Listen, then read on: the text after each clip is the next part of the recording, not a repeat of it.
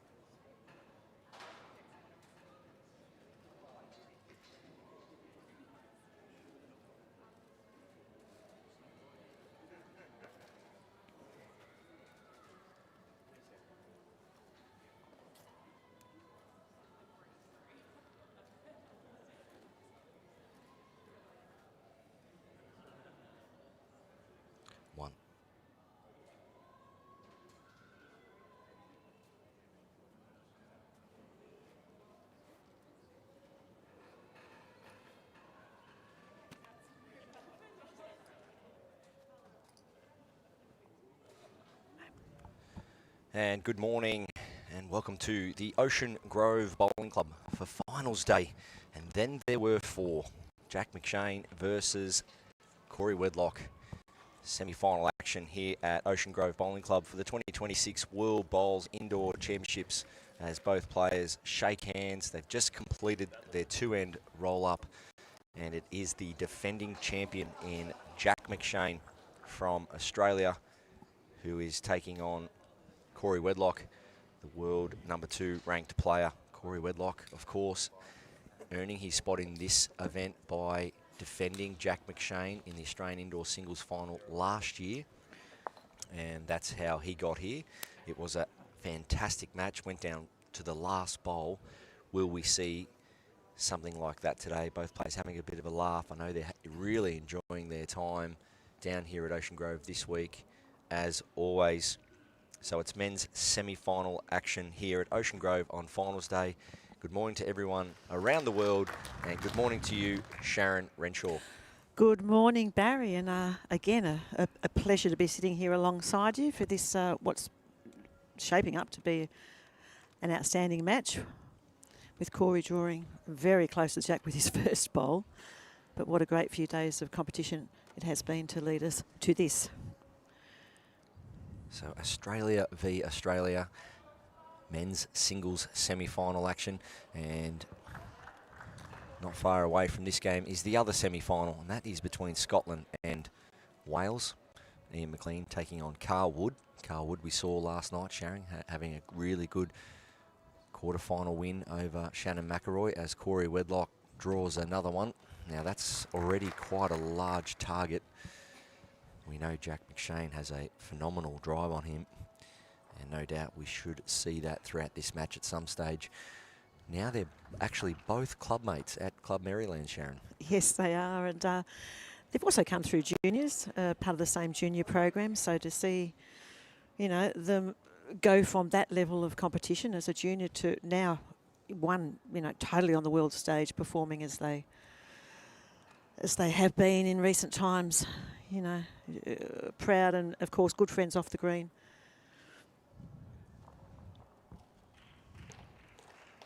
Cory on the forehand. Looking to tidy things up here. Just turn the Jack around the corner. Well, he's made the target no wider, but he may have forced a switch for Jack here. And if Jack isn't switching, I believe it will be some form of weight then. Yes, it is. You can see Jack stands taller when weight's required, gets more body weight through the delivery. And he's looking to open this head right up. Oh, just under. Conditions of play are 2 sets of 7 ends. And if it is a set apiece, they will go to a 3-end tiebreak if required. And other games going on. We see the women's semi-final action, where Scotland takes on Scotland. Julie Forrest, of course, trying to get the better of Sophie McGrath from Scotland, the defending champion. And next door to them, you will see Alison Marion from Guernsey taking on Sri Lanka's Kumari Mangos. Cory needs to get back here. Not too far back, just somewhere in around those bowls if Jack does decide to play neat weight. Sharon, we really are going to be treated here, aren't we? Oh, we certainly are. It's only the first end, of course, and both finding their weight. We've already seen a running shot from Jack, and Cory putting a good one there, but splitting the two bowls that Jack does have out to the side. So if he elects to run again at the 3 tight bowls, I think any reduce is good here. I yes. think, from a rhythm perspective, I'd hate to see Jack go draw, draw, drive, draw. I'd rather see him go drive, drive here. Yeah, after just playing a firm shot. Just 2 weighted shots in a row. I think Better percentages. So you see he stands much taller when he plays the big weight. And he didn't need to correct a lot. Is he close? Oh, well, yeah. Well, the Jack goes out of bounds. So that will be respotted on the tee. And of course, he did touch the jack, and that bowl is live in the ditch. So that probably would be the shot.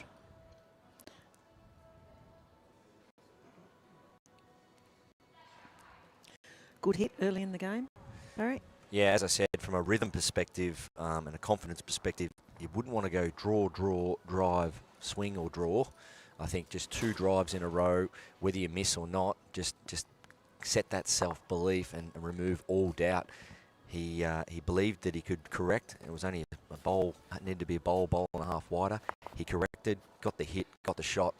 Well done, Jack McShane. So we're in for great action here this morning, from classy draw shots to big weighted bowls. That's why both players coming into today's game are undefeated.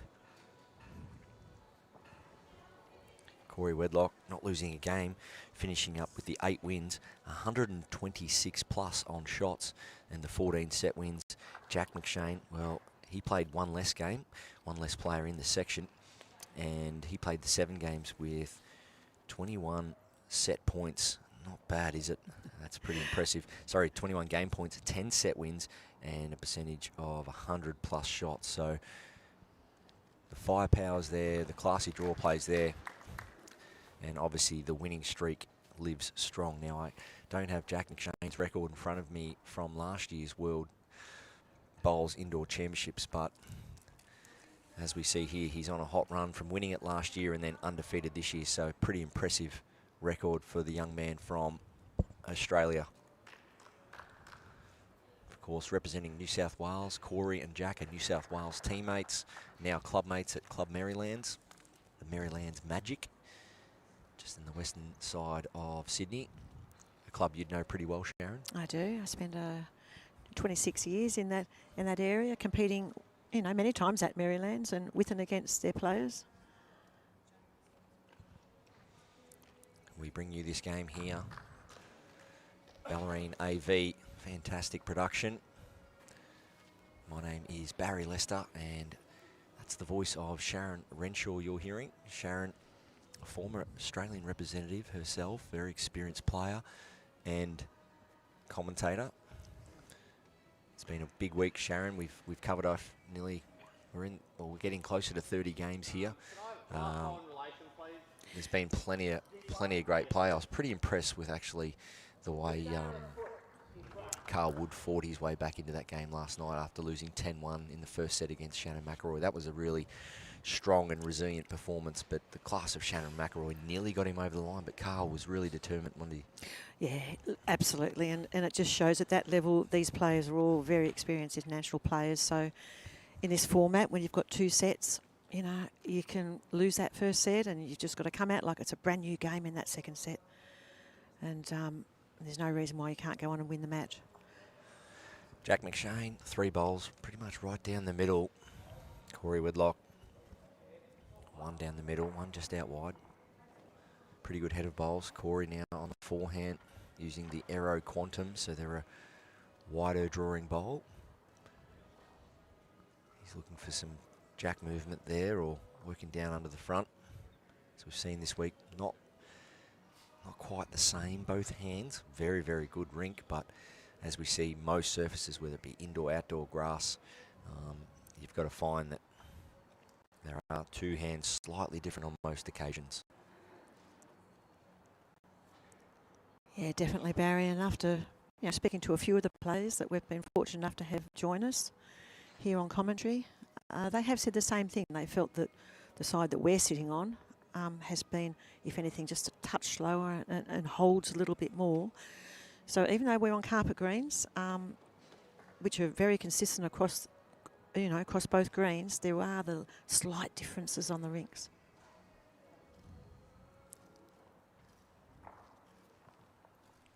Jack McShane, backhand again here.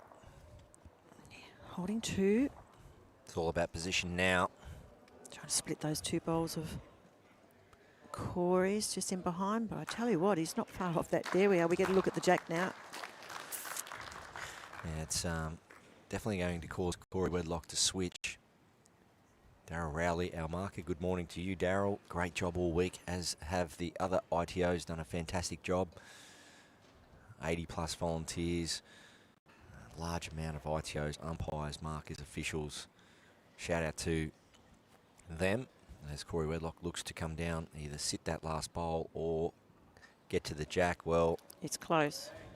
you just cannot give players of this class that much room, even though it wasn't much room, Sharon. No, it definitely wasn't much We'd room. be battling to get in there, but not for these players. No target, nothing to worth off. Just draw the shot.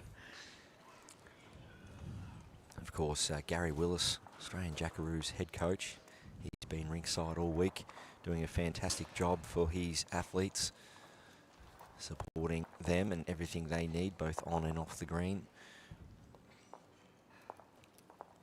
As we see the score now locked at 1-1 after 2 ends.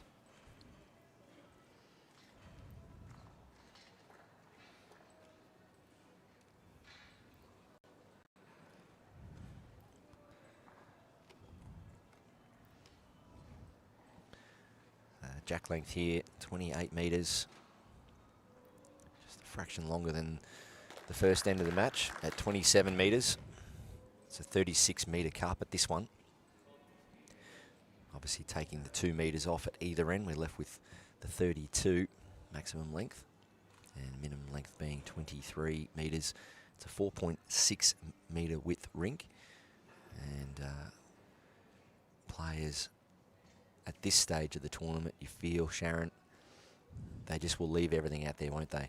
Oh yes, if, you've made your way through to the finals. You know, leave nothing in the tank. 100%, every single bowl. A lot of preparation's gone into it, so they will be giving it everything they have. Cory on the backhand again, right down the spine. Yeah, 2 nice shots. Back to the centre line. Nothing to work off.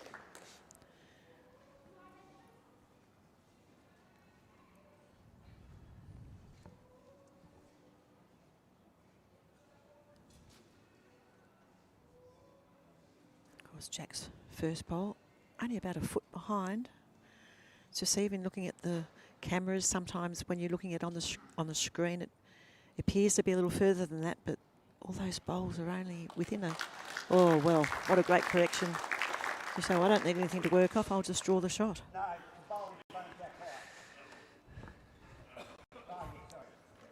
Cory just asking for a look, and so he should. No time limits. And Jack McShane, that's how you win titles of this level.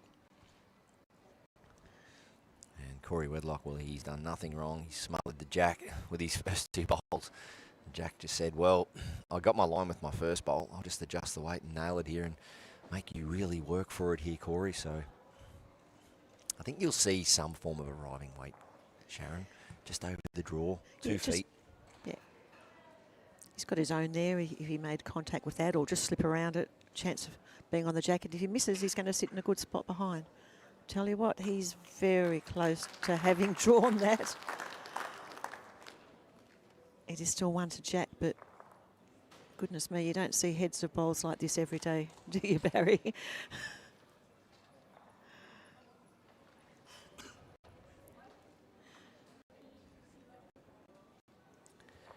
Quality play from 2 quality players and quality blokes. Great guys. Jack McShane, always up for a laugh and a banter. They know at the end of the day, someone's got to walk away with a win, but they will just enjoy themselves out there, have a bit of a laugh, and just enjoy the experience, of course, with Jack, having won this title last year. Picked up platinum ranking points for a part of the World Bowl Series. This is a platinum event, so the winners of these 3 events, men's, women's, singles and the mixed pairs, will pick up platinum level ranking points.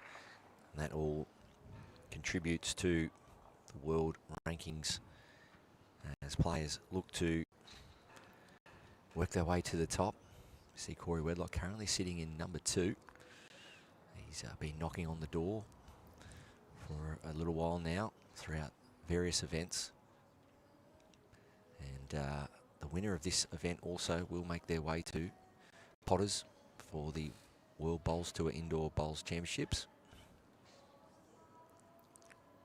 Well, he only needs to touch his own bowl a little under on line, that's all. That's the standard. We're up for 4 bowls inside 18 inches to 20 inches for Cory Wedlock, but he's still 1 down, Sharon. Yes.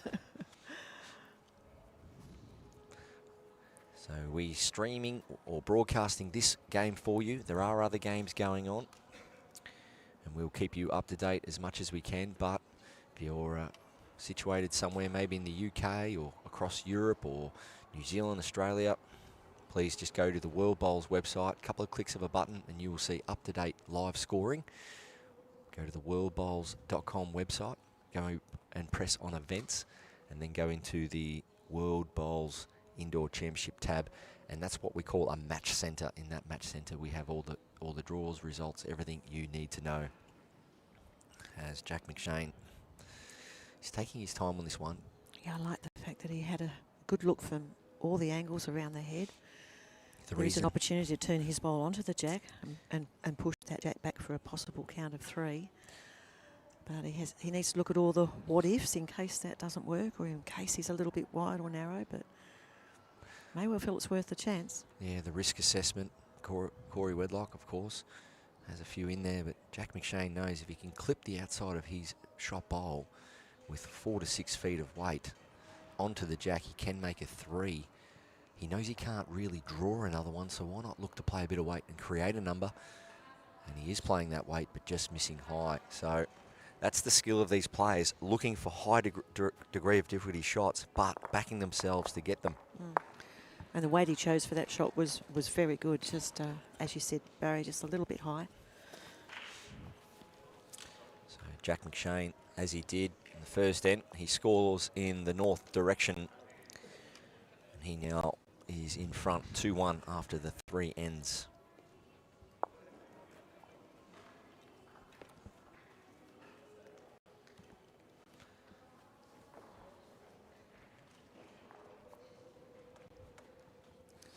So yeah, as I said, get to know the match centre. World Bowls providing you live scoring.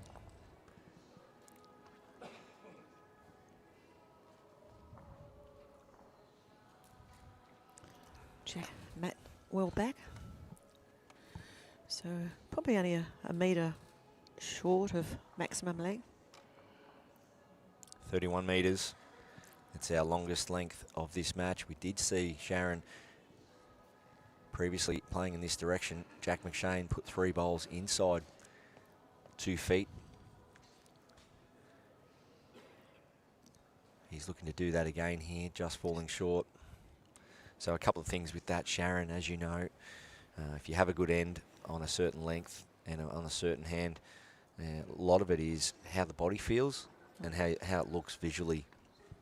So when you are playing very well, or you're not playing very well, and someone's playing well against you, and then you do get the mat and the jack, you're trying to change up their rhythm, which is a physical thing, and then you're trying to change up the visual, which is a mental thing. And if you can always be looking to outsmart your opponent and not necessarily outplay them, you can still sometimes come away with a win, can't you? Yes, you definitely can. And you just mentioned rhythm, changing something. Even changing to the other hand, if something's, you may be playing well on it, but changing to the opposite hand.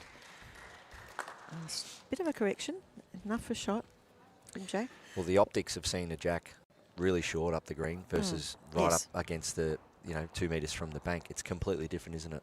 It is. Cory on a good track. I think he's going to be able to slip past that one of Jack, so he is now holding shot. Great shot, Cory Wedlock. That's enough for shot. Jack McShane needs to find 2 feet here, as both players just looking to get to jack high or beyond. It is the longest end of the match by 3 metres. Previous longest end was 28 metres, so both players looking to adjust and feel out those extra metres of length here. Well, this should let go nicely. Yeah, nice bowl from Jack. Jack is using the Taylor GTR bowls.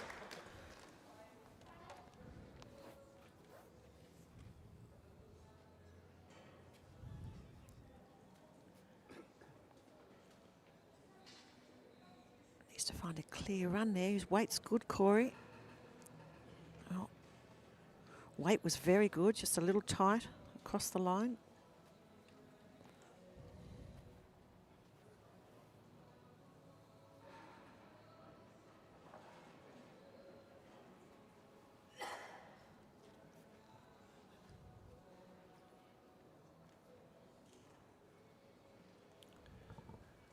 Jack McShane out on a nice line again. No harm in being past his own bowl.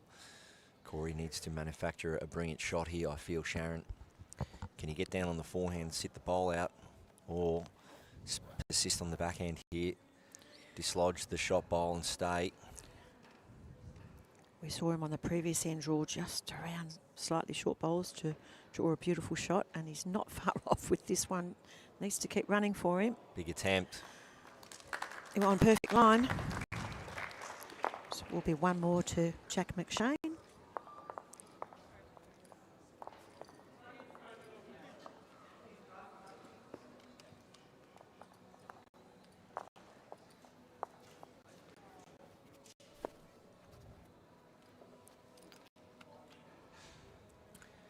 Mixed pairs action coming to you as well today. It will be a classic match, that.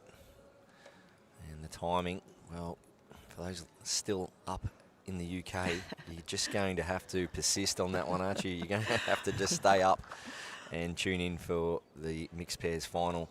I'll give you a bit of a rundown on that shortly as we just look at the length here once again, Sharon. So we talk about the visual, the optics, right? Just seeing the comfortability in the length and also feeling it from a rhythm perspective, the physical side of it. So it starts with the visual, you see the length. One, you become at one with it and feel comfortable with it, and two, then the physical rhythm of delivering it. And you see Jack McShane here is very comfortable right now with this ditch to ditch. This is actually ditch to ditch, so this is 32 metres, this one, even longer than the previous.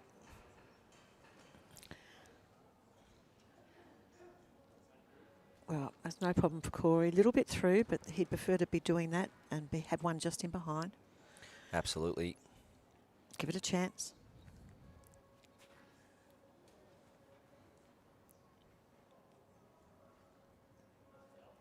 But we know both these players have no problems in correcting within that mat width. We've already seen it multiple times on these first four ends. There we are. Slight correction. Making shot for Jack.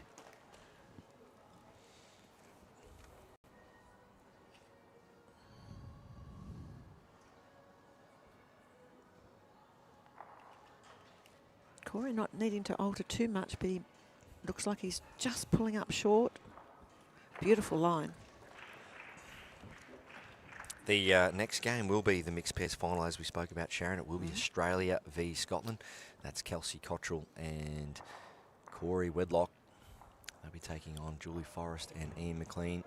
As we spoke about at the top of the show, it will be Cory Wedlock still alive to try and get the double, the mixed pairs and the singles. And Ian McLean and Julie Forrest also looking to get the double as well, both alive in the singles and pairs. It's quite exciting times for these players as they hunt down those platinum points and the opportunity to go to the World Bowls Tour Indoor Championships over there at Potters Championships January every year. So lots on the line for these players, but right now the only thing on the line for them is hitting the line and feeling the weight, as Cory Wedlock does that, but not quite. Holds shot. Touching it, but just getting the back end of it. If he had that, the Jack right centre, he would have been going with it. So very, very good bowl. Little unlucky. Yeah, I think that mixed pairs final that we'll be bringing to you at 11 o'clock this morning, Australian time, is going to be an absolute brilliant match. 4 outstanding players. One of them on display right here now in front of you.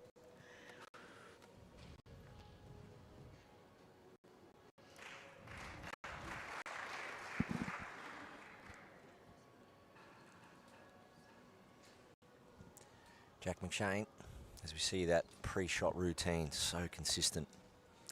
Gets the grip sorted before he goes to the mat. You don't want multiple things going through your mind when you're on the mat. You can prep so many things pre-mat and then just step and release. So it's encouraged, Sharon, from a technique and a routine perspective, if you can, try and stay away from the mat for as long as you can. Get your grip sorted, think about your length, think about the width, get yourself into a really positive mindset, then approach the mat and just execute. And it's a question I get asked a lot, Barry, why are so many players quick on the mat? Well, that's just a place of executing and delivering what you've set up to do. Maybe just spend a bit more time off the mat preparing and then just step up and get the job done. And more and more players today do that, don't they? They do. I mean, even players, though, such as Cory, he's fairly quick on the mat. He knows exactly the shot he wants clean to play. here. Oh. Terrific shot. He's made two there, Cory Wedlock. Nice little half jack and bowl. And as he played a bit of weight there, so big pickup for, well, yes, he's Australian, but so is Jack. So we're gonna, you can't even say for the Maryland Magic, or no, they're both no. Maryland. So I won't repeat a few of his nicknames. But of course, Cory Wedlock from Australia. 2 shots there, so a big win for Cory there. Big conversion because it was on that ditch-to-ditch length. And what's the first thing Cory does, Sharon? He brings the mat up. Yep, makes a change.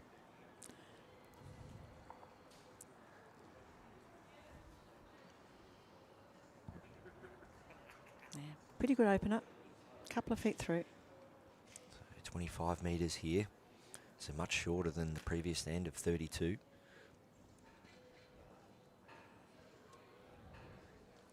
And it wasn't even a debate for Cory, was it? It's, wait a minute, Jack's going really good on this long length. So I'm going to change it. I'm taking the mat. It was really pre-planned and a little bit of rink dominance too, just showing to Jack that I've got my own program. Both players 2 feet away on this occasion.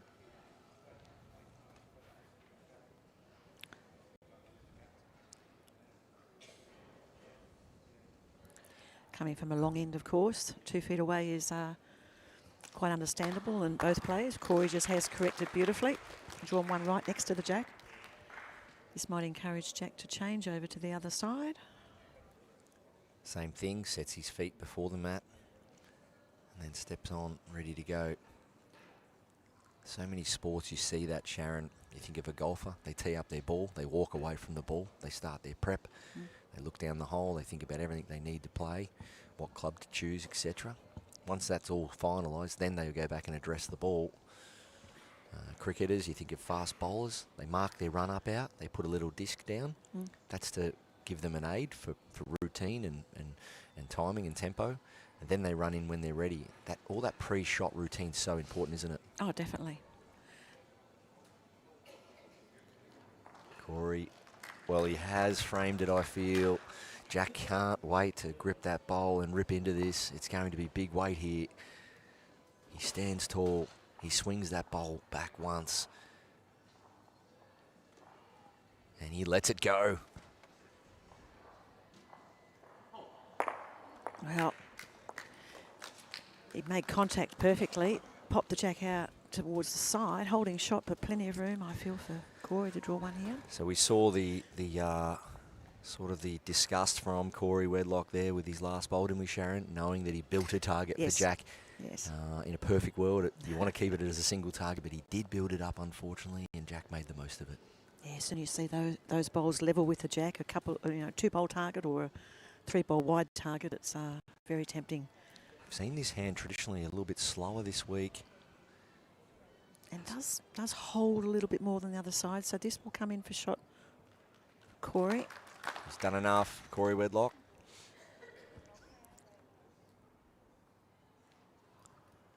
Sometimes you can play that good that you do make it easy for your opposition. Cory, unfortunately, framing it with his 3rd bowl. Jack, beautiful drive. As I said, you could see he was really keen to get there and open that head up. He did that. Now, drive, draw, big skill, big part of this game. He's very close. Well, it's ran away more than I thought it would. It really did Yeah. rip away that I last thought sort it of was foot or going to two. pull up a little earlier, but I think it's probably still enough for a shot. And Cory asking for a measure.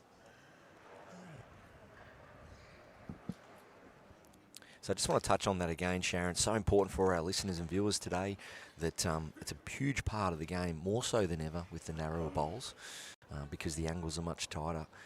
You play a good one, let's say like Cory did with his second there, sitting on top of the jack.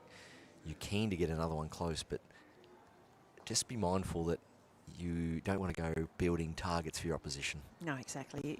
One of the first thoughts you should have is make sure that you are on that line that you know that's going to bring it right back to the centre line, so you're not creating any target.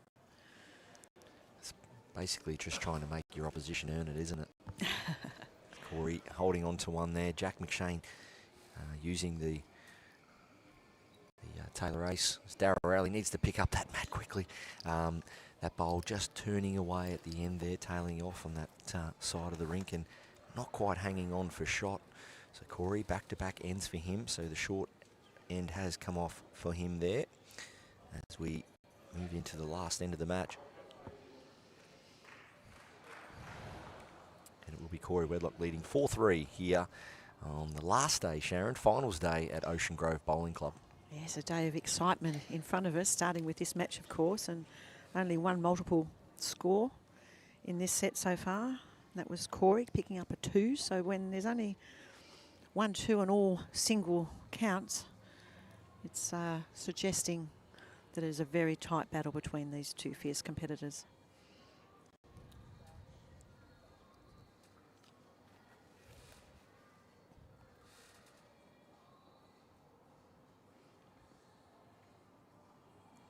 Yeah. Well, Jack taking advantage of Cory's first bowl being a little short.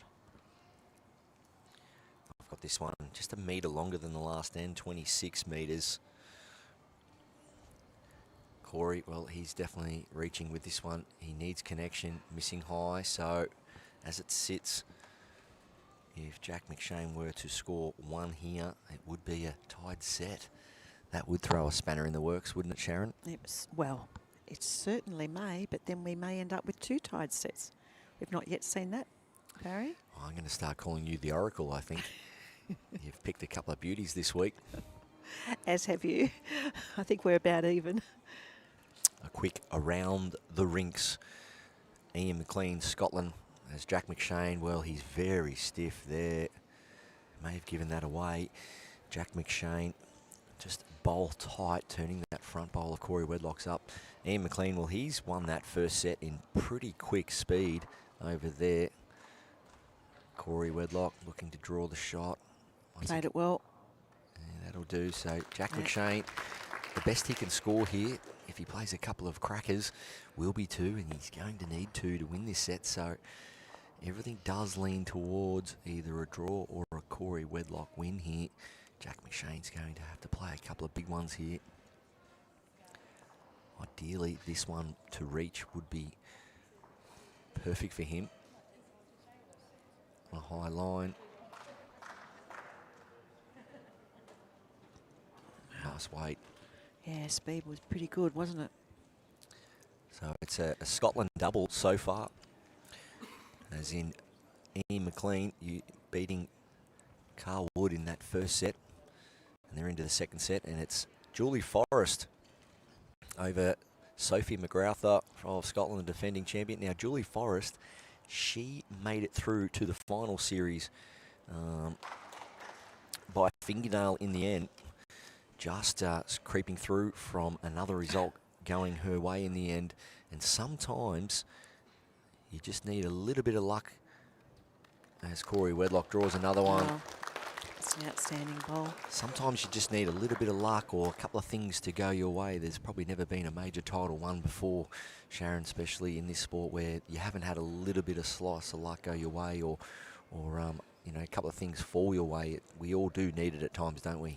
Yeah, we certainly do. I mean, you've got all the class players here, and you feel for the ones who are on the, you know, the players who may be in contention for those reaching the finals, and the luck doesn't fall their way. You feel for those players, and we've seen that. We've witnessed a couple of those matches also. But you know, it just shows you never know what can happen when you're relying on, you know, all the results falling in your lap. So, Jack having a good look at this. Will he attack or just try to draw inside his own? His weight of his last bowl was very good. He just got to halve that distance between his own and the Jack, and he will have drawn shot, but he's got to make the decision, as you say, back himself. And in the other game, Alison Merriant from Guernsey, she is 6-2 up over Kamari Mangus from Sri Lanka. So games well and truly on the way on other rinks. Once again, go to the Match Centre, worldbowls.com. Click on events and World Bowls Indoor Championship. So Jack McShane here, he's looking at, so if Jack McShane goes big, gets his front bowl that is in front of those blue bowls of Cory Wedlock's, if he gets it slightly off centre, he removes all 3 bowls of Cory Wedlock's. The Jack shouldn't move if he gets it right. He can play an absolute worldie here. Jack McShane, we know he's got the firepower.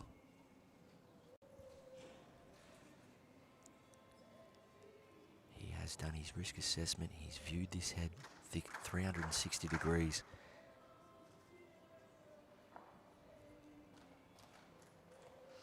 Well, controlled weight. He's in the area, Sharon. He certainly is. He doesn't want that front one. Oh, unlucky. That's not the one he wanted to make contact with. Big effort. So looking to play solid weight, black bowl through the 3 blue bowls of Cory Wedlock's. But Cory picks up a 3 there. And he wins 3 ends in a row to win that set 7-3. Cory Wedlock, well, in the end, Jack McShane, after getting off to a good start, winning 3 of the first 4 ends, Cory Wedlock taking the mat up the green, shortening the length. Jack McShane rolling 31, 32 and 28, but Cory Wedlock said, I want to play 25, 26 and 26 length jacks. Which is exactly what he's doing with the opening of this set, and Barry. He's done it again here.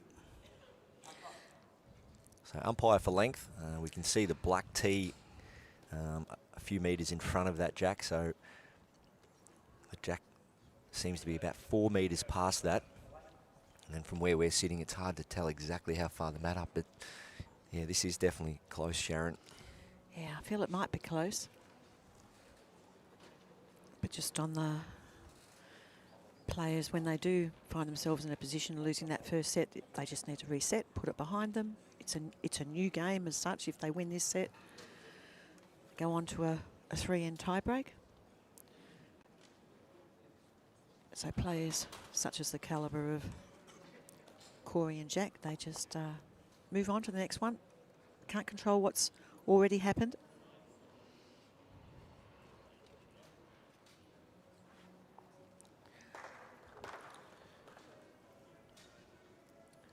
So we just want to talk about delivery now. We look at these players here. As you said, Sharon, they've come up through junior development. Cory now, just as recently as a couple of weeks ago in Scotland, picking up 250 games for Australia at the age of 30. That's phenomenal to think that, yeah, well, feels like yesterday when I saw Cory Wedlock debut for Australia. And then, yeah, having seen him come up through the ranks. And Jack McShane, also now a Jackaroo. He's got his test cap, and I'm sure we'll see him around for many years to come. But Cory Wedlock, you see quite a large step.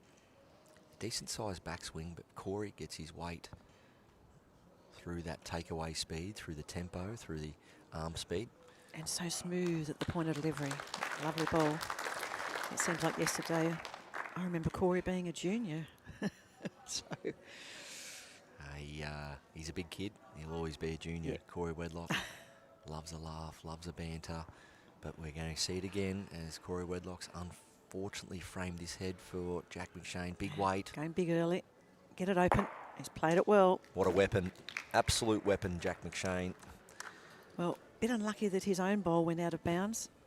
But plenty of room for the draw shot now for the final couple of bowls. To all the junior bowlers out there around the world, if you want to be the next Jack McShane, winning world titles at 19, 20, 21 years of age, Australian titles, you've got to have a drive, you've got to have a big hit on you. These players all have it. You've got to get out there and practice it. You've got to put the time in.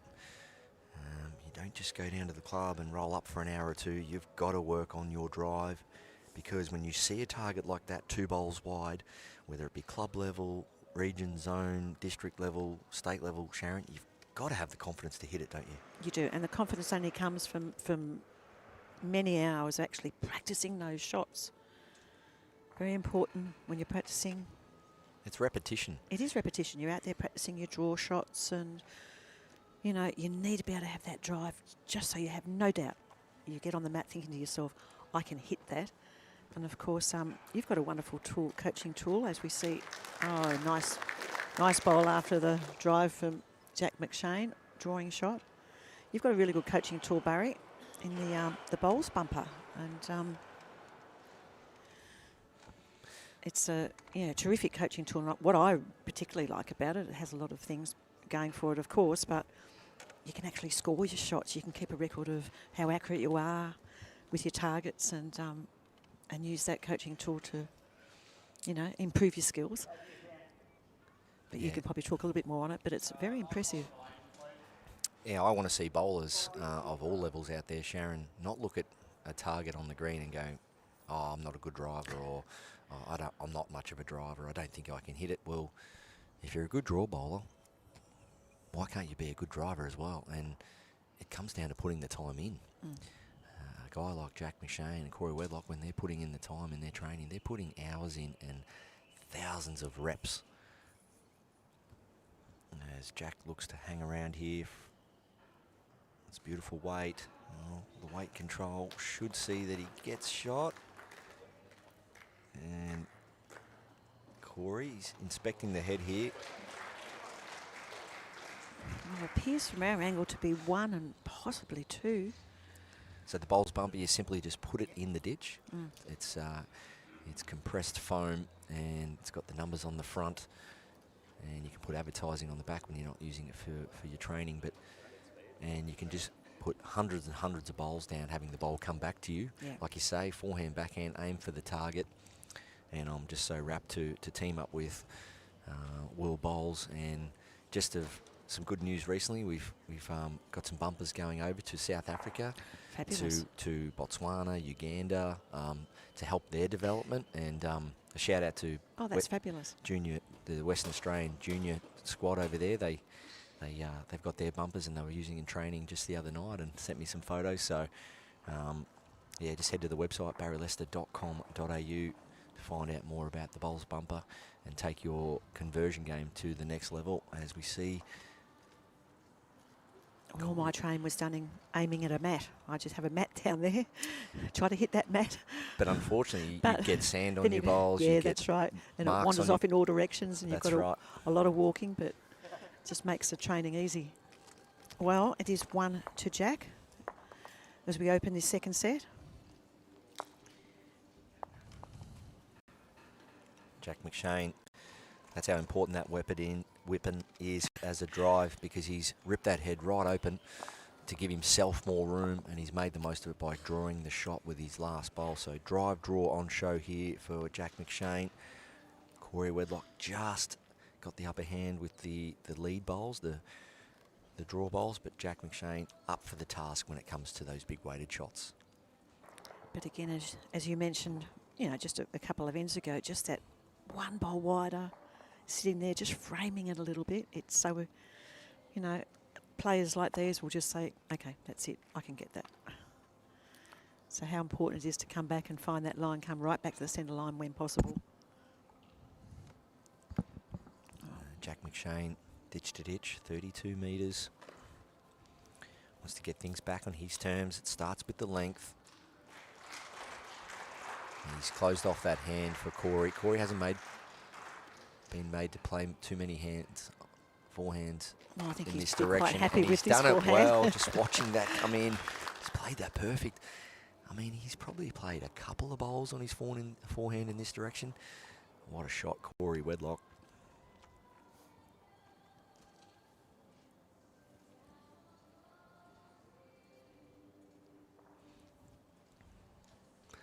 Jack only needing to increase his speed by a couple of feet. Line was pretty handy. Oh, it's pointed well. Will it continue? Oh, well, fair effort. Not quite making it. Jack McShane having the 7 games played, 7 wins. Pretty impressive record this week. And of those 7 games he won, Cory needs to be careful. He picked up the 10 sets. Amazing standard. And shots for, 100 shots for, and only the 59 against it, which gives him net total of 41. Impressive play from Jack McShane, the young man from Club Marylands.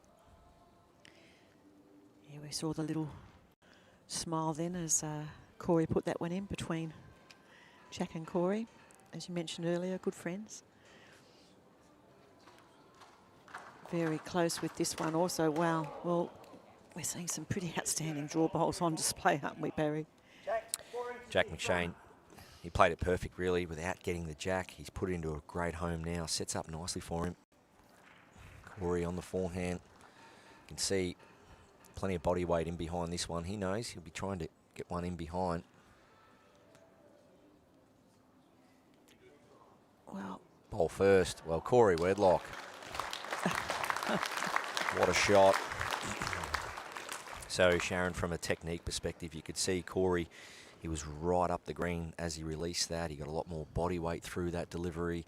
And you could see if he wasn't getting shot, he was trying to get past. And that's what we call the Wedlock weight. And a lot of it just comes from the body. The arm will take away. It will create momentum, but you must incorporate the body movement to support your arm.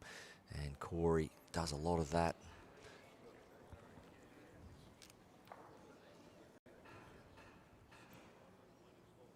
Jack McShane, something similar to his last bowl on the forehand. and of course, very different deliveries from these two players, but you find a delivery that is comfortable and works for you. And as long as you're doing the same thing consistently, you're going to be able to play bowls like, well, with a lot of effort, perhaps play bowls like these two gentlemen out here are doing today. This is, oh, will it hold it just under? Probably more, just needing that touch extra weight would have held that up past Cory's front bowl. Nevertheless, extremely good bowls.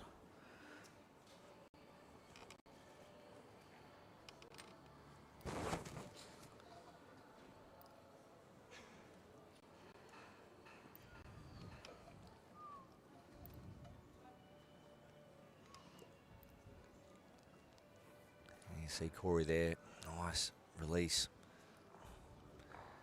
indicating he might be heavy. He wants to leave that jack alone, half and stay. I don't think it's done any damage. May still be second shot. But it is one, just turned it that one roll out of the head.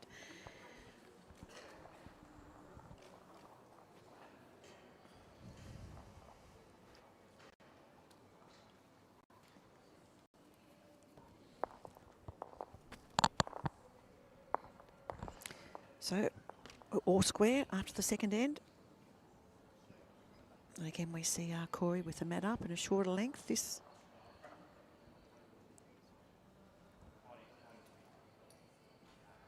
will be close to the minimum length, but both happy to play it.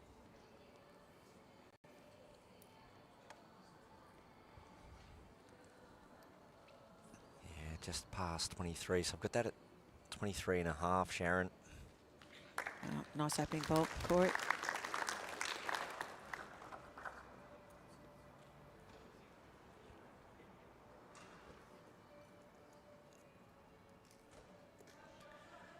Other results going on.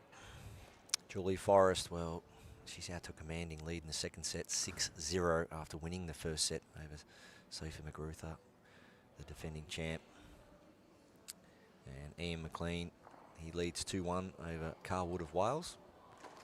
And Alison Marion, well, she had a good win in the first set.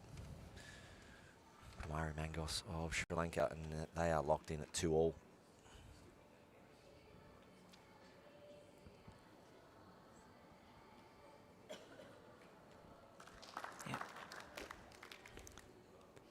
A little short, but still coming back to the centre line. Good ball from Cory.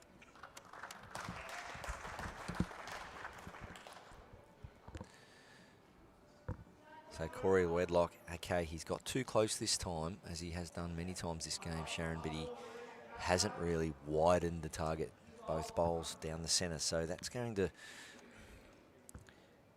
create a tougher shot for Jack McShane to try and draw it, but also be there. Cory knows he wants one on the other side of the line here. We've seen it's a slightly slower hand. And that's a good indicator for someone that's in good touch, feeling the forehand speed, switches to the backhand, falls a yard short.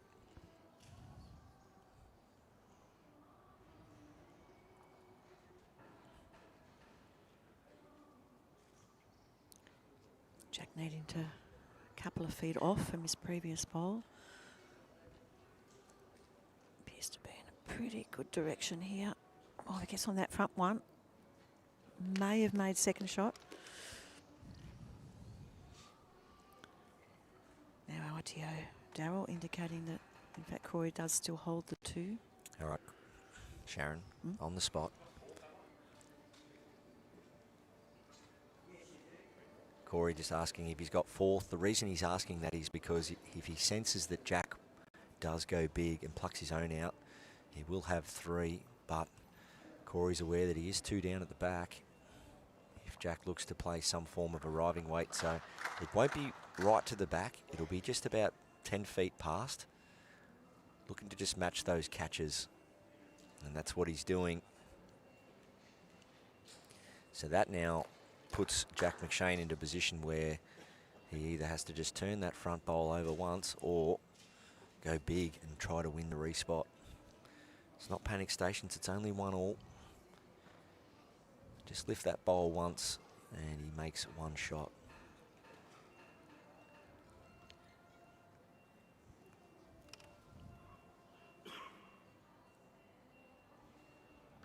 Be a classy shot if he gets it, won't it, Sharon? Yeah. Well, each of his bowls have been on a good line, so only needs to increase the speed a tiny bit to turn his own.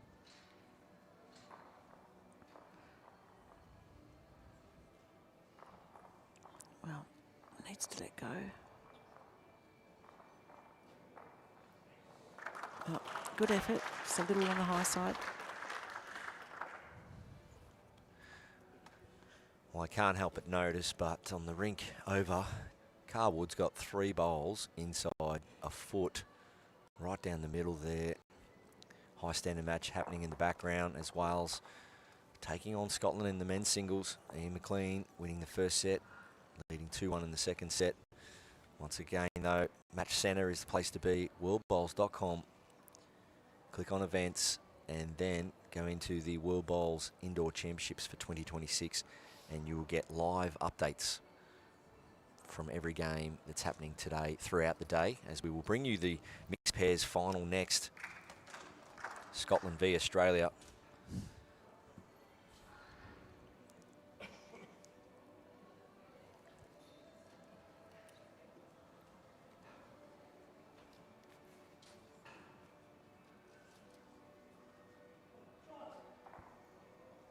Ian McLean, if you don't mind. 3 down to potentially 1 up over there. High standard match. Great bowls happening everywhere. So Jack McShane on his backhand. Nice starter here. Yeah, it's looking good. Yeah. Now, Sharon, you've sat in that chair for 5 days and you're commentating up to 30 games, will you just take that chair home with you, or is it your chair?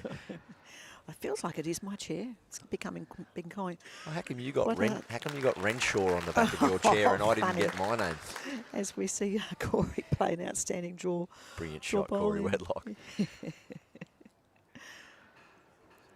It's been great. Thank you for the week, Sharon. You've done an amazing job. I've really enjoyed your company and hearing your insights, and I think it's wonderful that you and I have been able to bring these games to people all around the world. It's our absolute honour and a privilege. Jack McShane slides past into a good area. There's that saying, love what you do, and just hearing Pontus yesterday come in from Sweden saying, I just did one game and he was tired. He said, wow, I'm spent after one game. I said, well, mate, when you love what you do, you never get tired. As Cory Wedlock puts that in a great spot. Yeah. There's been some real big highlights though this there week, hasn't there? And Barry, before we go further, I do want to thank you because it has been thoroughly enjoyable sitting alongside you and also listening to some of your wonderful advice and your insights. And I don't think I will take the chair home, by the way. But Jack McShane, Jack down the line here, can make a couple. Oh, inside edge of his own. Work off the front. Oh, yeah, possibly close. But it is still one to Cory. So about an inch or two to the left there, Jack. He's sliding off the front, grabbing the Jack, or even a bowl higher, he picks up Jack. But Cory Wedlock, big decisions here. He knows that bowl is vulnerable of his, but he also knows Jack movement, he's 3 down. So decisions for Cory. Does he play it first or go for cover? So he does go for cover here. So looking to put a bowl sort of just in that back left-hand corner. So somewhere around about 7, 8 o'clock. Somewhere near where Daryl's standing, probably. And he's Our done it RTO. well. Yeah, that's in a good position. Because that's the direction, really. If there's contact on the Jack should spit out that direction. So,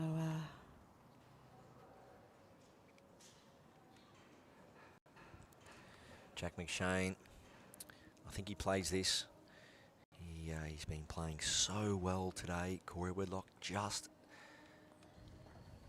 providing a higher draw percentage. But I think Jack McShane, this is a big moment in the game for him. Trail the Jack 2 feet, make 2 or sit the shot bowl. Wasn't far away with his 3rd effort. you just have those couple of bowls. A couple of feet behind the Jack. Stalking at Sharon. I tell you what, if he's picked that Jack up, he's... Oh, well, I think that was a very good effort, just unlucky. 2 huge attempts by Jack McShane there, just indicating that ripped away at the end there, but you can't play it any better really unless, I mean, you're talking millimetres, aren't you, Sharon? Yes, yeah, definitely.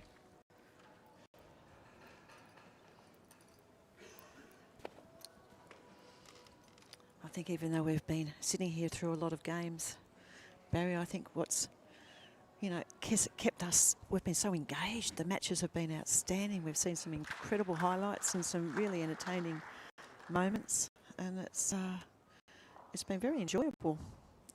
I'll be sad to see it end, actually. Well, I've got a 20-hour drive in front of me starting tomorrow morning back to Queensland.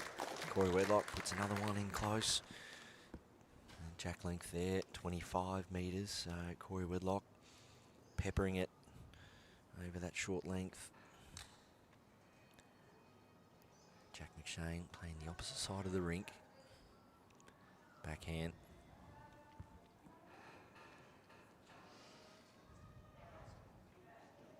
Nice reply. Yeah. That could be one of those situations where he's been playing the other hand well, but thinking to himself, well, hey, I'm finding myself in a position where I am 4-1 down. I want to change something in the game. The way Cory's playing here, I think you'll see more aggression at some stage from Jack. This one probably just going to flirt with the head a little bit here, maybe play a yard, just work down under his own. Or contact on his own could also pop the bowl of Cory's through. Yes, he's definitely increased some weight here, as we said, about a metre. If he can win the tee here, is always handy too.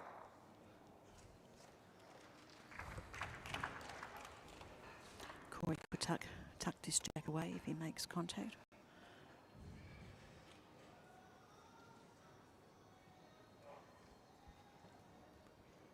Sharon, you called it. You called it, Sharon. Yeah, played that beautifully. Yeah, Jack just asking to our ITO Darryl if he can visit the head. And very rare that they say no. Of course, the rules in this set play is that generally that singles players can't visit the head until after their third bowl has been played. But in circumstances such as this, they're entitled to ask if they can pop up and have a look. And the good Jack's previous bowl sitting in a very good position. Out on the wing, if he can make some kind of contact onto his own.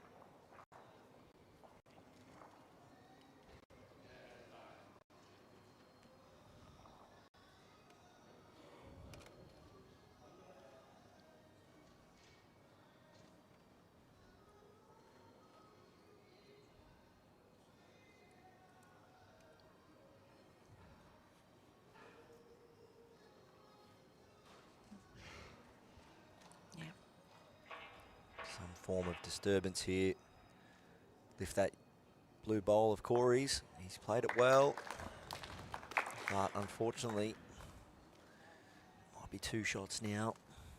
Yes, it is. Darryl Rowley, he's onto it. Great camera angle there. You know, and again, another very good shot played by Jack, but the position that Cory had moved that Jack to just made it very difficult to get the shot.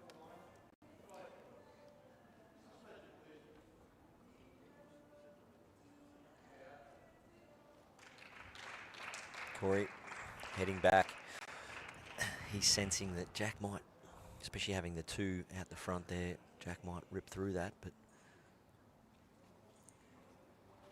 it's all about percentages this game and about comfortability. What works best for you? Some people may elect to play big weight at this. Some people may look to play yard weight. Works for you. You think about some of the players we've seen, Sharon, over the years. You know, I think of a Mark Casey in this circumstance. Turning that front black bowl twice is what made him such a star in the game, just playing that yard of weight. Making those hard shots look easy. And then a guy like Jack McShane, well, he's got a beautiful draw shot along with his temperament. He backs himself to draw these. I think he wouldn't want to change it too much from his previous bowl. He's a little bit on the high side with this one.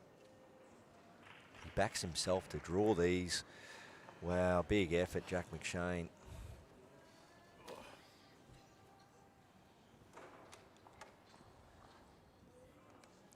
That will be 2 to Cory Wedlock. Puts him on 6-1. With just two ends remaining in this set.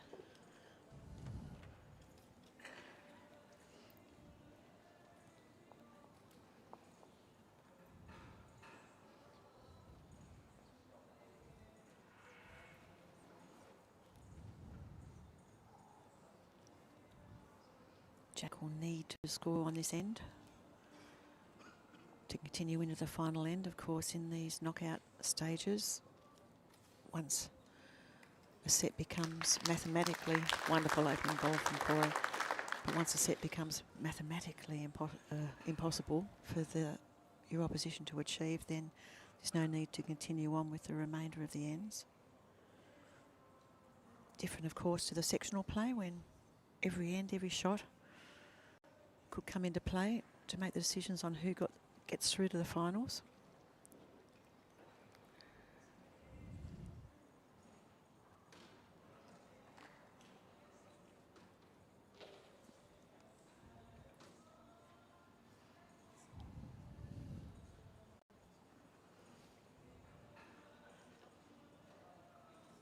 the stands are quite full here, Barry, and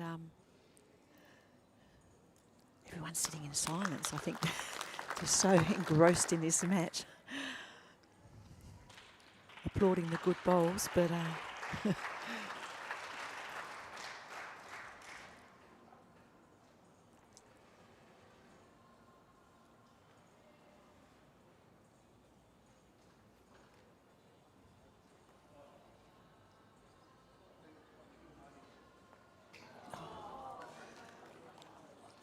wow, very good effort again. Not having really the luck with the result on that touch of the jack.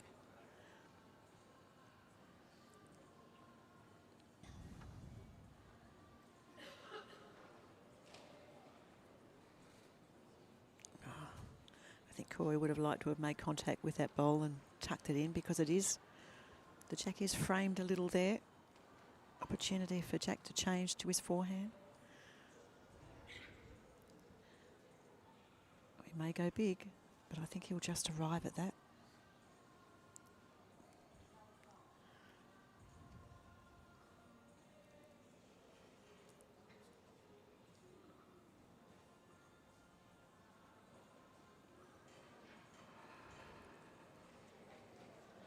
Well, played it well again. Oh, without the result.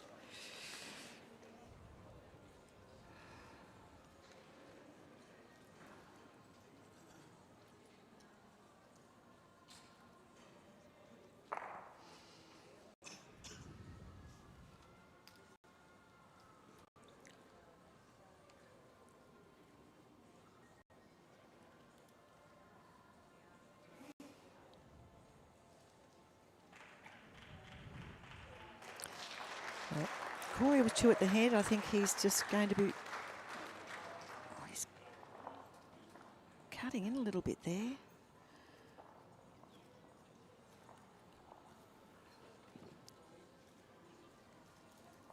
Yeah, definitely did turn away there. Cory Wedlock just saying that turned a long way. So Jack McShane, he had an opportunity earlier in this match, Sharon Renshaw, to play what I call a worldie, or what you see in football and other sports, a worldie being a just out of this world shot. Jack McShane, if he trails this jack, he makes 3 and he's well and truly back in this game. Or the other option was to go huge weight, looking for the shot bowl and dislodging all 3 of Cory Wedlock's, but it will have to be bowl jack to make 3 to stay in this game. Tracking well. Needs the bowl or the jack. Oh, well, he's played some big bowls in this match without the results, but outstanding play from both these players. Congratulations to Cory Wedlock as he advances now through to the final, and he'll play the winner of Ian McLean and Carl Wood from Wales. That match, Ian McLean winning the first set and 5-2 up in the second set. But well done to Jack McShane from winning the Australian Indoor Singles a couple of years ago to then winning the World Bowls Indoor Championship last year in Scotland. Not only was he always going to come back here as defending champion, but he almost denied Cory Wedlock's opportunity by winning the Australian Indoor Singles last year. So Jack McShane, you throw in a Golden Nugget win, undefeated at the Golden Nugget, outdoor, fast, windy conditions at such a young age. Jack McShane, everyone, do not, if you don't know the name already, do not forget the name, because it's going to be a very well-known name in years to come in the game of bowls, as he just goes from strength to strength. But Absolutely. in the end, Sharon, as we dissect this match, it was just that consistent front-end pressure and dotting the jack on those short ends from Cory Wedlock, wasn't it? Yeah, it certainly was. I mean, both players played outstanding bowls. There were many heads there. We saw you could just almost throw a handkerchief over the bowls in the head. But, you know, full credit to Cory. He had all the shots there and managed to do those slight conversion shots that probably made the difference, tucking the jack into a good position, making it difficult for Jack to get the shot, although he played some amazing shots in trying to do so. So, really, congratulations to both players. And thank you, Barry. It's been a pleasure sitting here with you, and look forward to the next match, of course, which is the mixed pairs final at 11 a.m. I'm just going to see if we can get a visual, if we can just see if we can get some camera movement as for our viewers from overseas, over in the UK. Was a great game, Sharon. We've got Ian McLean on the mat. So our team, Liam and the team, doing an amazing job. This is a little bit impromptu, but we're doing our best for those viewers tuning in from around the world and overseas that want to see other results. So we'll do our best in the next few minutes just to give you a snapshot on that. So Carl Wood from Wales, he trails 2 shots to 5.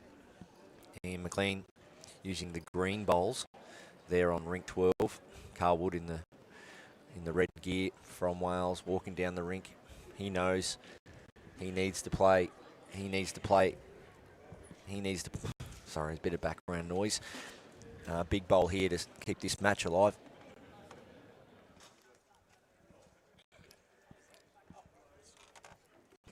So Carl Wood from Wales, big shot required here. Finds himself in a tough battle. It's big weight. Just missing. So that's all over. We thank our crew here for just giving you a bit of insight to that match, a bit of visual. Carl Wood, well done. Great tournament by him. A couple of trips to Australia in the last 6 months. And doing great things for Wales. Ian McLean, though, he's now advanced, so he'll take on Cory Wedlock. But there's another game going on also. There's a measure happening. That game isn't over either, because that measure will be very important. Cory Mangos of Sri Lanka.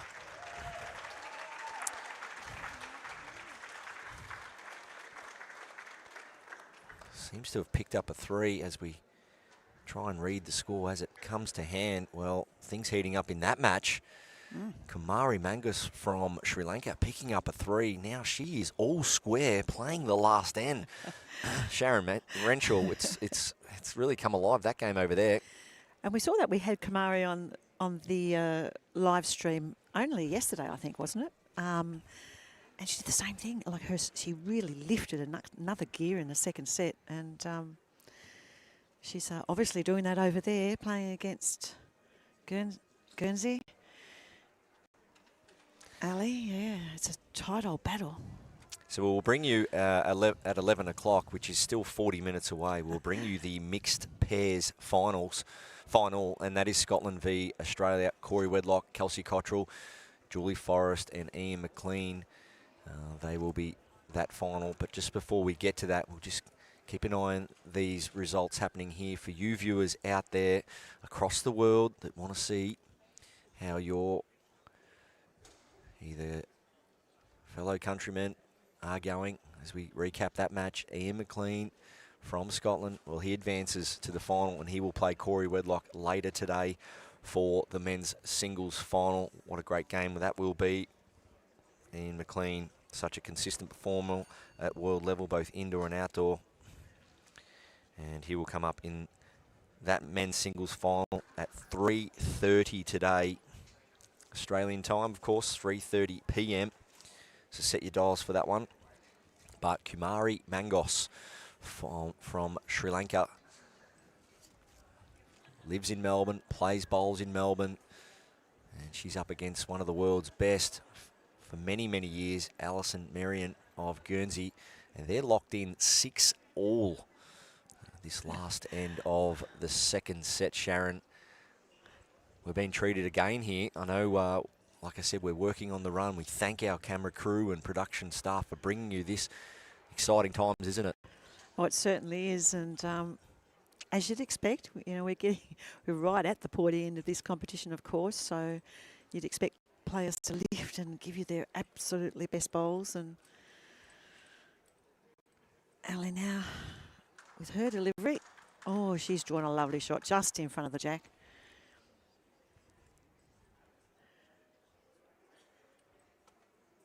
Ali be, after winning that first set, not wanting to let that opportunity go. I think Cory, well, This bowl missing under. Well, Great weight. 2 goes left for Kumari to try and save this match. Of course, she must score here to force the tiebreak. If she doesn't score, Alison Merrion will win in straight sets.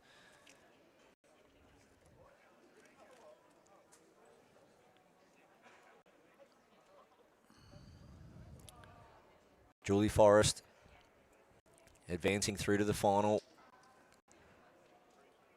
Previous winner, multiple winner. I think she's won this event 6 times, I believe, Barry. Quite an outstanding record. Yeah, and as we mentioned earlier, Julie Forrest was out of qualifying when there were still games going on. She relied on a result, and that was Joanna Cooper of Canada to defeat Rebecca Rickson of Malta. And that result, seeing that Julie Forrest did advance through to the finals, and 2 games later, Julie Forrest finds herself now in the final after defeating Australia's Kelsey Cottrell, and then this morning, Sophie McGrauther from Scotland, the defending champion. So Julie Forrest will be playing back-to-back games on the TV rink, as we see Cory Wedlock already this morning on the TV rink advancing. He'll play the singles final 3:30, and the mixed pairs final coming up next. So we continue to bring you live footage here at Ocean Grove Bowling Club. People standing around and gathering for the last game of this morning's session. Alison Merrion on her backhand from Guernsey. Holding one at the head at the moment.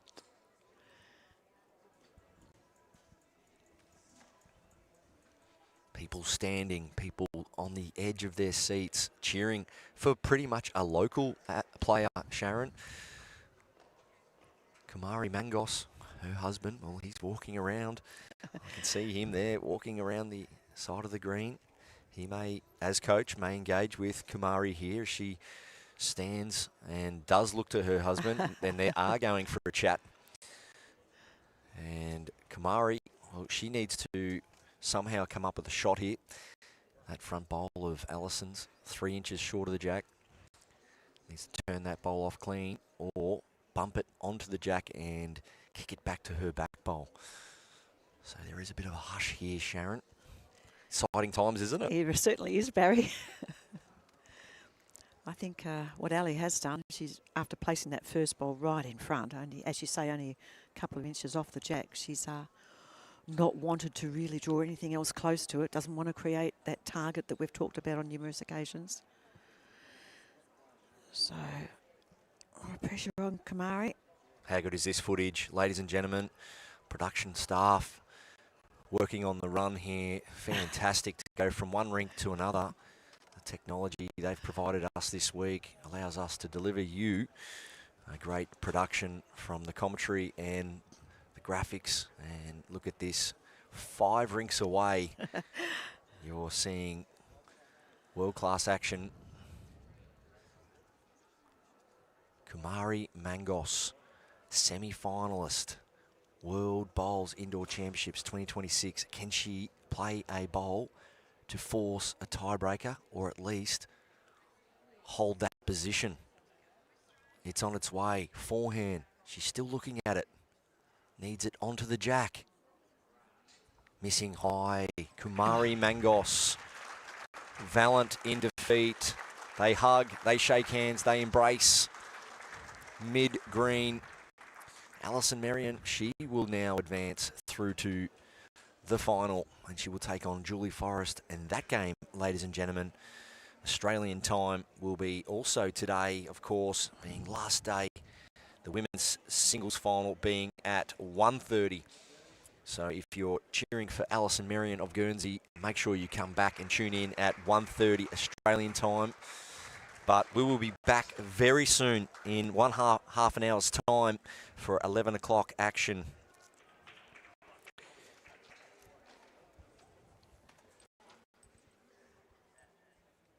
Where we will see the mixed pairs final between Australia, Kelsey Cottrell, Cory Wedlock, taking on Ian McLean and Julie Forrest of Scotland. So we'll be back in half an hour's time. Please subscribe to the World Bowls TV channel on YouTube. Turn your notifications on. You'll know when we're back live. And in the meantime, for all updates, go to the Match Centre on worldbowls.com and you'll see everything there in the events tab and the World Bowls Indoor Championships section. My name's Barry Lester. Thank you, Sharon Renshaw. What a great game we witnessed. And another little highlight there from the other actions. It's finals day here. Thanks for joining me, Sharon. We'll be back very soon.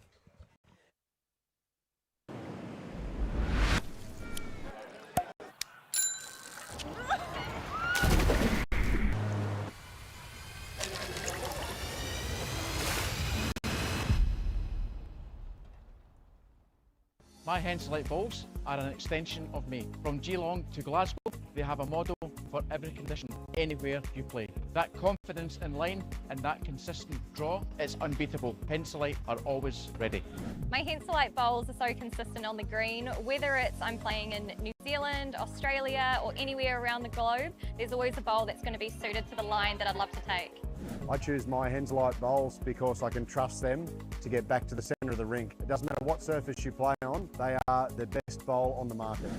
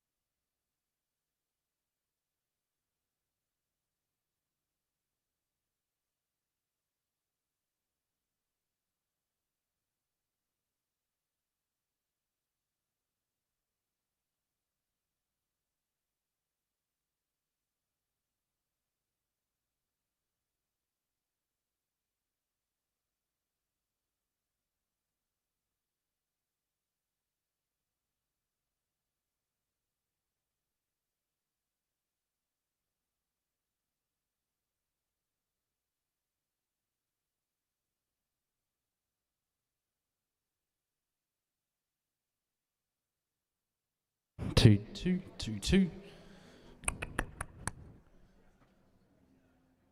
Hey.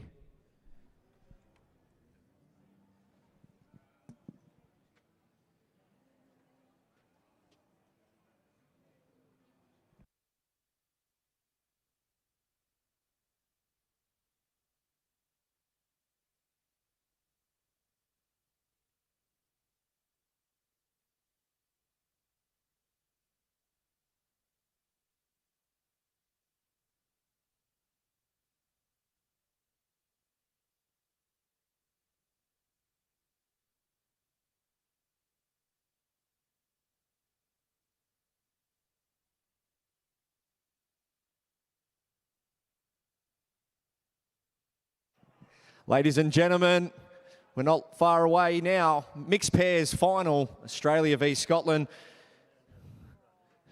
Who thinks Scotland's going to win? Who thinks Scotland's going to win? Oh, okay. Okay, we've got some Scottish heritage up the back here, I believe.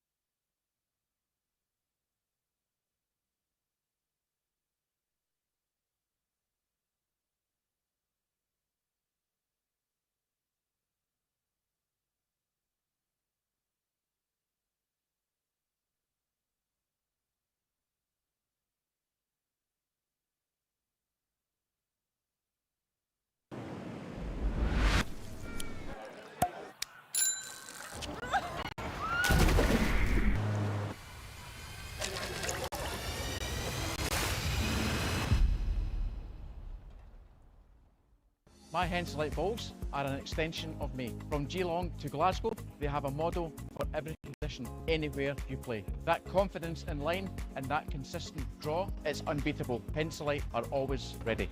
My Henselite bowls are so consistent on the green, whether it's I'm playing in New Zealand, Australia, or anywhere around the globe, there's always a bowl that's going to be suited to the line that I'd love to take. I choose my Henselite bowls because I can trust them to get back to the centre of the rink. It doesn't matter what surface you play on, they are the best bowl on the market.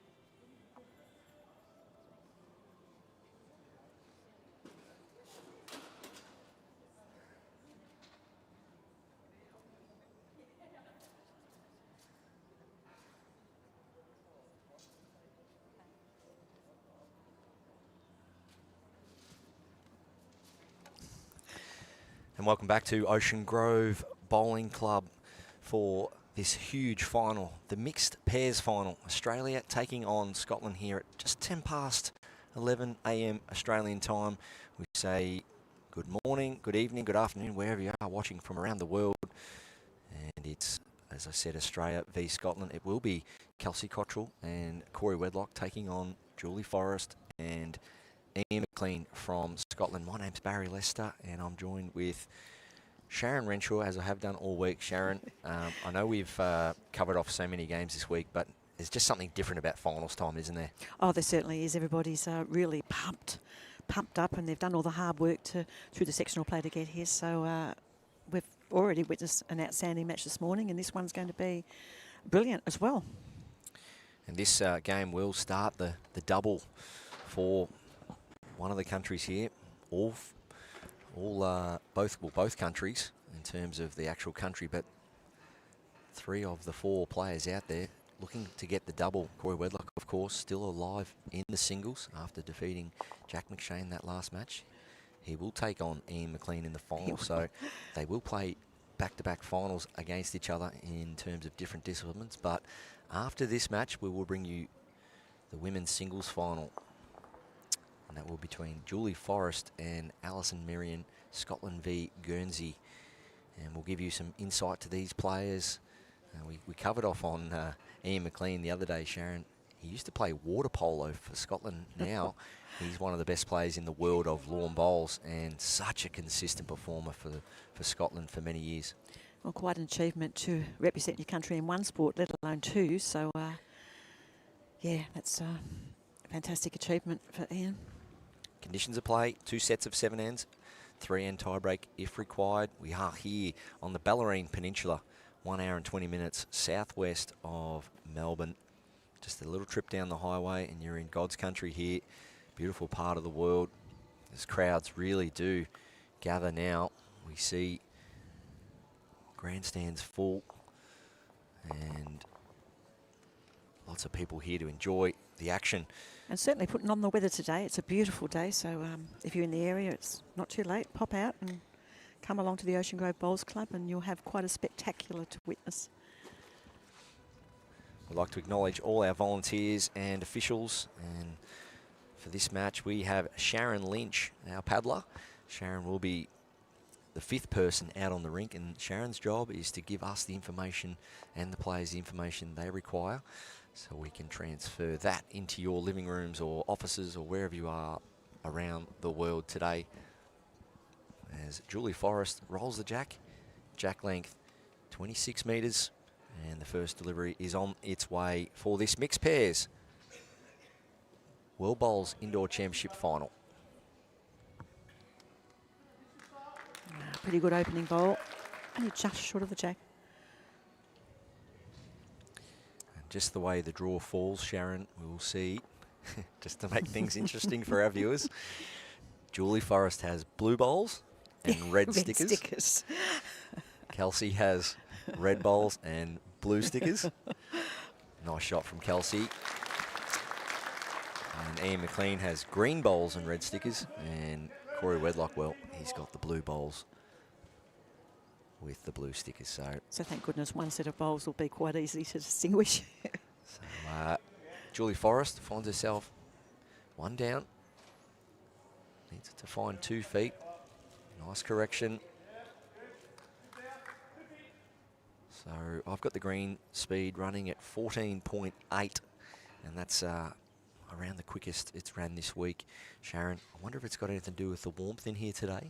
I think so. With the last couple of days, we have seen the weather warm up a little bit, and today's probably the warmest we've seen. So you'd expect that little bit of freeness to come into the greens.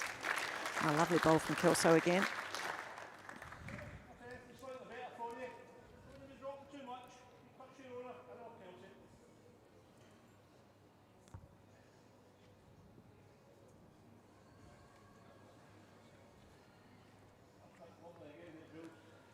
Nice weight coming down from Julie, looking to promote her own or draw Just the under shot. it.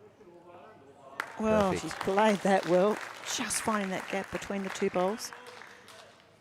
It's the smallest of gestures, but that is the man, that is Cory Wedlock. Great etiquette there. He knows he's playing against one of the world's greats in Julie Forrest. Just a little tap of the leg of an acknowledgement of a great bowl there. And we've seen that all this week, haven't we, Barry? It's their sportsmanship and respect that the players have for each other is quite outstanding. So players cross paths, a little high five between Kelsey and Cory there.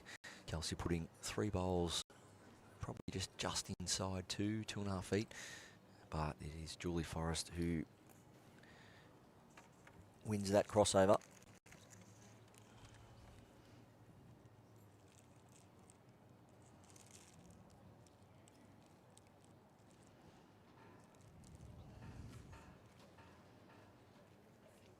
Ian McLean, his first delivery of this match. Played it very well, just sneaking through that same gap that Julie was able to find for another.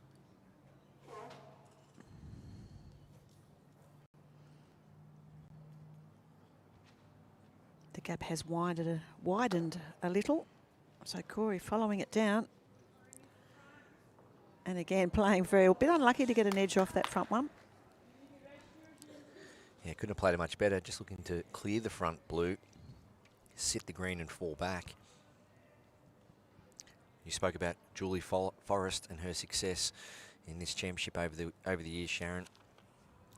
2004, 22 years ago, she won her first singles. Ian McLean, he's done enough. Cory Wedlock, he'll look to use that bowl now. Bigger weight. Just maybe another yard, bringing another result into play. Maybe if he can get down, turn the red up, or working off this green. Cory Wedlock, he's not what far a off shot. with this. What a shot. Unrewarded. Look at that for a head of bowls, ladies and gentlemen. That's why they're out there playing in this world final. My goodness. Couldn't have played that any better, really. Just not getting the result that he was looking for.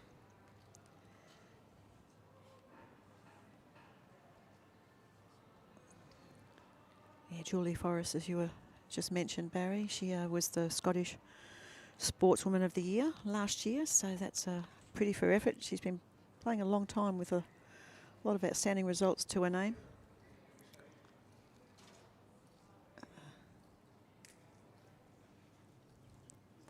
So Ian McLean, indoor-outdoor champion.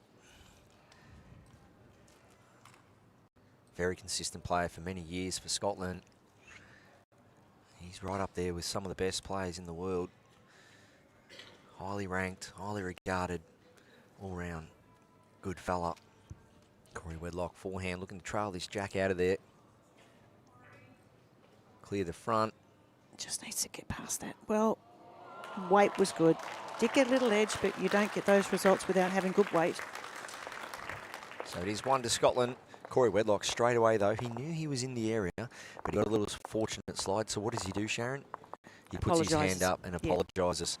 Yeah. Etiquette on show by the, well, young Australian, Cory Wedlock. He may be up to over 250 games for Australia now, but still very young in age, but showing beautiful class out on the rink there. Tapping his leg to applaud Julie Forrest draw shots, and then showing his hand to show a little bit of an apology for getting a slide off the front. Yeah. What a gentleman of the sport.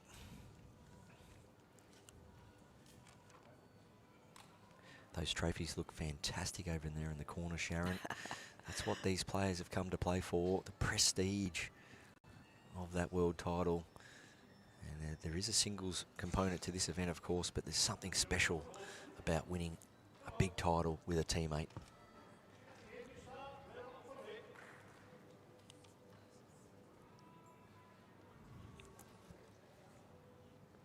Of course, Kelsey Cottrell winning this one only a couple of years back.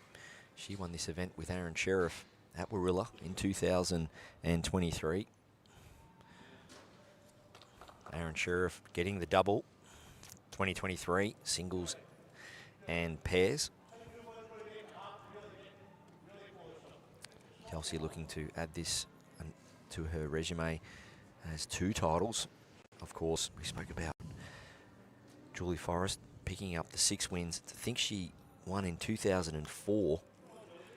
22 years later,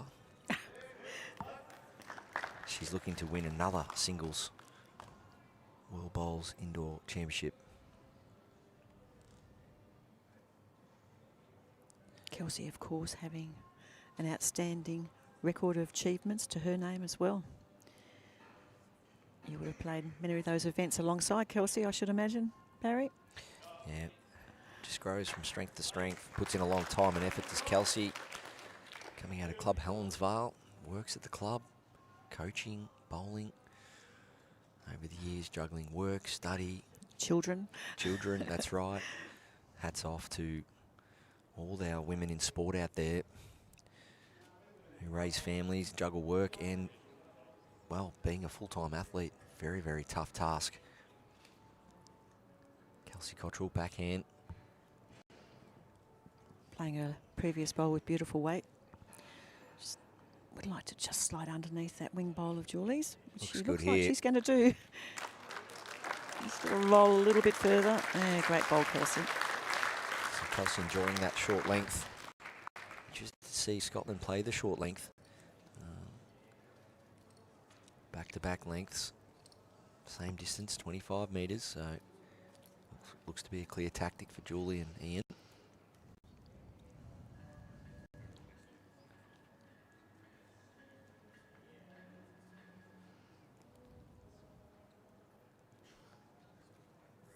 Ian on the backhand, using tailor bowls.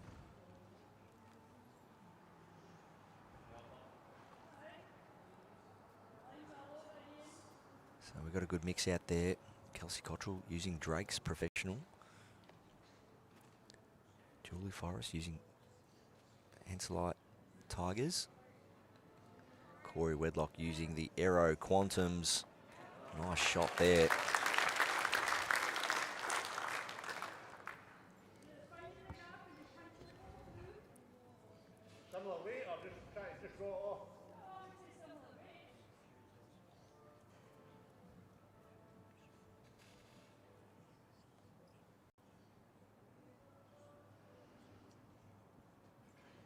Looking for the little walk or through that bowl, but just under.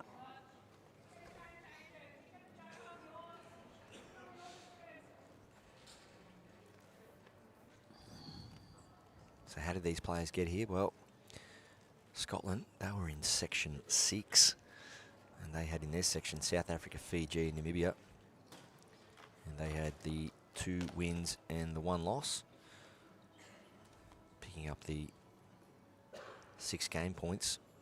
Quite a tight section in the end, and in the end it was Scotland just advancing through that section on top of South Africa.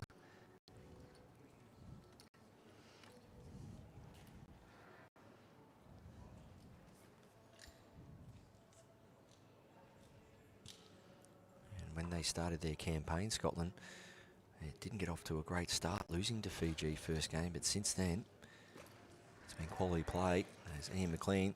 Drop off the inside edge of Cory's, all that. Oh, got an edge on both. Yeah, good effort. Yeah, looking Pumping to get one something out. a bit thicker, wasn't he? Yeah. Looking for a good chunk of either one of the front bowls, just thinning off, reducing the count to 2. And Cory Wedlock, he's got 20 inches of room to add here.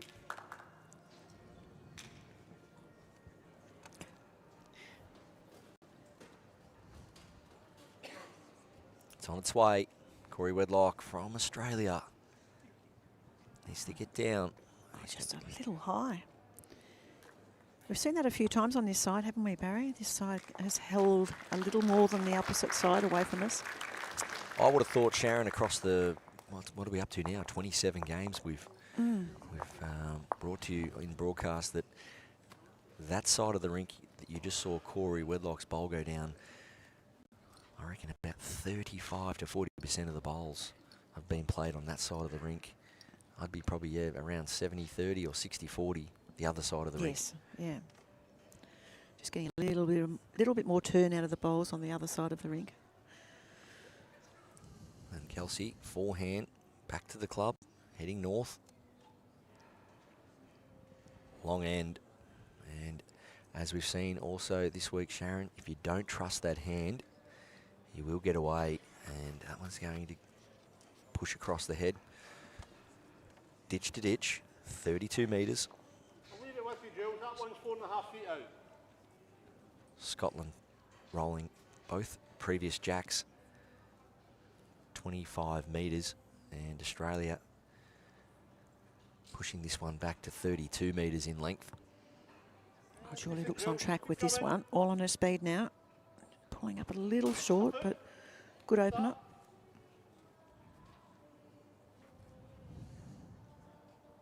Kelsey only requires a yard. I'm sure we'll get improvement on this one from Kelsey. It's very rare that she doesn't correct well.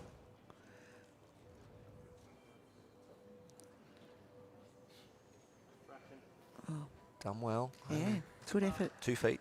Yeah, just please, it's not there. Put your last.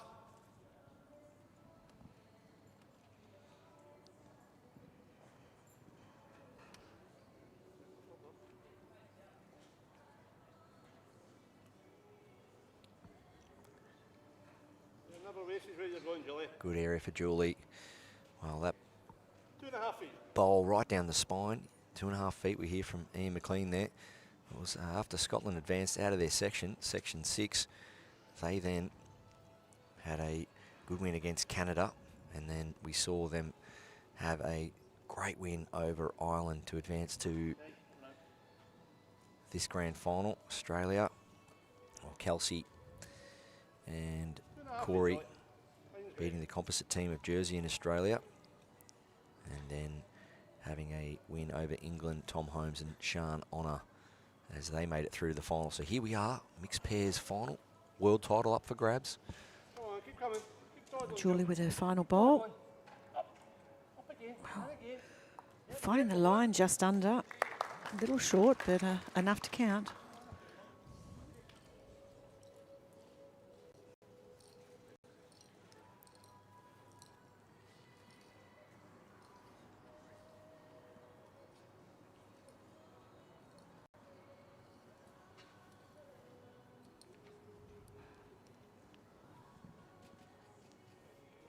Cory Wedlock, we've spoken about it before, Sharon, these long ends.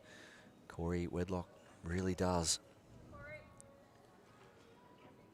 invest in some body weight as he tries to get that one up for shot. If he had a Close. clear run, he would have Perfect, lovely wasn't weight it? on that. Yes. So Cory, yes, he does have a nice size backswing. He does have a beautiful pendulum, but the body weight, the legs, everything really complements that as he pushes forward off the mat.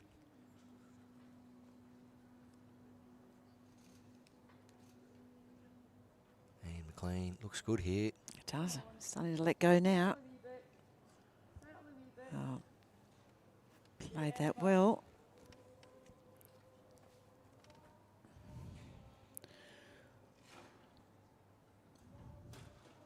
Cory not needing to adjust his weight. His weight was good. Just needs to navigate around those front ones, which he has.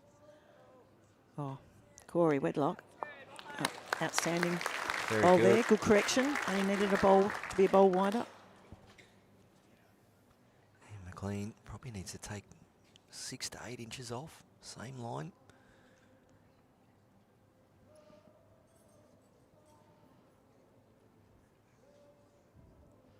Yeah, appears to be out on a good line. All on his weight now. Gets a clear road. Well, Ian McLean's Oh. played that perfect. Taking exactly that weight off that you suggested, Barry. Well, that's the trust these players are getting with this fantastic surface here at Ocean Grove. Kelsey asking for weight control from Cory. Looking for a bowl through bowl or split and run action here, Sharon. Oh, he's contacting. Oh. Well, got to tell all on angles then. Wow, Ian, he's like a kid in a candy shop right now. He can't wait to get down and have a look at this. There is one bowl in there for Australia. If he sits that bowl, he can make 5 or 6 here. He's rushing down to look at this. He knows huge opportunity in this match early on. They don't come around very often. Cory Wedlock playing everything correctly on his merits. But the hop and the skip and the jump from Ian McLean shows that he's excited about this opportunity to dislodge that Cory Wedlock bowl forehand with 4 to 6 feet away and try and make a big number early here.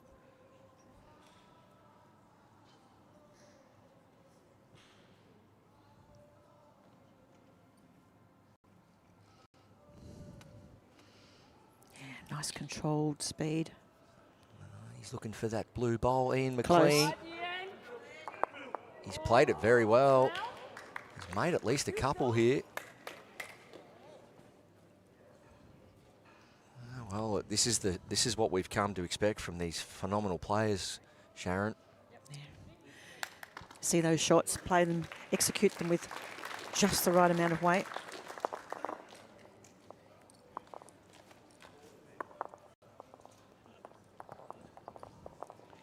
Well, Barry, we're only 3 ends into this match, and it's already shaping up with outstanding bowls, isn't it, from all players? Yeah, Cory Wedlock doing everything correctly, really. Perfect weight. He's very stiff not to have his own bowl stay around, just clipping that bowl of Ian McLean's. If Cory's other one stays around, well, it's a different story. But looking to gain shot, opened the head up slightly for Ian McLean, and as I mentioned, he rushed down there to have a look, and he played a good shot, clipping his own bowl, forcing Cory Wedlock's bowl out off that on the exit to pick up a crucial 3 to now lead 4-2.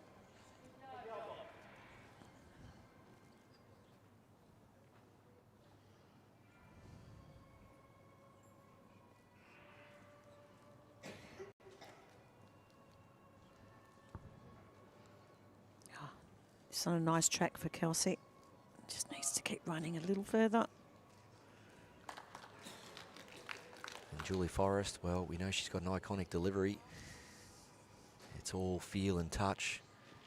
Julie is what they call a push bowler. Many good players across the world circuit the last 20 or 30 years have been push bowlers. As Julie tries to push through the jack there.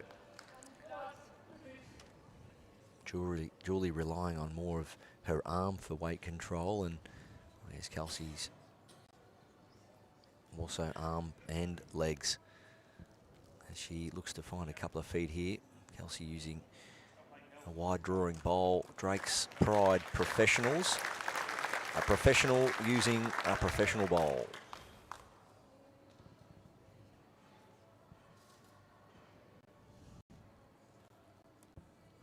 Julie, if she plays something similar here, she does have a jack bowl situation. Oh, she's played it well. Yeah, good bowl on the head. Couple of good backies with her first 2.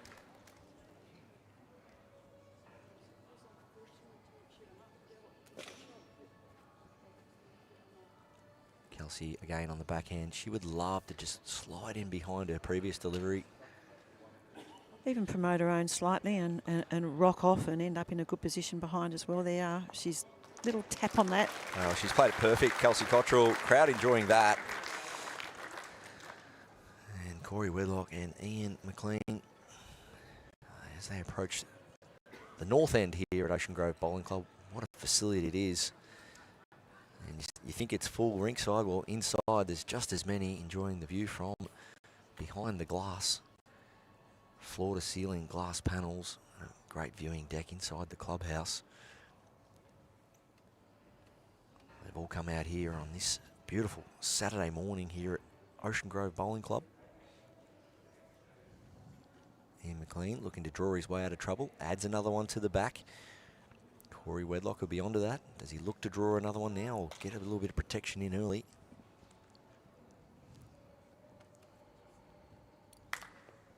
Yes, he does. So he does go to the back once again. Just changes the visual for Scotland, knowing that there's a back bowl there now. Of course, we have many of our volunteers that have been putting in a tireless effort that have also joined us rinkside to view this spectacular. They've been up early every morning of this event and been enjoying the players and, oh. Ian McLean. Yep. That's a tough shot, Sharon. He backed himself in there. Yeah, again, playing the perfect weight. Cory, no mucking around. Little touch of the jack himself, he'd like. Clear the front. Groans from the crowd there as they know Cory Wedlock's so close.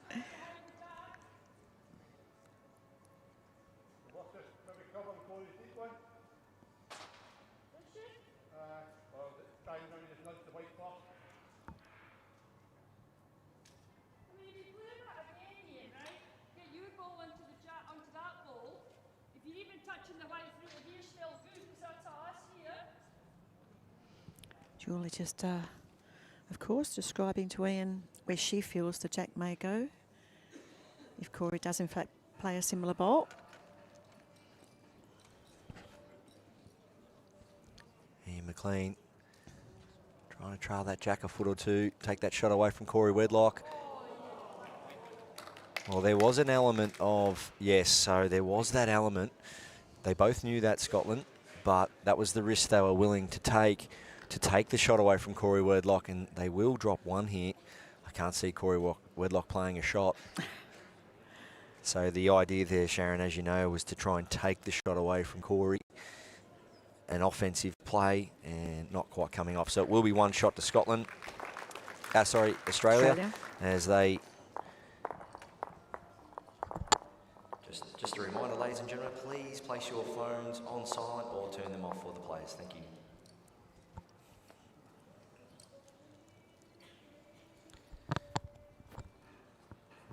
Yeah, great head of bowls. It's edge of your seat stuff here at Ocean Grove Bowling Club. You just feel and sense that every bowl is going to change things, doesn't it, Sharon? Yes, and so far we have seen that on numerous occasions.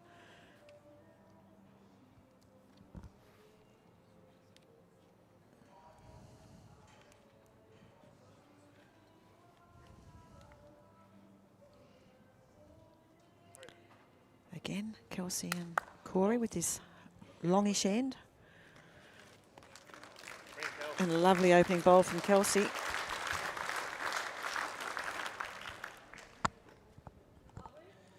Yeah, that's the one you want, isn't it? That's the one you put the hours of training in for.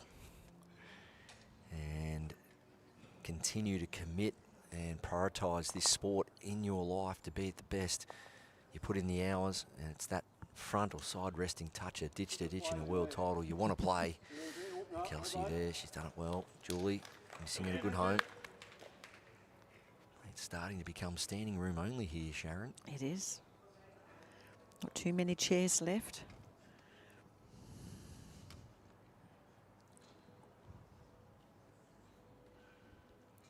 On the forehand again. If she can just slip in behind to that bowl of Julie's, I think she'd be very happy. And she's done just that, drawing up to Julie's back bowl.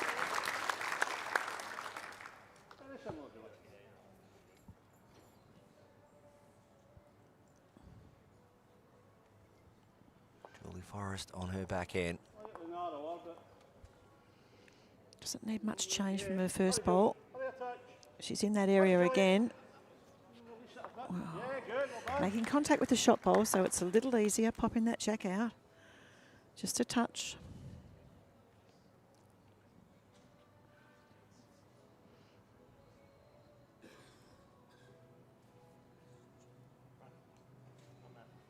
Kelsey on a great track here.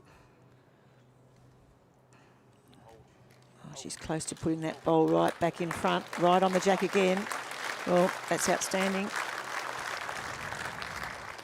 Brilliant bowling. Scotland, of course, do have the bowl closest to the ditch, the back bowl. So any contact on that last shot of Kelsey's, jack is likely to pop back. Missing under, I feel. Nothing wrong with that. Yeah, it would have been handier for her not to have lost that bowl. But nevertheless, they still have the back bowl.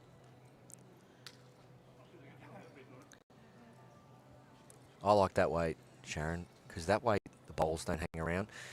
If you look at the way this head shapes up, Julie could have played, say, 3 feet, and if she caught the second shot bowl of Kelsey's, she could tuck it in behind the jack.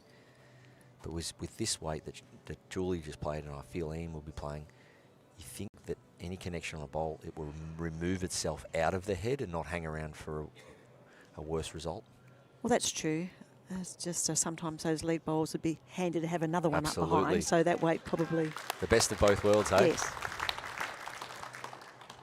So Ian, he likes the forehand path here, looking to follow Kelsey down. Work off the shelf.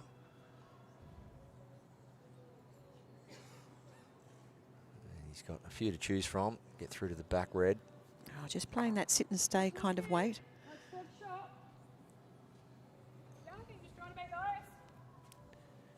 Julie indicating that last bowl of Ian's has made third shot. So that was Ian's first objective, I feel, if he wasn't getting shot, was to at least get the third. If he's looking to start playing bigger weight. But I think he goes now, doesn't he, Sharon? Well, certainly a good option.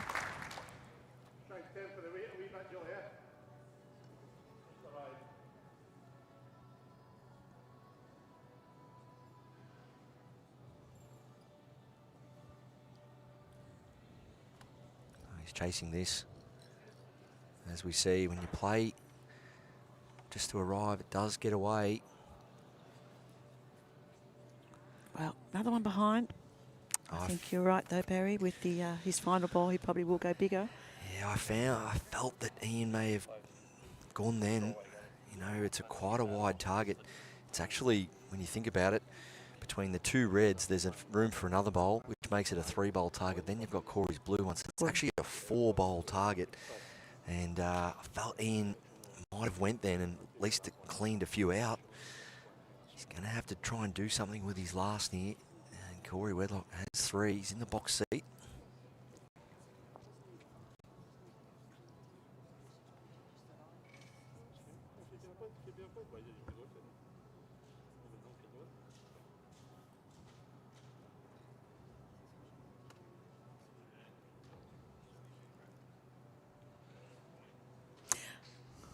Cory, well, he might turn this into a 5-bowl target. Very unfortunate. I think he knew as soon as he let did. that He bowl. didn't like it when he let it go. So now, if all those bowls lined up adjacent to one another at jack high, it would be a 5-bowl target. And if that front one of Cory's counts, I think you see big weight here from Ian McLean. But he's the one playing it, not us. He still may look to play 3 or 4 feet, sit the shot bowl and stay. 3 and a measure. Our marker indicating Sharon Lynch out there at ringside. All right, Sharon, call it just arriving or big weight? Big weight. And McLean, 3 and a measure down.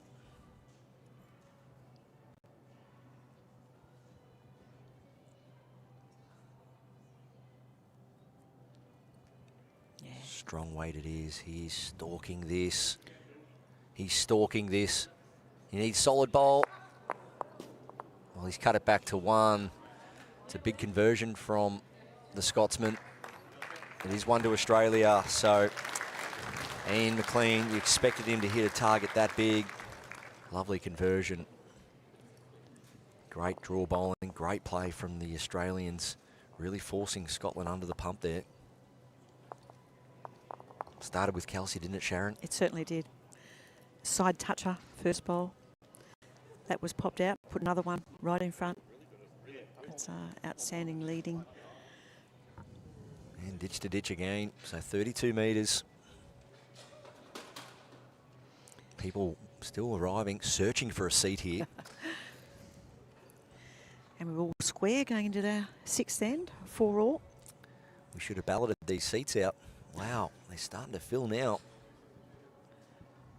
Kelsey Cottrell, as we've seen throughout this match, enjoying this backhand, heading south.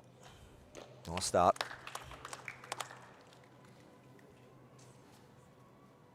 Yeah, a little bit through, but we've seen already how important those bowls behind will come into play with this level of standard of play. It's quite rare we've seen the jack stay in one spot for a full end. Yep, nice opener from Julie as well.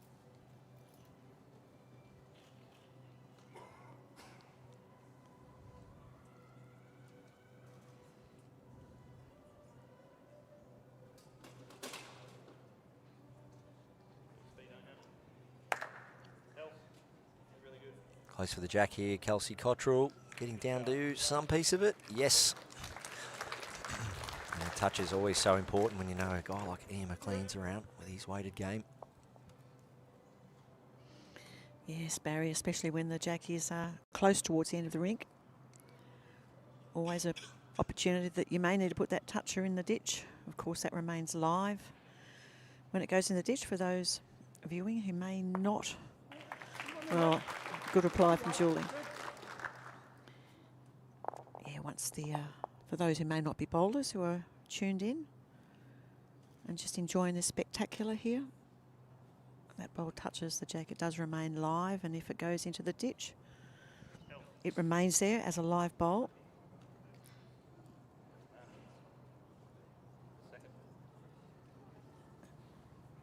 Last ball's 20 inches short. No way, Joy. You want me much, only to lose 50. Even if I got to the red ball to the bar? Aye, fair, something similar, even turn me on behind good.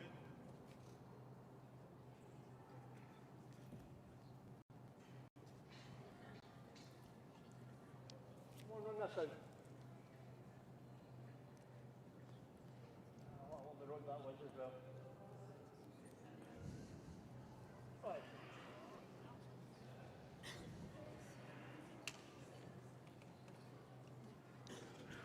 Well, Julie has one at the head, a couple of shorter bowls from with their final bowls, both players, but I don't see it being a problem for these two heading towards the mat.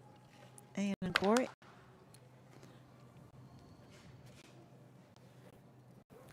Cory Wedlock backhand. It is 32 metres of length here. Long end. Finds himself one down at the moment. And if you're going to miss, well, that's where you want to miss.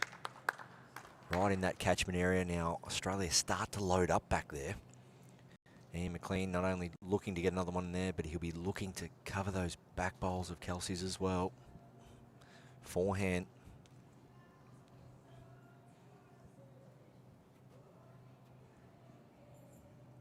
A perfect bowl would be just to turn in off Kelsey's. Well, he's just under.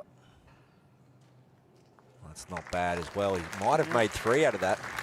It is 3. Kelsey Cottrell indicating 3. Forcing the switch. So Cory Wedlock switching from the open hand. He has to negate those front bowls now. Kelsey Cottrell cheering him on here. The blue bowl of Julie's is probably level to the jack. Inside that, he'll get a good... Oh, well, that's a good effort. A little bit through. Ian McLean, does he look to add another one, or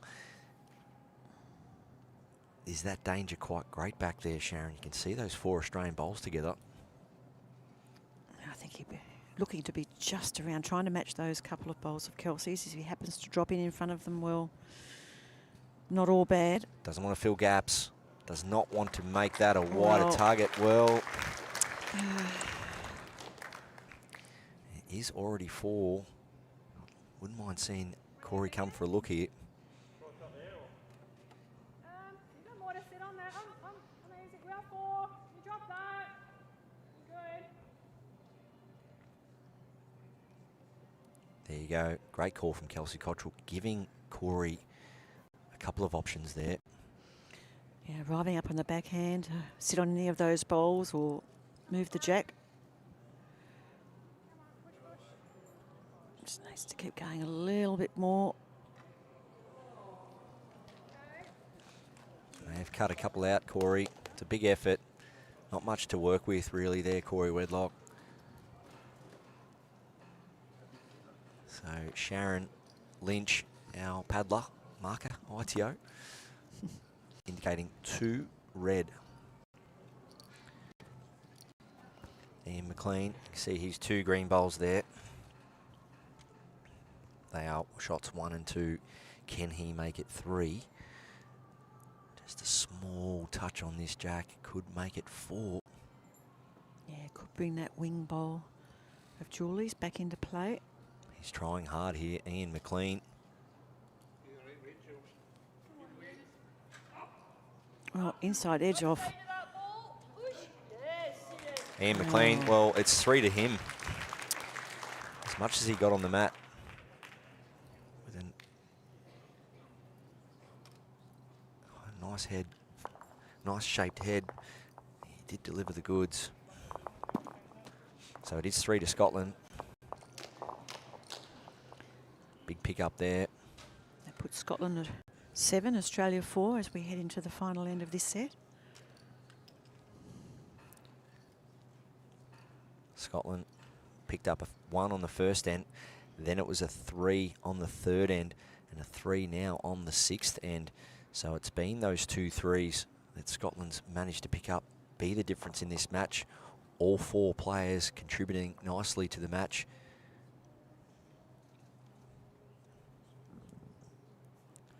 Great front end lead battle between some of the biggest names in the sport in Kelsey Cottrell and Julie Forrest, previous winners of this event. Kelsey picking up the title in 2023 with Aaron Sheriff, one of the biggest names in the sport also. Unbelievable player in Aaron Sheriff. He got the double that year. Now she's playing with one of the biggest young up-and-coming stars in the sport in Cory Wedlock. Julie Forrest, also a previous winner back in 2013. She got the double that year, winning the singles and the pairs, partnering with Jonathan Ross on that occasion. So you're seeing some of the best players in the world on show. What better place to do it, Sharon, than Ocean Grove Bowling Club? The amount of work they've put into this event, World Bowls, identifying the venue being reaching all the KPIs, and since then it's just been a great performance by Ocean Grove Bowling Club, hasn't it, Sharon? Oh, it certainly has, Barry, and of course we've got the edges of the green, the boards on the side of the green, which have been spectacular sight along the side of this show rink, scrolling through all the partners, of course, that have contributed towards this event. Can Waite save Julie here? She is under. Can Waite save her? It can. Little slide. Well, without that slide, she probably had a little bit better weight, but still 6 inches or so for Kelsey.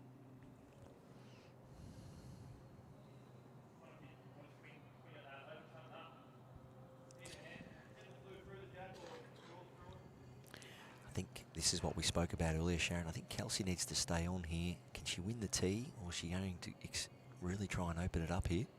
I think Cory's asked for big weight. There are a few gaps there, so she's hoping to make contact. Well, popped one out, opened up a bigger area there for the draw. So Australia, they require a 4 to win the set, a 3 to level it.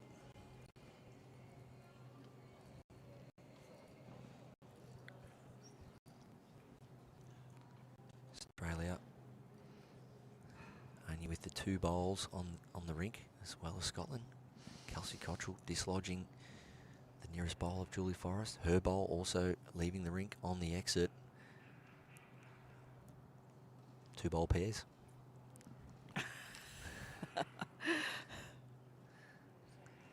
Ian McLean, well, he wants to sit on front of the jack. Well, it still sets up an opportunity for Cory Wedlock. Wouldn't it get the taste buds going Sharon, if Cory was to trail Touched it with that his jack. first. Yeah, touch the jack back for 2. He's close. Oh, well, touched the jack but went the wrong way. Cory Wedlock looking for jack clean for 2. Bowl jack. And now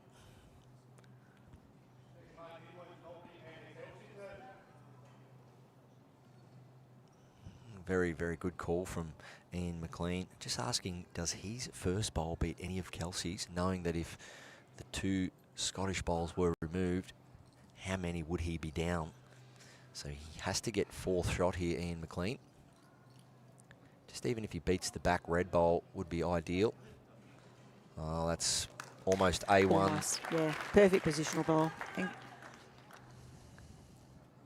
Cory Wedlock, probably 4 feet away here. Backhand, trail the jack. Can Inside edge of the front bowl of Julie's could do it also.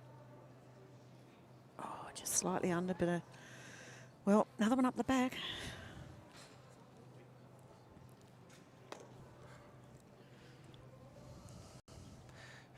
If Cory Wedlock does get a good chunk of the jack and run through and spit the jack out the back, he has to run through to make the 4.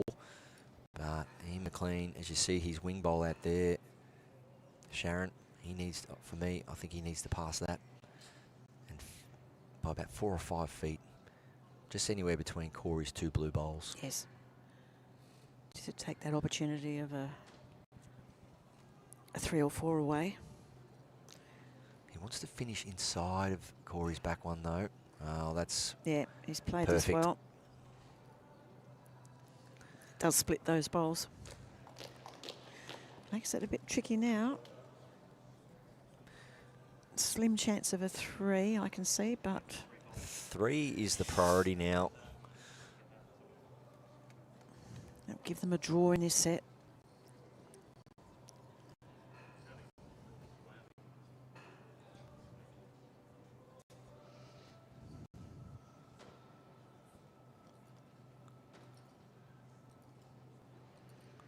For me, it's Cory has to hit the jack on the nose and jam and trickle through to that little blue-red bowl area. Yes. Or big. About 2 feet behind, but well, rolled through with it.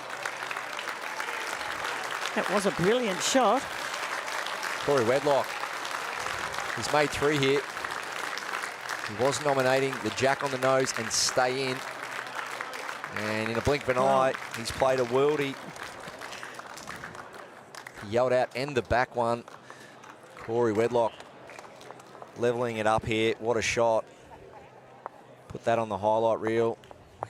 We're trying to pick up what Cory was saying to Kelsey. It was jack on the nose. I did suggest jack on the nose was best. But then to remove the green bowl. So you can see Ian McLean had the green bowl, and it was jack on the nose, shot bowl through the green, and run through, and made 3. 3 was the priority, and Cory Wedlock found a way. Brilliant shot. Nominated. For those all around the world viewing in to watch that, that was nominated. We heard it ringside, ladies and gentlemen.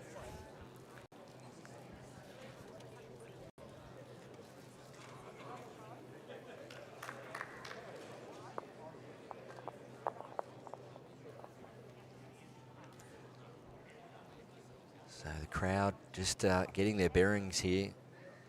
Ian McLean, I think he went for a quick toilet break. He's come back and he's just trying to gather some information from Julie on how that happened. But it just goes to show at this level, ladies and gentlemen, at this level, anything is possible.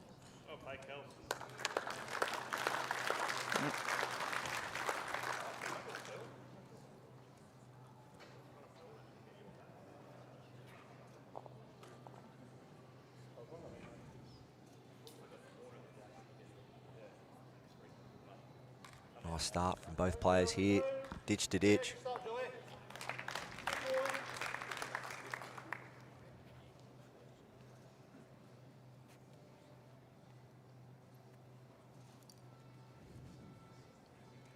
Kelsey, backhand again here, looking to double up. Yeah, first ball only a couple of inches for the jack, something similar. Touch on the jack's even better.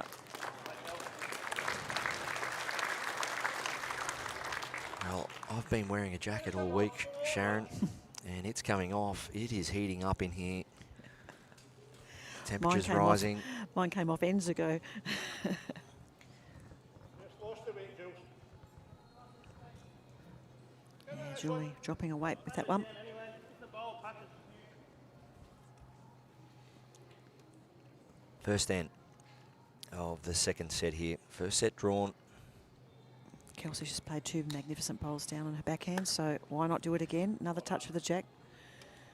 She'd be very happy with. Brilliant bowling. Yeah, tucking that in. Gives them 2 touches near the ditch as well. Who's the first one?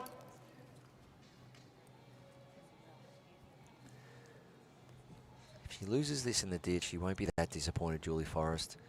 Cannot afford to underplay this. No, needs to give it an opportunity. She slides past, needs to put in a good home for her skipper. Well, that'll be okay. Wins the corner.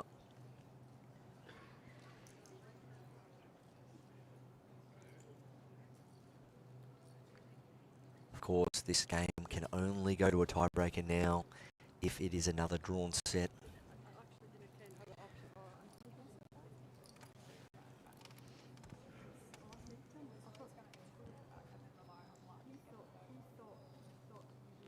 Cory Wedlock on the way.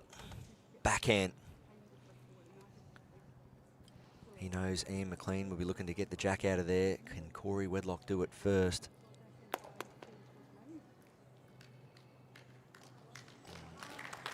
Just 2.5 feet short. Ian might just try and draw it with his first.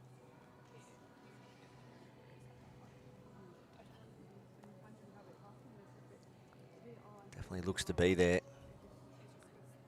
Ian McLean, he currently sees himself at least 2 down. Picks up the jack. Well, 1 to Ian McLean. Ditch to ditch, front toucher. Cory Wedlock now looking for 4 feet. Beautiful line with his first. Coming down that tunnel again. It's very appealing from this angle, isn't it, Barry? He's close here, Sharon. He's certainly on line with this. Just needs to come in a touch. Oh, well. It's ended up in a beautiful spot. Little Holes unlucky. for bowls, hey? Yep. Not And the really hole- it's not really a hole though, is it? The hole doesn't look big enough.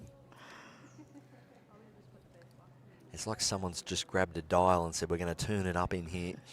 Both players from both teams really bringing the goods here at Ocean Grove Bowling Club.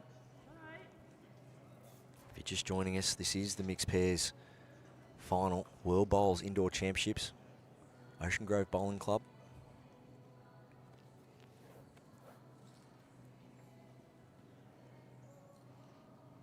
Kelsey moving to the other side of the head for a better look. Cory needs to get down. Just a little high. Speed's pretty handy.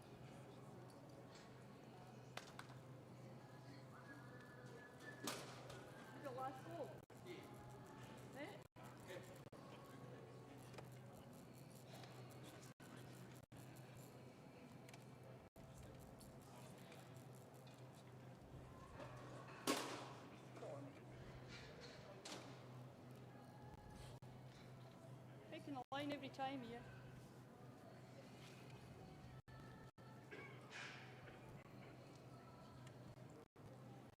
Ian McLean, well, he knows he doesn't want to give this away. He's had to work hard to get the 1. Maybe just stick to what you know. Yeah, he is shaping up on the backhand.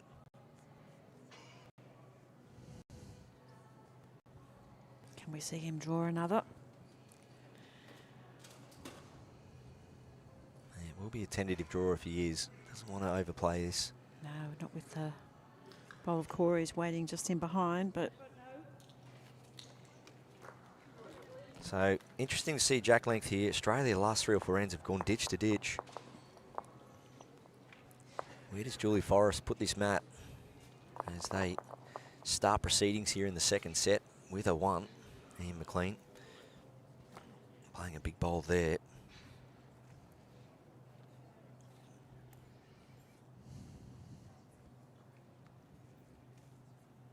After this match, we will bring you the women's singles final.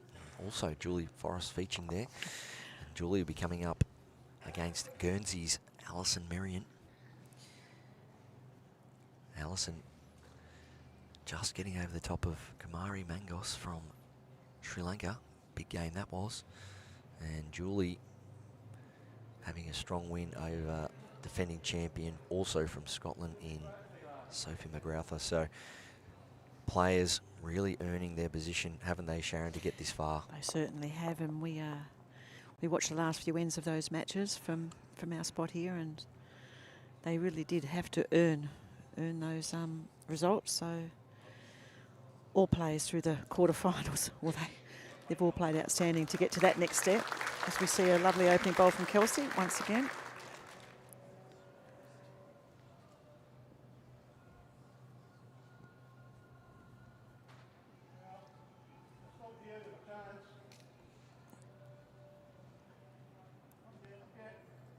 Oh, Julie in the area.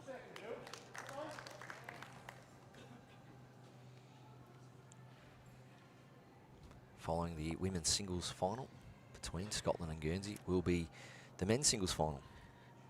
Ian McLean and Cory Wedlock again. So if you don't know the players very well yet, you will know these players well by the end of the day.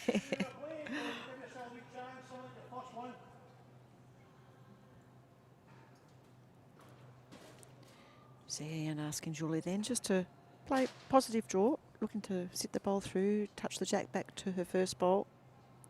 If she misses, she'll miss in a good home. She played it well. Good home there. This, of course, this event is part of the World Bowl Series Finals. Events all around the world, accumulating ranking points, all these players. This event being a platinum level event. Players will receive platinum level ranking points in their pursuit to be the world #1 male and female players.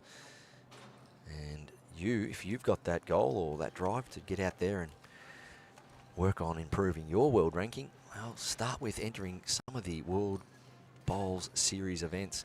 You think of the US Open, the Victorian Open, the Australian Open, the Auckland Open. And we had Neil Dalrymple in commentary the other day, Sharon, talking, the CEO of World Bowls, talking about some new events up in Yamba. Yeah, a couple of exciting events coming up. Yamba and Mildura, nice places to visit.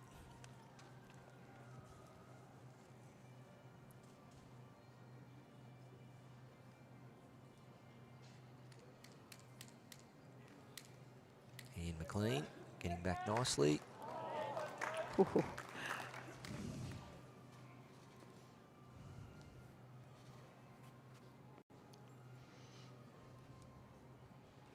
Cory Wedlock on the backhand. Going to just arrive underneath Julie's. Oh, he's going to promote Kelsey's. Well, he's just opened that head up now. Will force the switch. No, it won't. So Ian McLean staying on the forehand. Well, if he's slightly across the head, he can get a back edge of that bowl of Kelsey's and back onto the flop, back onto the jack. Just doesn't want the outside of this front red one. No, it needs the inside. Yeah, well, jack clean. Thank you very much. It's always going to be hard to stay with it on the forehand, but it's close for shot. Julie doing the right thing. Look at that for etiquette. The moment that jack stopped rolling, Julie left the head, knowing it was Kelsey's. And once this bowl stops moving, Julie will work her way back in. Well, Cory, yeah, that's a great bowl. Cory Wedlock, beautiful weight.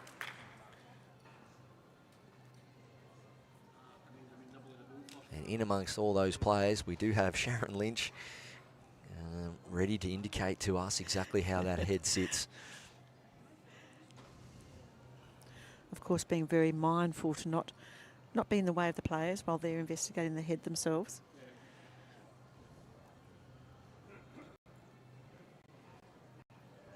And Julie there, once again, just standing away from from the head as Ian prepares.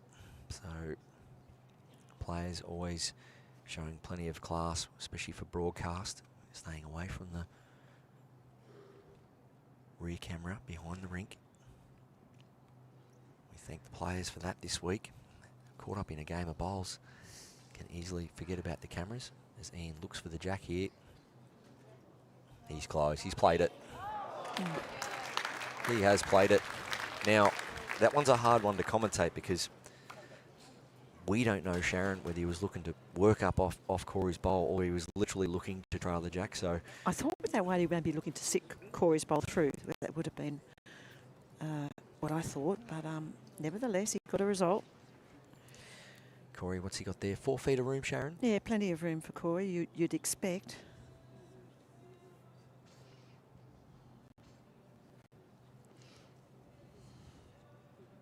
Oh, he needs to slow down, Cory Wedlock.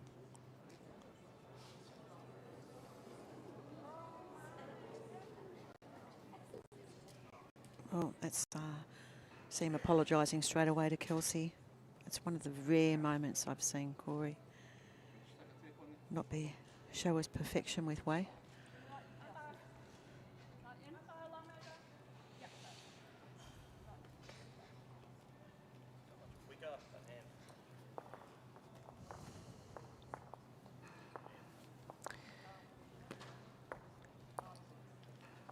So a little bit of a hush in the crowd here. Cory Wedlock, 4 feet to draw there to get the shot. A very, very rare occasion for Cory not to get the shot there. But we are all human. So our umpires, our ITOs, international technical officials, have come out. And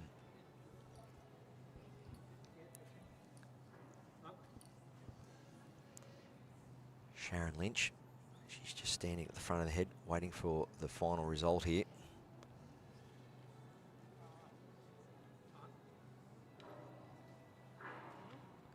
So they'll measure both bowls.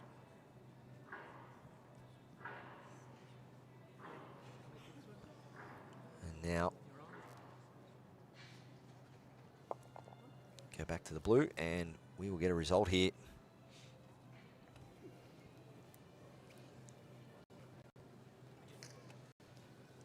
It's 2 shots coming the way of Scotland, and they take the lead 3-0 after 2 ends.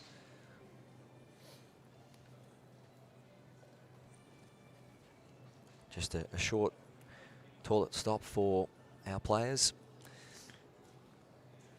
It's an interesting one, isn't it, Sharon?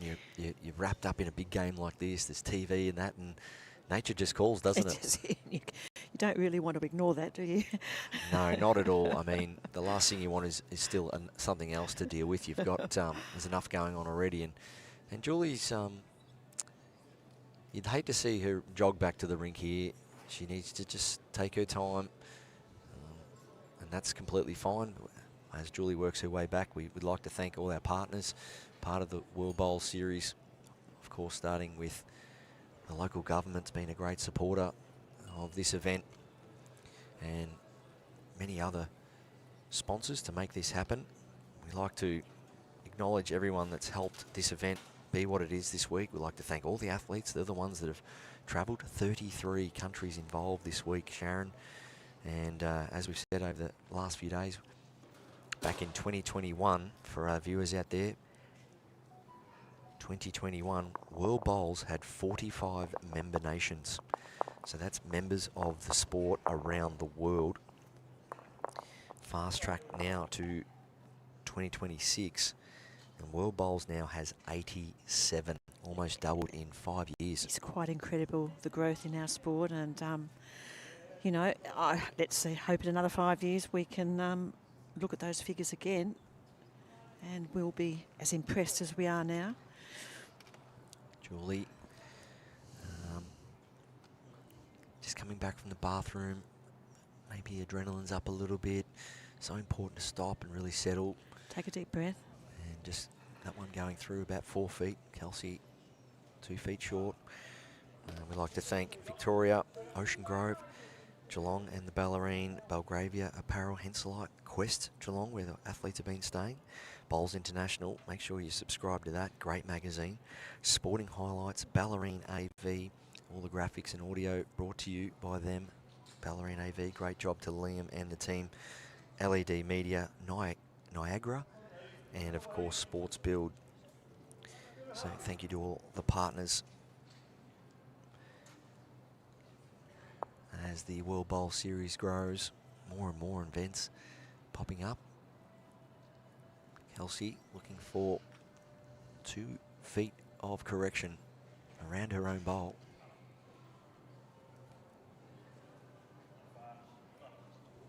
Yeah, sneaking past, but still needs a touch more.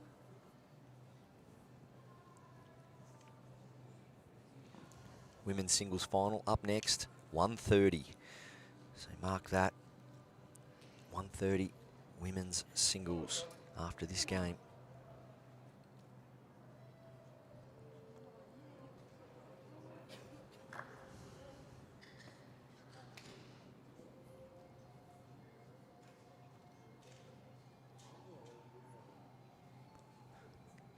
Okay, so after the little break, I want to just throw in these plays ever so slightly, just losing a little bit of momentum. Kelsey there, 3 good shots, but still leaving a lot of room for both these skips.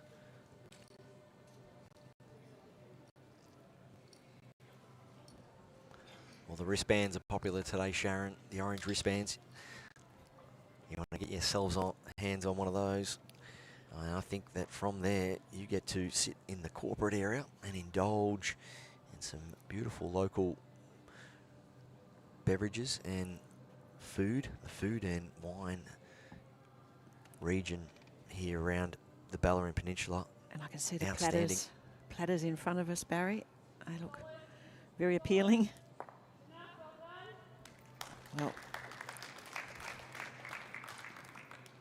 probably looking to just slip under that, but getting a result, promoting Julie's bowl. No mucking around. Brilliant. Cory Wedlock straight into this. Bowl jack, or even jack in the ditch. Okay, missing high, so there you go. Kelsey just feeling it, that was the easiest shot, just to pluck the bowl out clean. And Ian McLean will be looking to put another one in here now. Even touch the jack back around the corner, it'd be handy, but not sure if he's got the speed. Yeah, just may have promoted that one for second shot. The only danger now is if Cory was to halve the front red and exit the head, then he might find himself 3 down. Yeah, 3 all. I like backhand, yard await. Two Kelseys. Yeah, turn Kelsey's 2 rolls and just get another one on the head. Something like this. Great shot, Cory Wedlock, especially coming back from a weighted shot.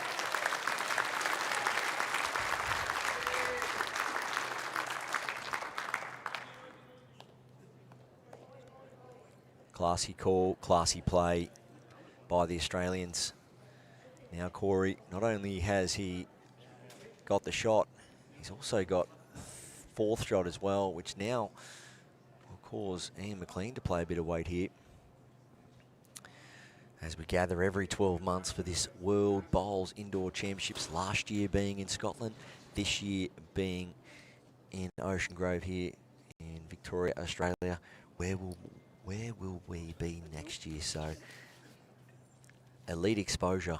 Lawn bowls at its best, showcasing the world's best players in multiple areas and countries across the world.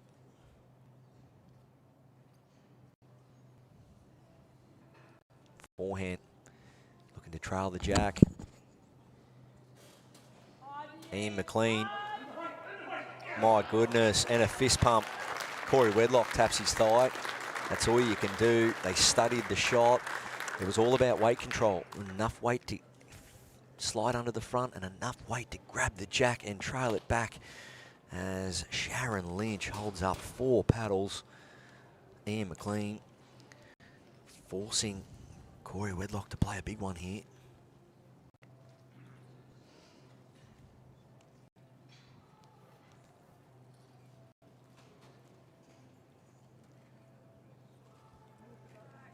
Well, your weight appears pretty good. Clearing the front ones, he's certainly with a chance here. Well, what a great shot from Cory.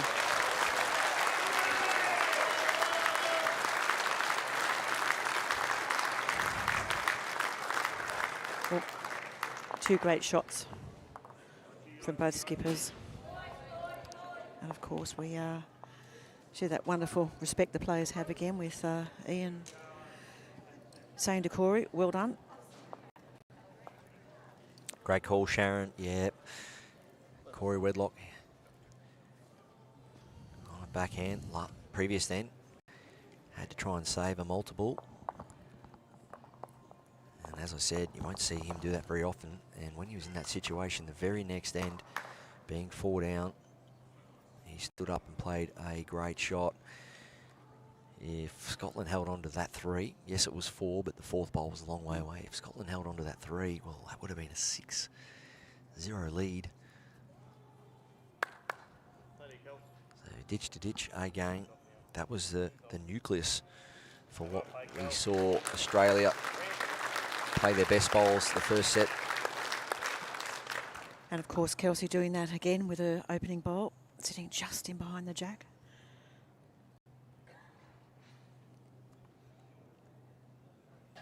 Julie Forrest, got about 6 inches of room here. Just needs to get something within about 2 feet with her first, something competitive. She's done well there.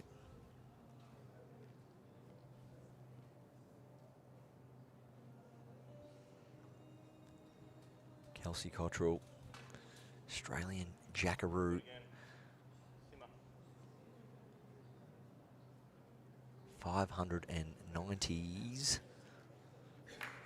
Well, 590s. 90s. That's incredible. Staring down the barrel. That is incredible. Of 600 games. When she next represents Australia, when it is capped. Come on, Julia, come in, yeah. Come on, Jules, all you've got. Julie. Pointed well, Julie. Yeah, it's pretty handy. Well done now, 1 foot.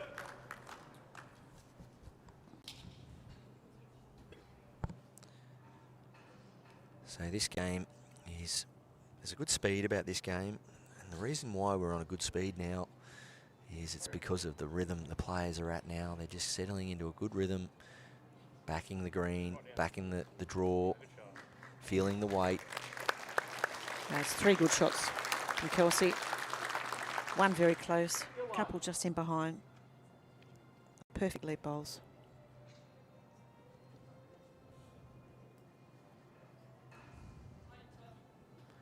Julie just indicating, she said she's tighter. All on a speed now.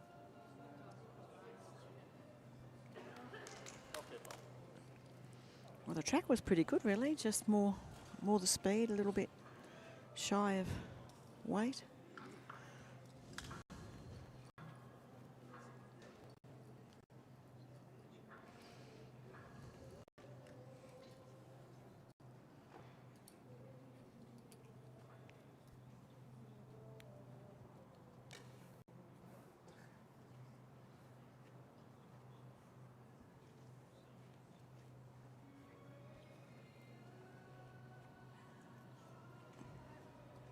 Cory just a little under 2.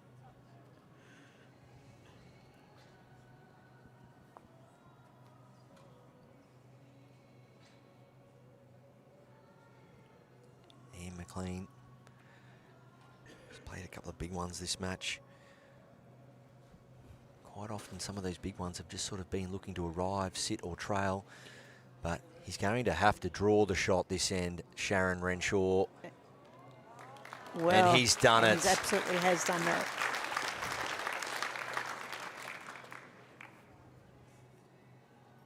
We're seeing a full array of weighted and draw shots from all the players here in the back end.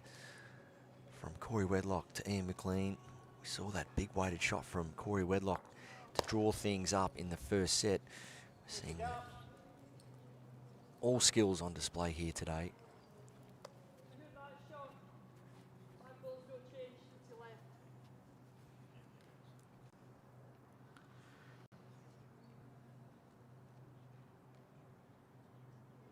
Ian wants another one in there, but he knows he cannot afford to give Cory Wedlock something to work off.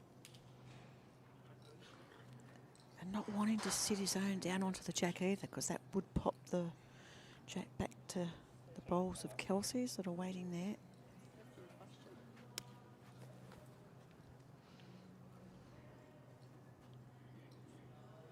Cory Wedlock, forehand hit. Forehand here, looking to just turn that shot bowl out of Ian McLean's. Yeah, just wants to arrive on it. Oh, he's on a better track and needs to let go though. Well, the speed was pretty handy. This is probably one of the hardest shots in the book, even though Ian McLean is holding one. He knows any touch of that jack, if he just ends up being slightly over, he can give it away. So you'd like to think it's going to be some kind of high tentative draw here. I think if I was playing, it'd be about 6 foot short. Nowhere near it, but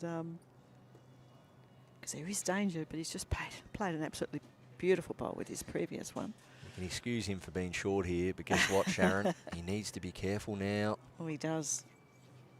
Oh, I tell you what. Well, that is Ian McLean and the fist pump. That is class. Yeah, the crowd, yeah, that's all they can do. High tens. The crowd really appreciating that. Sent it out on a high line, backed his weight control and drew another. Definitely braver than I would have been.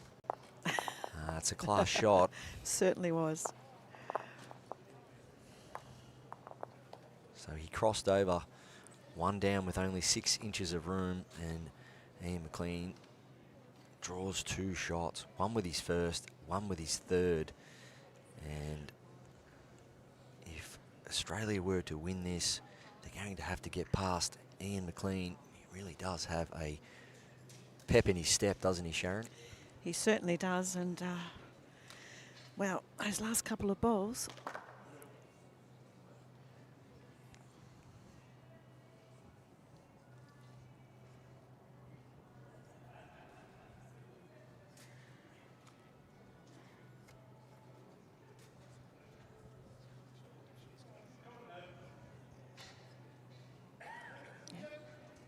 Heady start, a couple of feet behind.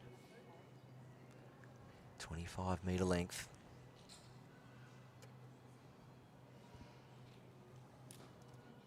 So far, just recapping this second set, it was Scotland who came out of the blocks, picked up a 1, then a 3, then Cory Wedlock drawing it, went 3 down to get a 1, and then it was Ian McLean with the double. So they now lead 5-1 with the 3 ends to play. Of course, the winner of this set will win the game. We won't go to a tiebreak, but we will go to a tiebreak if it is another drawn set.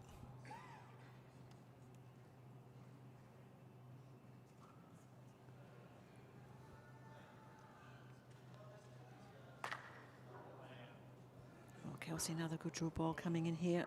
She's been so consistent this match, Kelsey Cottrell. Really has.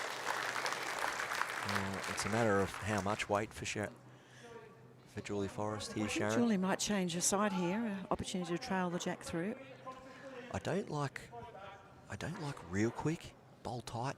Nah, just to trail the jack back to her own bowl. I don't like real quick being a bowl tight and removing any of her blue bowls off the rink. But she's playing with more weight than I expected.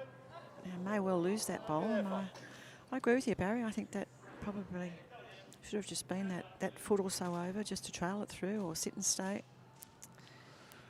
Yeah, Ian McLean what he would do now to have a bowl on the respot, especially if Kelsey now smothers this jack. Kelsey's just going to put one slightly around the back.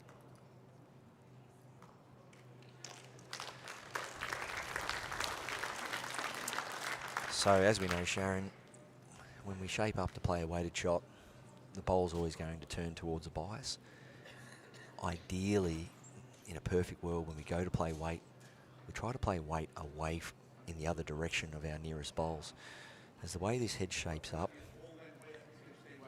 if Ian goes backhand and he does be slightly tight, he can unfortunately take one of his own bowls off the rink.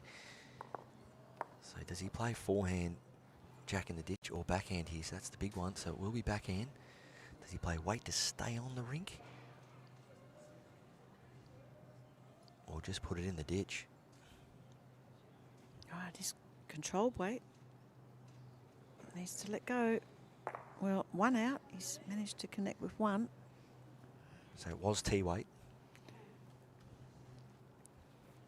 Cory Wedlock, big chance here.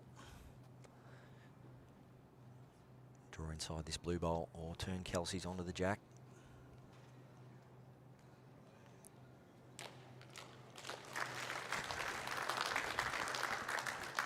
Well, there is a gap there. And McLean, I think it'll be just over the draw here, backhand.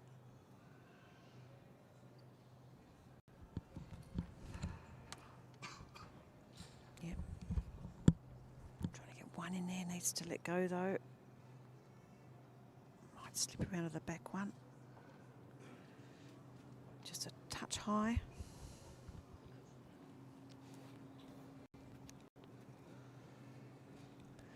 Cory Wedlock asking this one to hold. Body language indicating he's narrow, but it's a good shot. Well, it's good and unfortunately a little bad. Cory Wedlock, yes, holding 4, him and Kelsey, but as you can see, there used to be a big gap there. And Ian McLean, well, he only has to be somewhere even out near the wide blue bowl, and he'd be looking to dislodge a few of these Aussie bowls. He can try and play it neat, jack down the line for 2, but I've sensed, Sharon, he might just barrel through this and clean a few out. Well, they've had a couple of attempts at just arriving to that jack with that controlled weight, so we'll see what he's decided to do.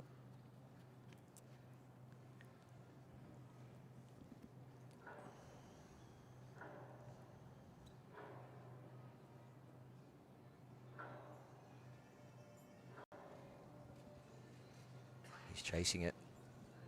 The last one was just a touch high. This one needs to let go.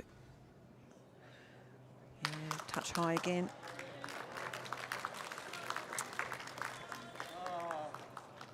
Terrible hand for that shot. I've teased into it. Ian McLean, as much as he's been on fire this game, choosing to play hard weight or arriving weight or whatever you like to call it, just to try and sit and stay around. The reason for that weight was to stay around. And Australia now, they're looking at a multiple. Well, could well be a 5 here for Australia.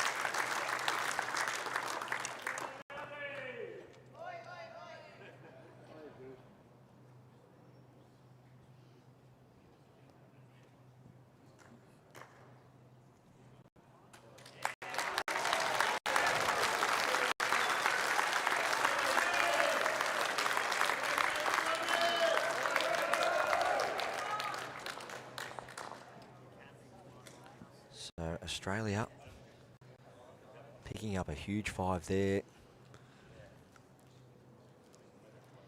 And they have a little chat, but just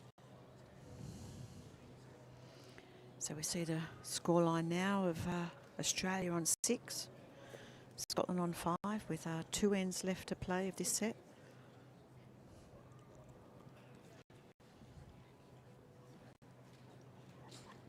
okay, Kelsey bringing the mat up a few metres here. Scotland picking up 2 shots the previous time they went in this direction with Ian McLean playing those 2 big draw shots near the tee, and the jack, even though the mat's up a little bit, the jack being around that tee area again. So the visual looks similar to Ian McLean if he has to play forehand in this direction, but nice tactics from Australia, just bringing the mat up a little bit. Kelsey Cottrell, so consistent throughout this match.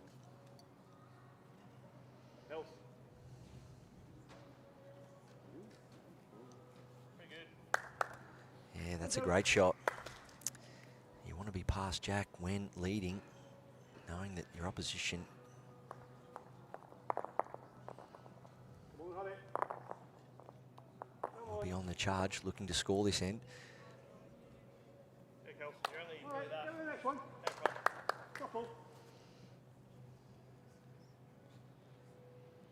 So if Scotland pick up a 1 here, we won't see a tie break. We may. We may. You believe? 2 touches on the jack. You never know. So that's what we're looking at. The way this game is starting to shape up, will it or won't it go to a tie break? Of course, if it is 2 drawn sets, we go to a 3-end tie break as Julie Forrest looks to add 3 feet of weight on a good line. She's done pretty well. It's enough for shot.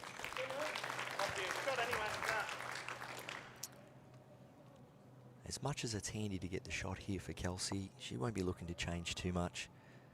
Just press the auto-correct button. Having those bowls just in behind is certainly very handy, but I tell you what, she's close to drawing it just underneath that bowl of Julie's, and I think she has.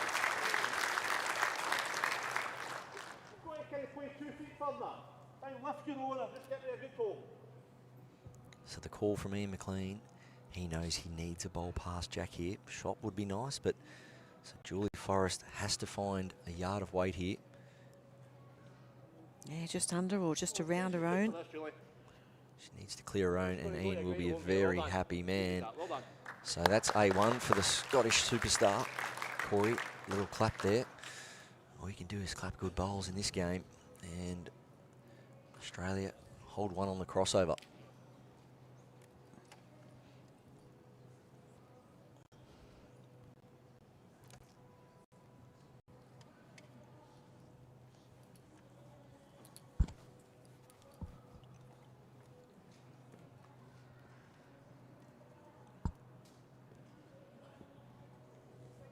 Oh, starting to let go for Cory now. Sharon, Ian McLean drew 2 shots to the tee on his forehand 2 ends ago. He did. 2 absolute pearlers. We speak about the visual when you've got confidence, and to see a Jack in a similar position as he did before, he must be confident here, but he's had a quick sorry to his lead there.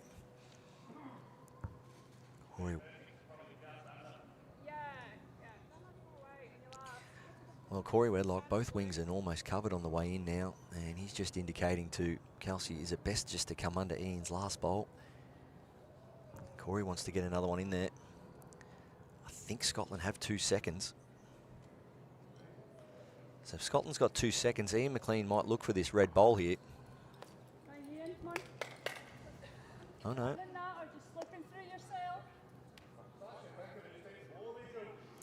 There we are. Just as you say it, Barry, Ian sees the same shot. Well, there's looking at taking that bowl out. If they do have 2 seconds, yeah. multiple options. Does he just look to add a yard of weight on the forehand? He's shaping up. He is running forehand. Still staring at it. Ooh. Okay, so no change to the head. They have the backest bowl now, Scotland. Will that come into play with Cory's decision making? believe Cory Wedlock's bowl is third shot here, Sharon. It does appear to be. That's a very important part of this, the way this head shapes up.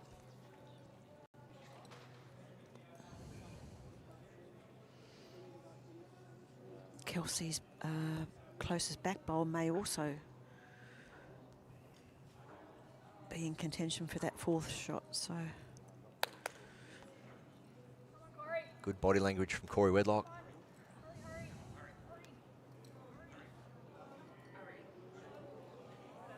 yeah, Get an indication. So yeah, Sharon Lynch, great job there. Straight away indicating to the crowd. One shot.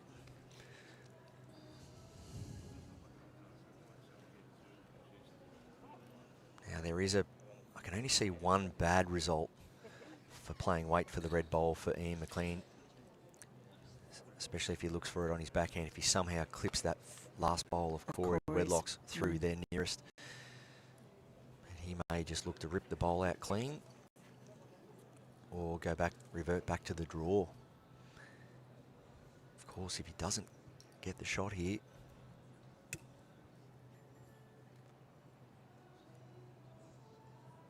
Australia will lead by 2.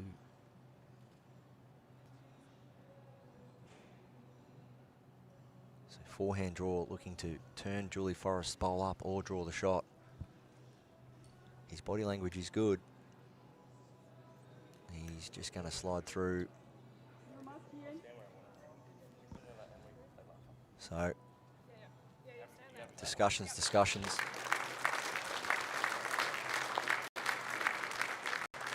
One shot to Australia. They lead by 2. Of course, if Scotland pick up a 2 here, we will go to a tiebreak.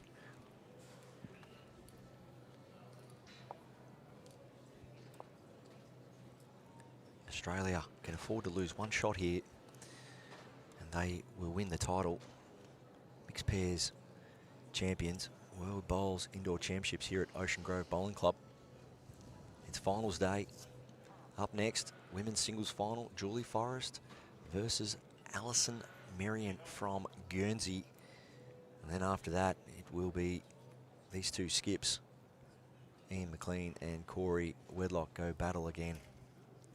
Yes, it's prestigious. Yes, there's a trophy up for grabs. There's also platinum level ranking points.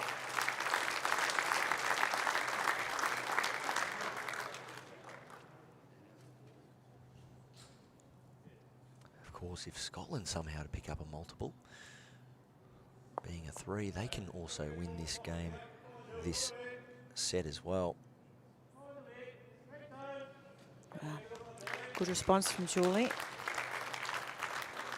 Should be enough for shot.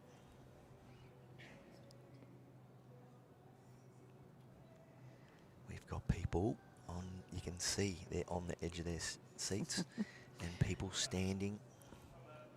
Kelsey, as we've seen all game, never far away. Great bowling. Well, it's hard to fit a big number in there for Scotland. Kelsey Cottrell really restricting the room there.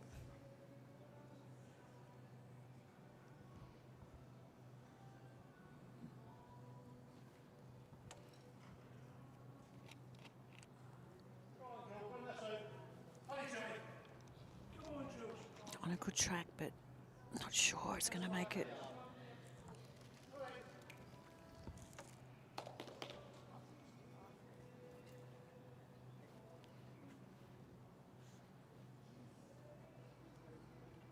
Yeah, still a good channel there for Kelsey.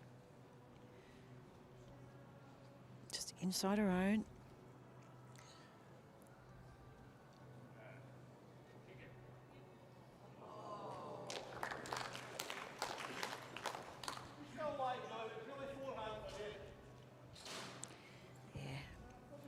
Makes it difficult to draw down that side now.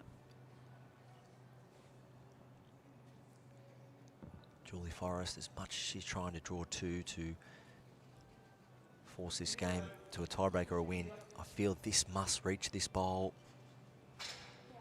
Must reach Jack Isle beyond, get into that catchment area.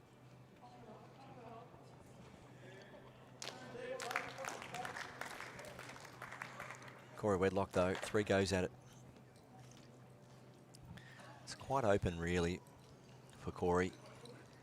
You'd expect he won't be far away here, Sharon. So last end of this second set, mixed pairs title.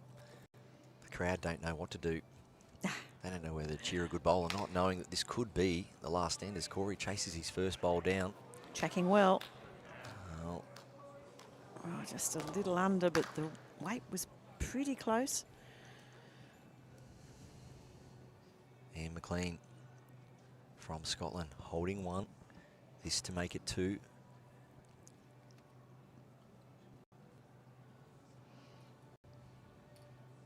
Body language is good.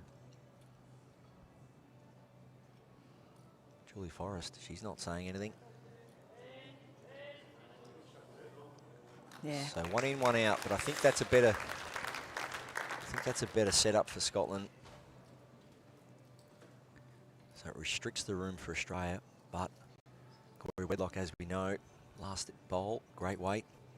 He'll just step into this with another metre, land the bowl, trail the jack.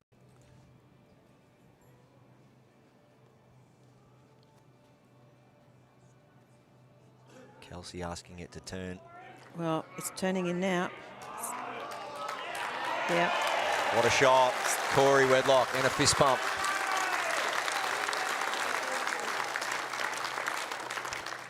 Oh, Ian looking to turn that bowl through and stay. Ian McLean, he has to win the tee if he's playing weight here. If he does miss this, he wants to win the tee. He wants bowl clean. He likes it. It's close. Oh. Well, he played to sit that bowl of Cory's through, played it well, not getting the luck with the result. Look at that for a head of bowls, ladies and gentlemen. Talk about consistency. Julie Forrest, I think it was her second delivery, was only 18 inches to 20 inches short. And it now looks like a bad bowl, but this has been a phenomenal head of bowls as both teams try to fight to win or fight to stay alive. As the head shapes up, it does sit as one shot to Australia. Cory on the forehand. He's asking it to hold.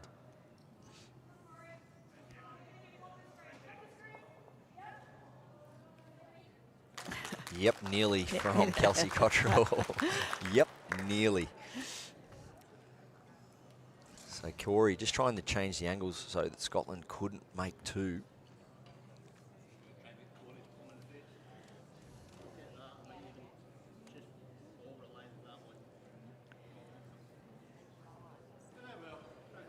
Well, the way it's positioned, a lot of things have to go right with his shot. So the wing bowl over near, the bowl closest to Cory Wedlock is Ian McLean's saviour at the moment. He needs his nearest green bowl through jack and then kick out to the feet of the Australian pair to make two.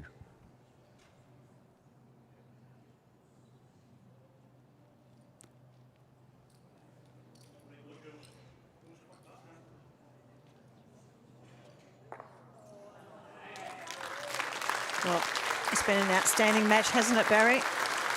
Yeah, well done to Team Australia, picking up the win there. Outstanding performance. Well done to Ian McLean and Julie Forrest. Phenomenal game. Crowd really appreciating that. Ocean Grove Bowling Club putting on a show. The players putting on a show. And look at that head of bowls. Look at that, will you? Phenomenal play from both teams. Sharon, it's sometimes nearly a case of, you know, it's sad there has to be a team that can't win when you play that good. Absolutely. And both deserving of the final, of course, and both deserving of the win. And like you just said, it's such a shame they both can't be winners. Well, shot of the match definitely going to Cory Wedlock, and it was nominated. We sat here, we heard Cory say, I'm going to try and hit the jack hard and square through the shot bowl, through their nearest and run through.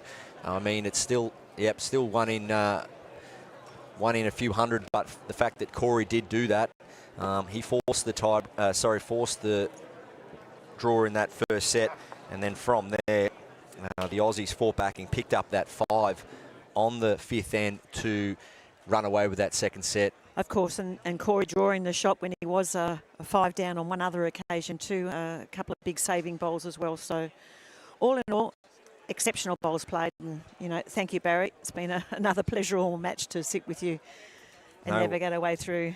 And my pleasure, Sharon. So to everyone around the world, wherever you are tuning in from, don't forget, the next final will be at 1:30, the women's singles final. Alison Marion from Guernsey she takes on Julie Forrest. So Julie will have a bit of a break now, something to eat, and those players will start to prepare for that. So congratulations again goes to Australia. Gary Willis, the coach there, well done to him and his players. Cory Wedlock and Kelsey Cottrell, the mixed pairs champions over Scotland in a tremendous match here at Ocean Grove Bowls Club for the World Bowls Indoor Championships 2026. And we'll be back in just over half an hour's time for the women's singles final. Thank you for your company. We look forward to seeing you then.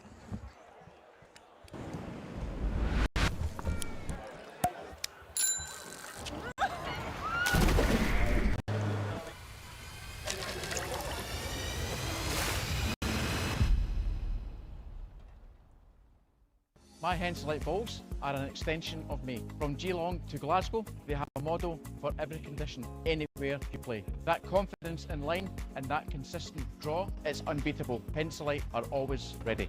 My Henselite bowls are so consistent on the green, whether it's I'm playing in New Zealand, Australia, or anywhere around the globe, there's always a bowl that's going to be suited to the line that I'd love to take. I choose my Henselite bowls because I can trust them to get back to the centre of the rink. It doesn't matter what surface you play on, they are the best bowl on the market.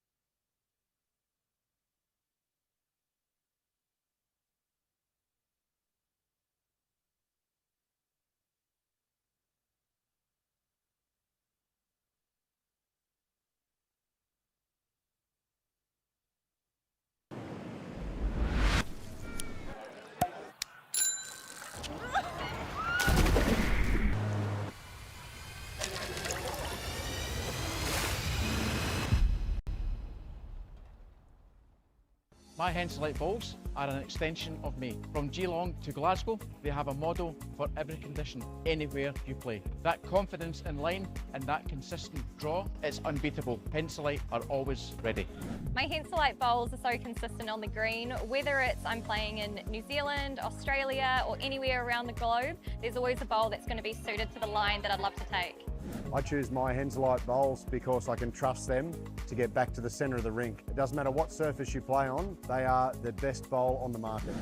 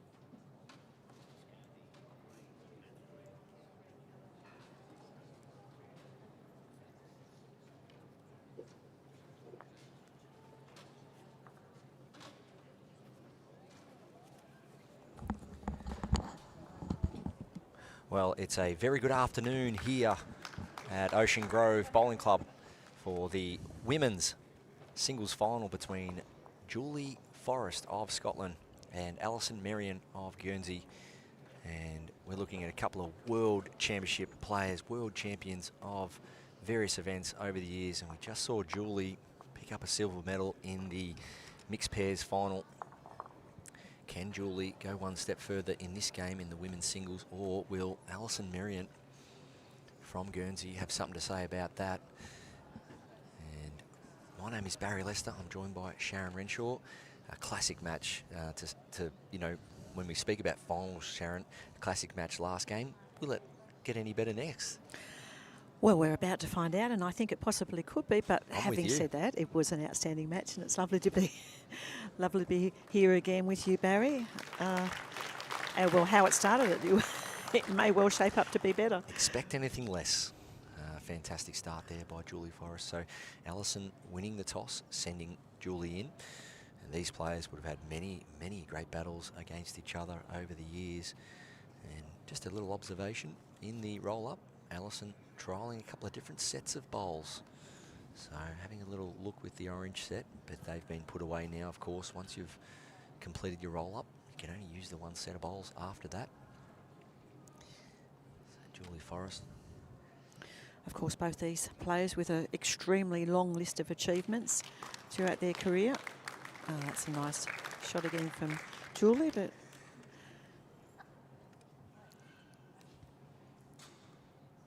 we thank Sarah Hope for being out there on the rink today, our ITO marker. Nice response from Alison. yeah. Fall over.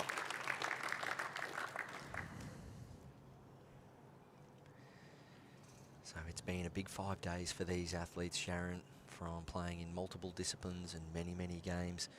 But it all comes down to this, doesn't it?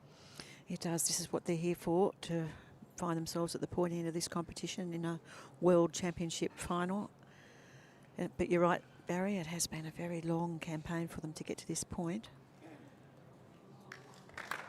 3 inside 18 inches for Julie Forrest. I think she would have liked to have slipped just in behind with that one, but pretty classy first into bowls. Ali May play down. There is a little split down on this side, the side that we're sitting on. She get between the two bowls of Julie. She may push the jack back to her own bowls. Yeah, so forehand, you can see a few extra swings of the arm here, indicating there will be weight. Oh, she's playing big weight. Well, that's a great shot. Cleared them all out. Alison Marion. Wow. That will get the crowd excited. My goodness, Julie Forrest, 3 bowls inside 18 inches, and Alison Marion said, I'm not having any of that. No movement of the jack, just clear the bowls out. Got them all, no jack movement, and her nearest bowl stays. Well, big composure required here from Julie, just to put another bowl back there on the forehand. Massive shot from Ali. Oh, Julie just need to compose herself. She's put, as you say, 3 within 12 inches with her first 3 bowls. Just needing to do that again. Oh, pulling up a bit short with that one.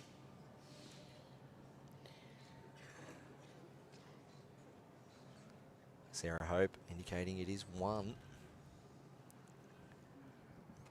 So Alison. Couple of feet to draw another. Well, yeah, she can pretty much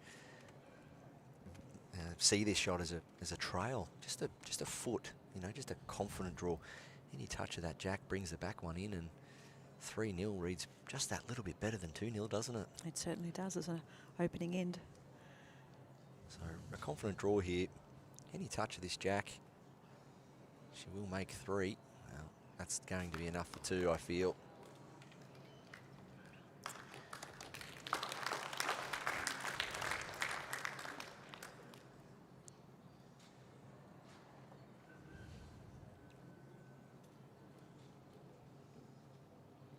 Two shots to Guernsey.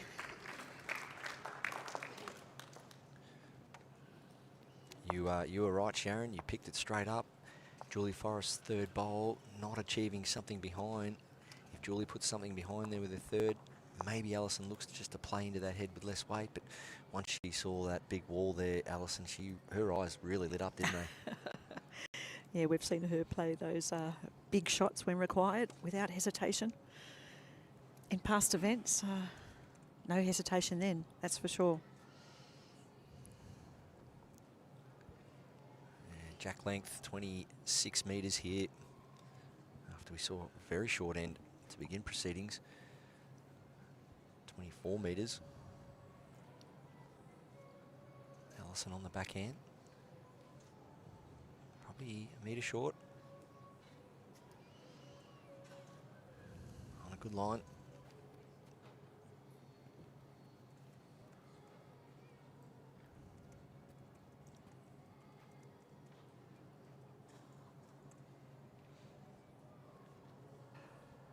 Well, not a bad start from Julie. Probably about the same distance behind.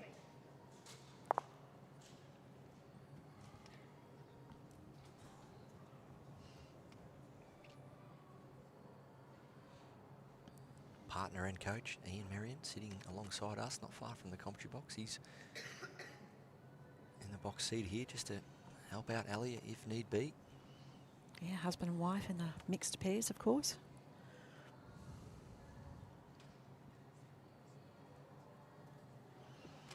So Guernsey, never been. Played against Guernsey a fair few times over the years. And for those that aren't familiar, 27 miles or 43 kilometres off the coast of Normandy, France. And roughly 70 miles from the UK coast as well.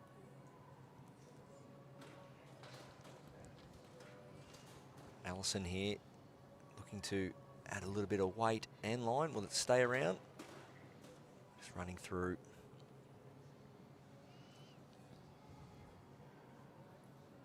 Population 64,000. And you think about Geelong up the road, Sharon, I think it's a population of around a couple of 100,000 Geelong.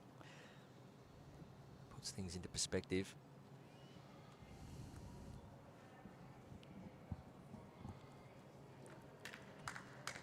Julie Forrest, too much room for her at this stage. It's a nice shot, little tap of the leg there from Alison. So sportsmanship today and throughout the week, Sharon, it's just been outstanding. I mean, just a tap of the leg or a little good shot.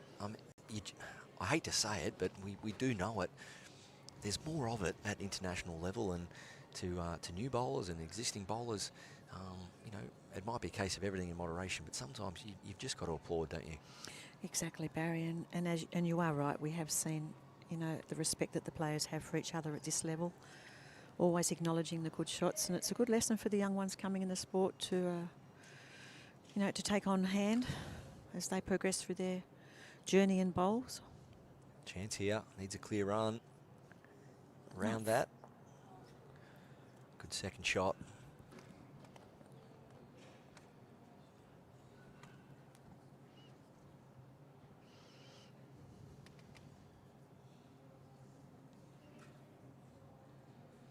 So Scotland's Julie Forrest has one bowl left to add to this count, currently holding one on her forehand. Jack length, 26 metres. It's on its way. Yeah, out on a good line. A little touch of the jack could bring another one into it. She played it well. It's two to Julie.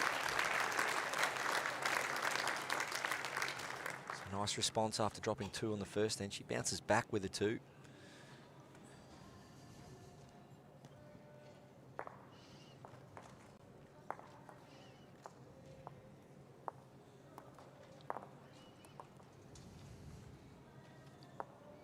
Saw in the first end, Sharon, Julie put three bowls inside 18 inches of the jack. Unfortunately, then dropping a two because of that great firepower shown from Ali. But does Julie look to put the jack in a different spot, just change the visual? think probably not a bad idea, Barry. But she knows the length that she had that first end, how well she played those first opening bowls.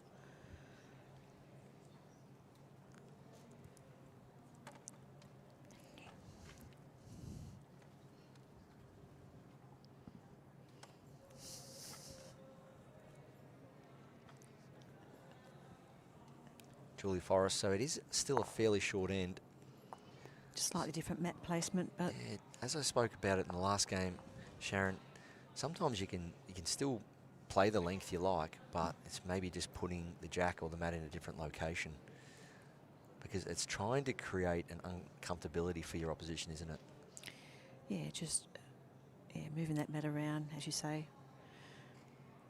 Similar length, just different location. But one would expect both of these players to be well experienced at wherever the mat may be placed, as we've just seen from Ali's response.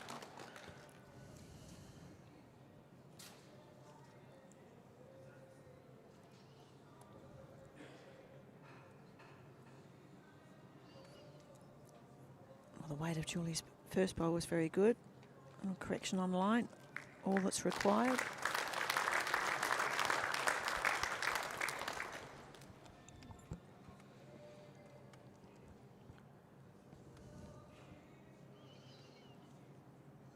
Ali swapping over to a forehand. Going to follow that one down. May not reach, but had the track.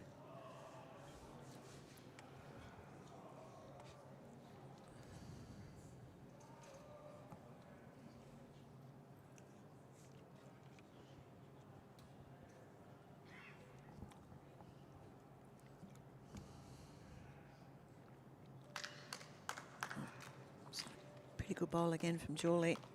Doesn't want to kick that jack out. Well, she has. Still not an easy shot left for her, but Allison needs to probably add 4 feet here. Yeah, she had the line with the previous bowl. She reaches, she can. Oh, she's close to the jack. Very close to that jack. Classy shot, but Julie Forrest, Sharon, I did mention it. Julie didn't want to kick that jack out. She kicks it out in the open. Allison jumps on it, and that's what a good player does. If you give them an inch, they will take a mile, and Julie Forrest knows that.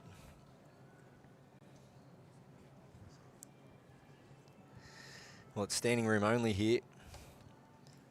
There's a couple of spare seats opposite where we are, but we'll have to.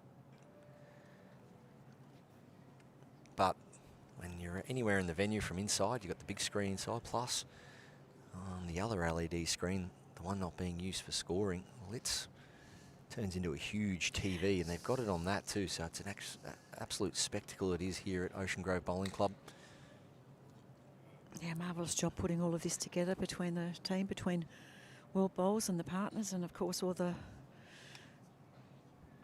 staff and members at Ocean Grove Bowling Club.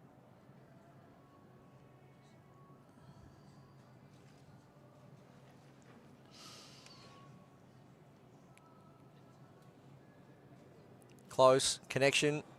Well, needs it to go out of bounds though, so Julie Forrest, big effort.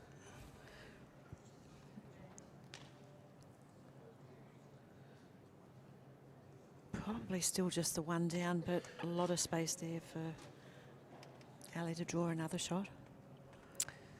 It's only human nature, Sharon, that when you're down or holding, you're always looking to get another one in there, and sometimes it can be at a detriment to the way the head looks. We see it so often. You might be holding a good one, you think, I'll just try and get another one in there, and you actually play into the opposition's hands, and unfortunately that's what did happen on this occasion for Julie. Yeah, created an opportunity. And then Alison For now, Ali. you'd like to think she'll make the most of it and pick up a double here.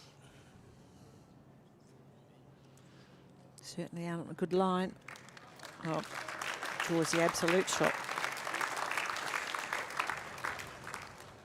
Just confirm if it's 1 or 2 as Julie removes the bowls.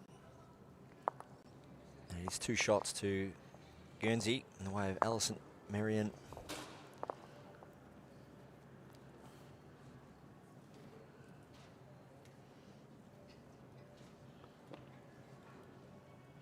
3 ends played.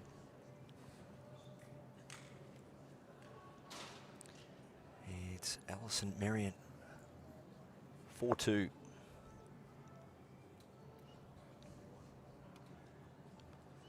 Short jack. Jack length 25 metres.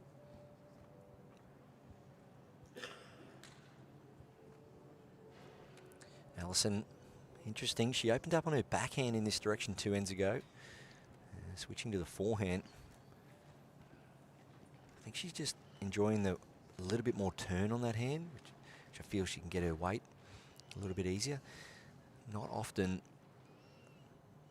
will you see a player change hands with their opening bowl, but I think if you don't quite get it, the key, and Alison's done it really well, the key is not to persist too long, Sharon. No, that's right. Change it while it's still early.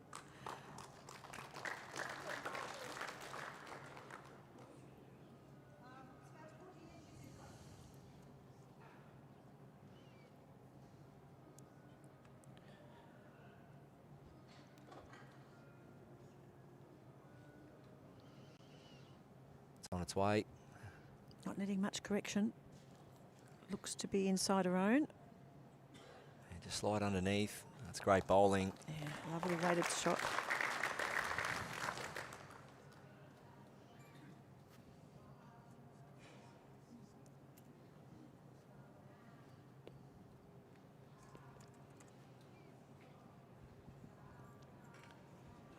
Julie needs to let go now. Give that a nudge. Great weight, just missing height. So both players playing decent weight, just not getting to the centre of the rink on this occasion so far.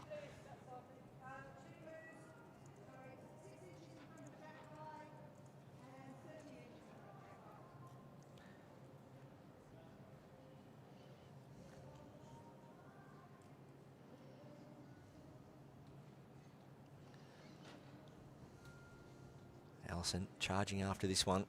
She knows turn either one over or slide in behind. Just a reminder to our viewers, if the jack does go out of bounds, it will be respotted on the tee.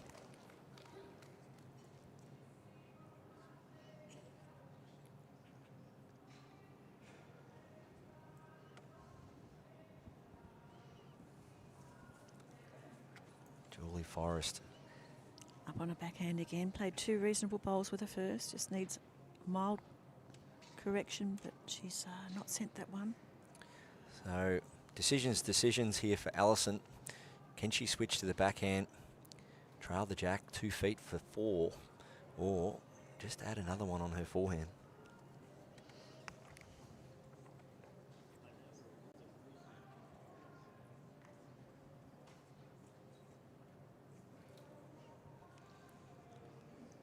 When you've played 3 decent bowls in your forehand, you say, well, I'll just replicate it, or do I start fresh and flirt with the backhand? But it will be a case of just trying to get another one on the forehand. Shake of the head early. I think I would have been very tempted to try the other side and Would you have, Sharon? touch that jack through for 4.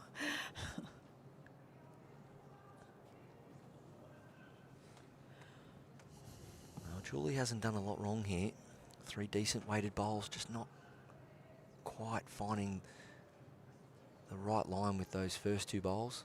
The 3rd bowl pulling up short. So it's just trying to find that happy medium here for Julie Forrest as she works her way back into the head. Will it get there? And the speed's handy. She gave it up, but she draws the shot. Hands go out. So Julie not believing that that hand will turn as much as it did, and I like that, the sportsmanship between these two. You know, Julie giving up on it, Ali turning around and giving her a wry smile and a little point of the finger. well, when Julie let it go, she was, oh no, I'm too wide here, and it came back beautifully. So for that length, it just goes to show there's a nice drawing component to this rink on those shorter lengths. As you get a little bit longer, you might see a little bit less turn, but Julie bringing the jack up, the mat up for a jack around the tee, I suspect here, Sharon. Which would again be a similar length to the the couple of ends that she's... Yes, it is. It's going to stop nicely there. So it is a similar length, just, again, a slightly different mat placement. So with this event sort of combining over the years, we do acknowledge that Julie Forrest, World Indoor Championships from 2019, 20, 21, 24 and 25, picked up 5 gold medals in singles and mixed pairs. The World Cup in Warilla 2015, singles silver. British Isles gold in 1998 in the triples, and then Bristol and Warilla World Bowls Indoor Championships 22-23. And then when you look at her outdoor record, there's some silvers and bronze there, Johannesburg, Leamington Spa and Johannesburg. So you're talking indoor, outdoor, and around the world, around the globe. It's a pretty impressive resume, isn't it? It certainly is. She had 25 Scottish caps outdoors. It's she certainly has a long and illustrious career in bowls so far, and continuing with that.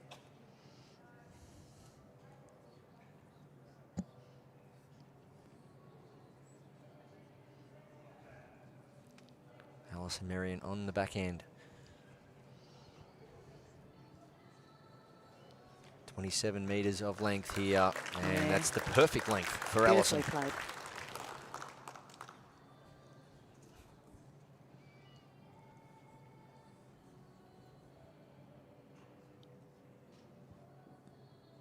Well, Julie remaining on a forehand. She's played 2 with very good line. Just needs a weight correction. Needs to get down, Sharon. It's close. Oh, that's well played. It looked like it was going to drop out, fall out as it came to rest, but That's 7 inches behind Jack High.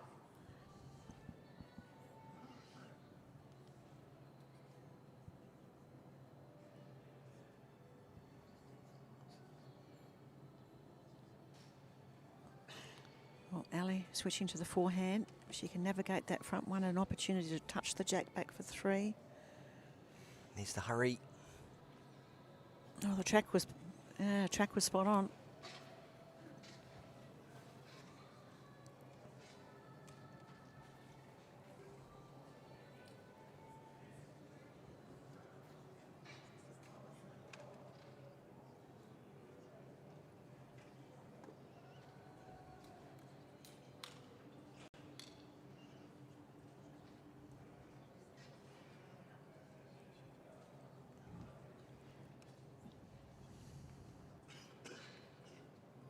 I feel Julie will need to switch to the other side now.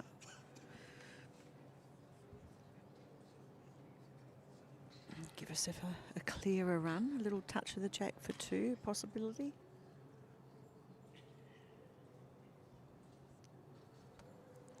Backhand on its way. Jack back. That's what she's after. Well, there is a little edge off the front looming. Nice weight control from Julie. Still finds herself one down. Now Alison. That forehand seems to be blocked up now, Sharon.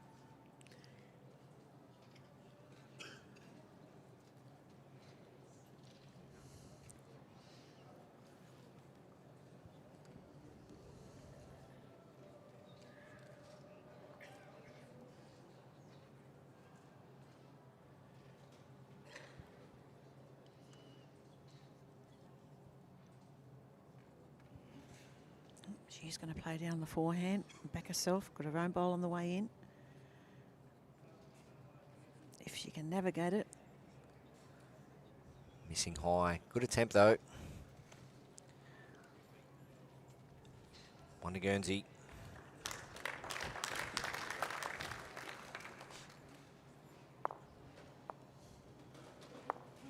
Five plays 3. 2 ends to play.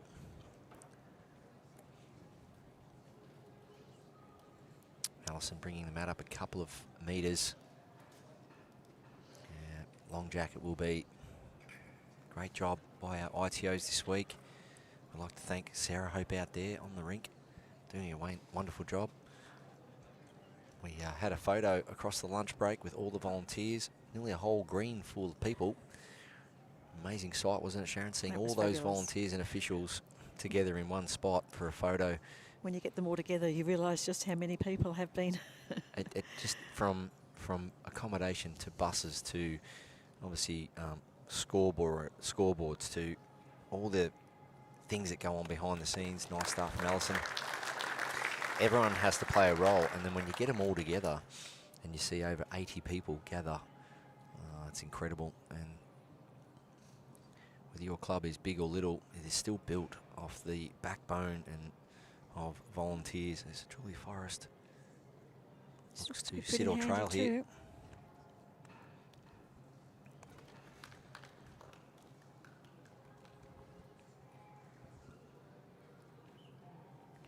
Length 29 metres here, so both players starting off really well across this length. Riley looking to put another one close by. She's certainly in the area again. Oh, that's good. Not creating any target and close enough to count.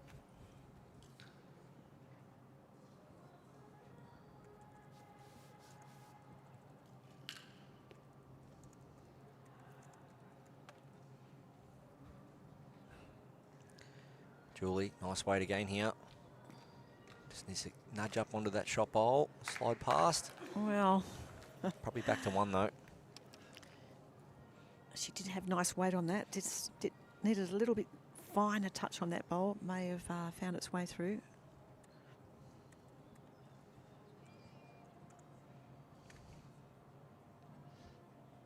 I think Ali either plays one around the back, slightly behind, just to put that cover in early. Alison Marion on the forehand, pulling up short, bestowed the honour of being an MBE.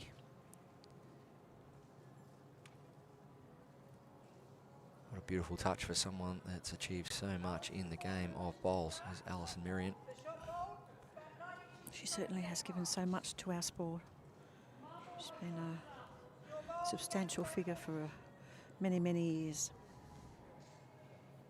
And I think she was given that honour in 2012, 14 years later, still playing at the highest level and giving back to the sport.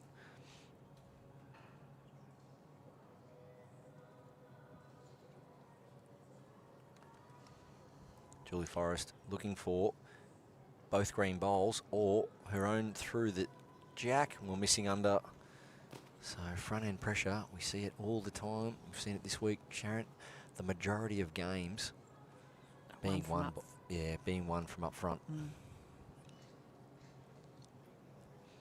There you go, some people peeping through the glass windows.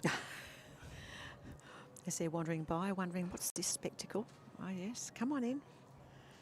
They're wondering if there's a spare seat, and well, Not many. Good news, there is, but I think most of them would have to be inside the clubhouse, because out here, ringside, it is a full house.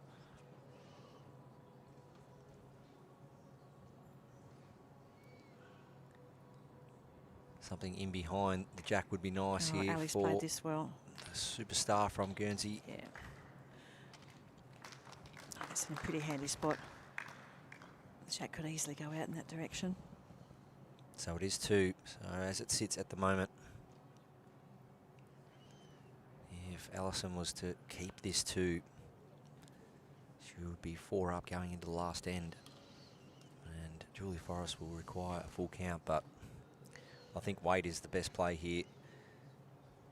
Swooping for the jack. If she makes contact with her own bowl, an opportunity to push that forward onto the jack as well. Send it out on a higher line. Good weight with her last. She is higher. Still staring at this. Needs jack now.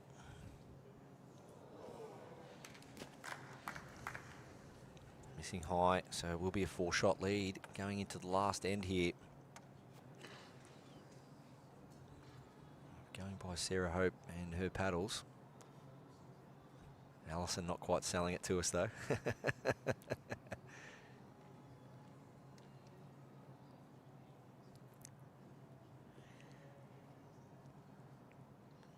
3. Did the wing bowl sneak in? Just going by the paddles. Of course, we're centre green here. 2 have been taken out. It will be a measure for 3. If that's the case, if it is 3, that will be the end of this first set.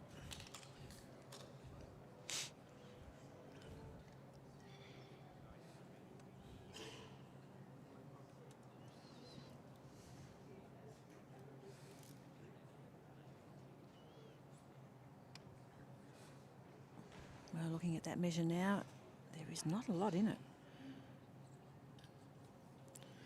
The bowl's chocked, so there's no risk of them falling during the measuring process.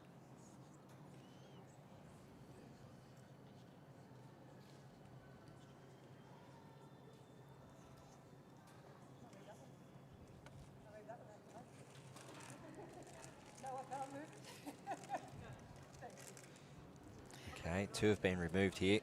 So we'll soon find out if it is 3. It's just the 2. So Sarah Hope will put up 2 paddles, and that's 2 to Guernsey. They lead 7-3 going to this final end of the first set here at Ocean Grove Bowling Club for the 2026 World Bowls Indoor Championship. My name's Barry Lester. In commentary, I have Sharon Renshaw. We've got 1 game to go after this, Sharon. And We do. that'll be, I think it's 30 for the week we've covered. So Well, it's been an exciting climax with these finals we've had, and one to come, which is going to be a thriller, I feel.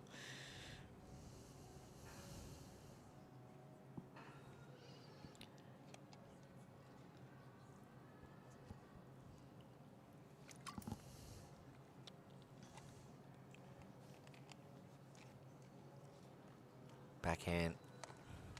Nice starter there from Allison. She has settled nicely throughout this match, just causing a bit of front end pressure for Julie. And Julie's left to respond early. She must pass with this. Yeah, must has to reach pass the with jack. this. Oh, that will make a 4 very difficult. Yeah, a bit of a huff and a puff there from Julie. She knows it's going to be hard work from here. It's long days for these players, of course. Well, some matches, of course, starting around 8:30, so the players are here well before that. Oh, Julie playing this morning. First match up this morning. Against Sophie McGrauther and then advancing through to this other final. So it'll be 3 games in a row for her. Big days for these players. And it's about just keeping the legs moving, keep stretching, keep the air flowing through the lungs, keep the energy up. As Julie here now drops another one in short. So for me, it's just a sign of a little bit of fatigue. There's touch, there's ability, there's skill and all that, but once the body just starts to rely on the reserves, you've got to get that out of your system. As Allison, well,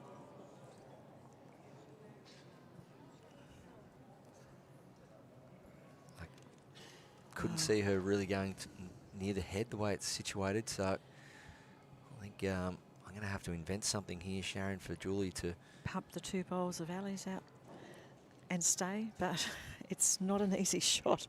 I did like backhand run at her own bowl, get it past the jack, but Julie's going to be holding 2 here all of a sudden. It just goes to show how quickly these games can change. And a touch up. Needs to remove those 2 bowls, though, to have an opportunity. I think Ali would like to get even just another 3rd shot somewhere away from those 2 bowls.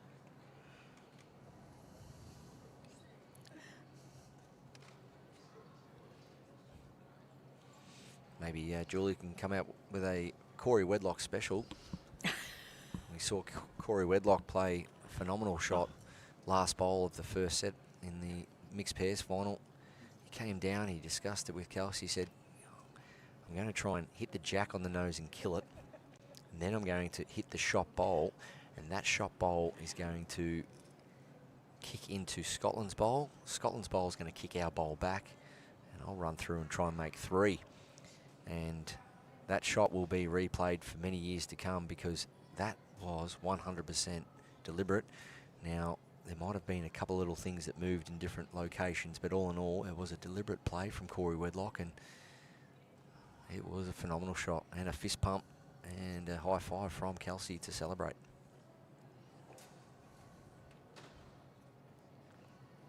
Oh, that's very close to the boards out there, isn't it? See the look on Ali's face.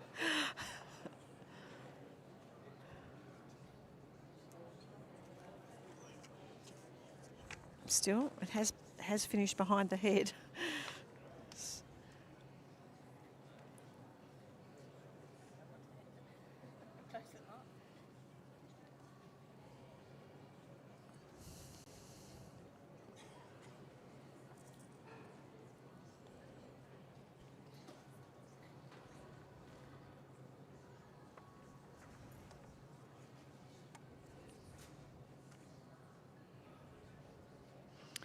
Julie's just having a little chat to her coach. Confirmation of the shot she is looking at. Well, it has to be solid on the front green. The one just near her short bowl there. Remove them both from the head. They both go out. She stays solid square. And the bowl that's next to the green one, it just goes back 4 or 5 feet. She's going to get the jack all right. She'll currently hold 2. But that'll be it. First set will come to a conclusion unless Alison can find a way to... Oh, no, I think it's out. Yep, they're going to agree. Well, either way, in or out. It's still only the It is out, 3 so shots, it will be 2 or 3 shots to Julie. But as we said, it will be Guernsey, Alison Merriott winning the first set here for the women's singles final for World Bowls Indoor Championships at Ocean Grove Bowling Club for 2026. Just recapping that first set, Sharon, Alison picking up the first end, the third end, the 5th, the 6th and the 7th. And it was that couple of ends there, won by Julie Forrest, but just not being able to probably outnumber Alison when it comes to effective bowls. Yeah, I agree with you. That's both playing some good bowls, very good bowls, but Ali was just that little bit more consistent, of course, getting the more bowls in the head. And a couple of big conversions, of course, as well. So for me, Julie Forrest, big day. Semi-final, final of mixed pairs, now final of the women's singles. I just love to see her probably just jog or chase after a bowl, get the energy going, get the, the arousal levels up a bit, maybe grab a drink, snack on some, some lollies or anything, because it's going to take all the energy, all the concentration, your physical and mental components to get you this title and this response to make this a tie-break game. Exactly, Barry, and she was doing that between the games. I did have a quick chat to her on the way through, and she was taking herself off to prepare for this match.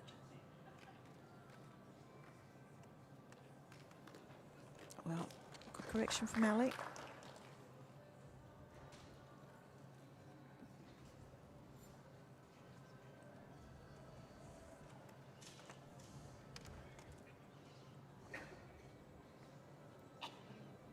Well, it's a nice correction, lovely bowl.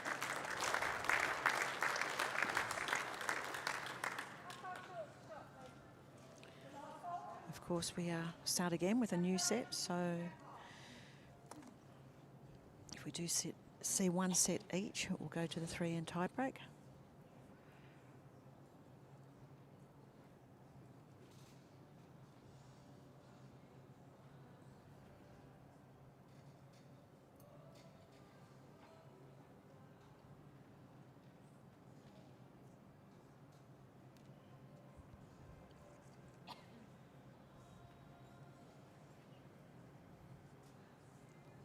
this looks to be on a pretty good line here.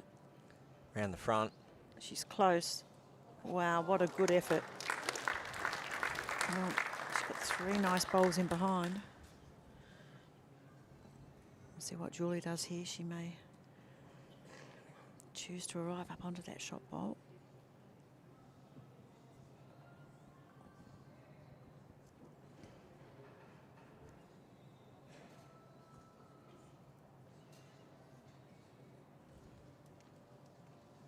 Yeah, Julie putting one around the back in anticipation of a possible running shot from Ali.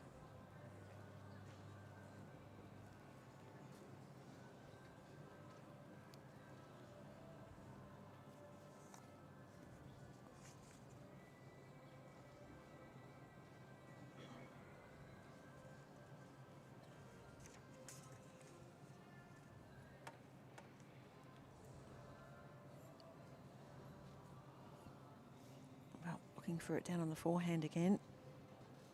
Needs to let go a bit more than the previous one did. Oh, very good effort again.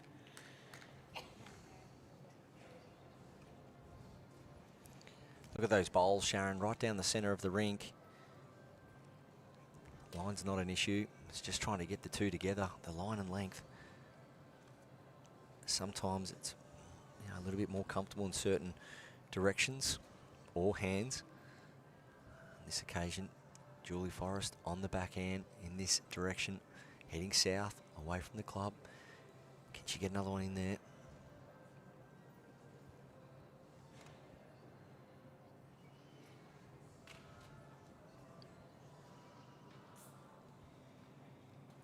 Out on a high line we saw early in the match. They do get back from there.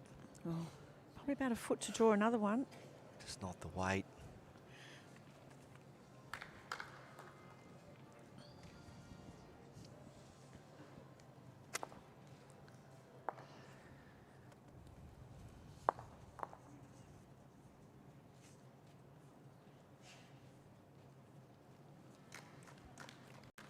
It is 1 to Julie.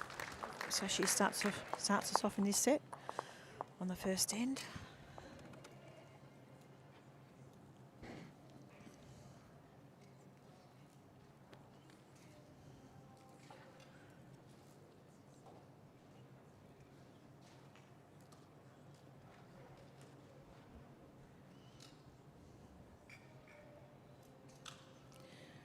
Change of tactic as we would expect to see.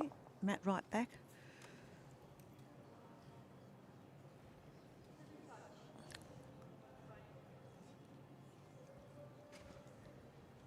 So it's forehand, as we saw there, a nice short length from Julie that played so well, playing that touch game, trying to get on top of her opponent with Nice the draw opener. shots.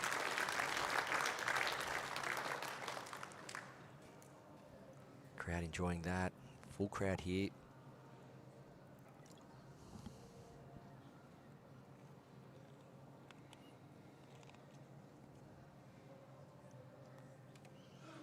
Alison Marion, can she get it back? Early days here, not quite. Nice line.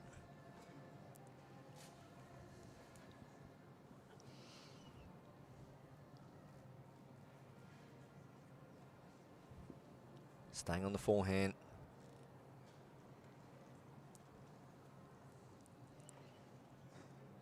Tracking in well again. She's done it again here. Julie Forrest, that's great. Opening bowls from her. Crowd appreciating that. Not many occasions though, Sharon, where Julie's got a few close bowls and Alison hasn't responded quite early. That's very true, Barry. And she only has about a foot to add to her first bowl to draw that shot. She's close again. Well, I tell you what. Oh, great effort.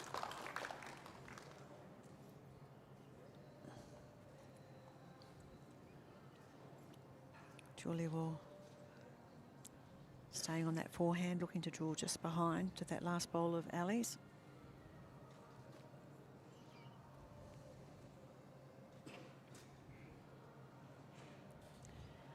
She's close to doing just that. Yeah, it's top bowling. We saw that early in the game. Might have been the first end, Sharon, when Julie put those 3 bowls right in close, but she built a wall. This time, not much to aim at for Allison.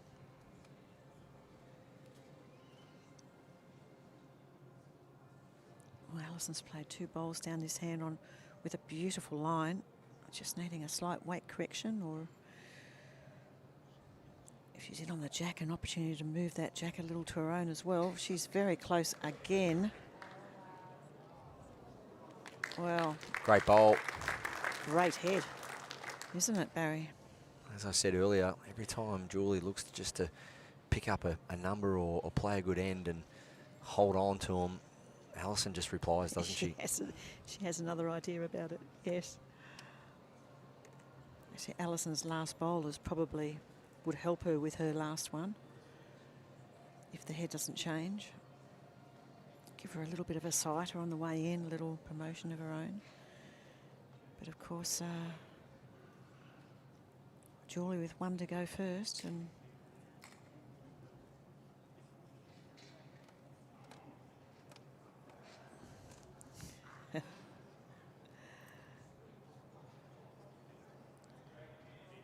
Julie trying to imagine what shot Ali might choose to play. Well, no shot clock. Take your time.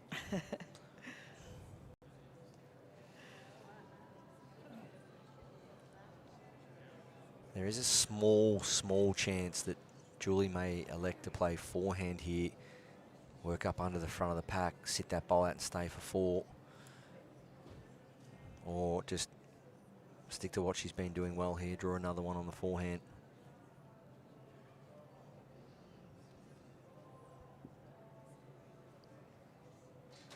Turn that outside one in, only has to fall over, if it doesn't count already.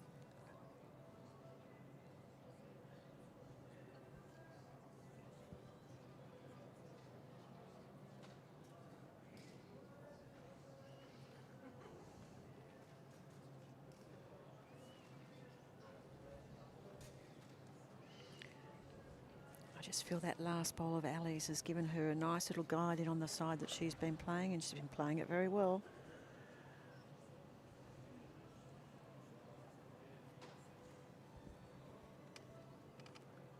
Oh, she created a great head for herself with that last bowl, Alison Merrion.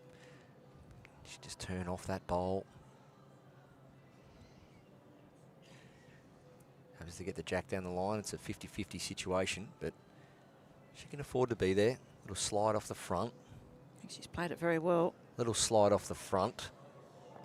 Almost. Oh, well, what an effort. She slid, but then got stuck on that front bowl of Julie Forrest.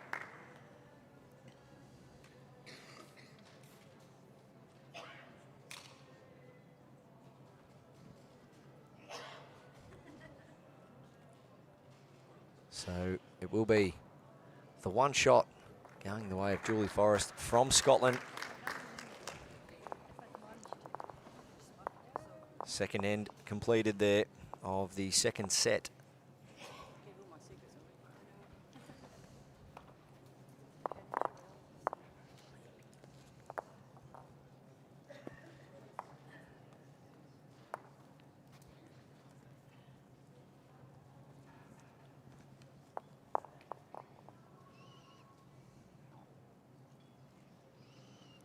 Julie, similar length again, similar mat placement. Yeah, well, that's quite short. Mat on the tee. And that jack is only just over a metre past, so this would be just over 24 metres. Feel like you can reach out and grab the jack where we are, Sharon.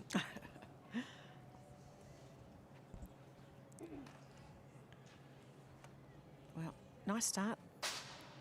Good weight from Julie.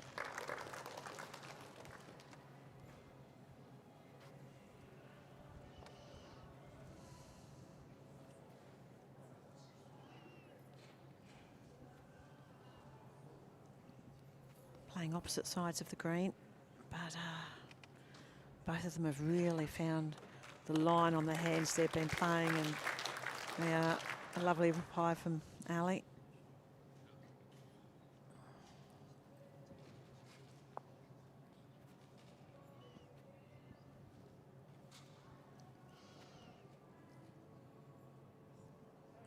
Needs to keep running.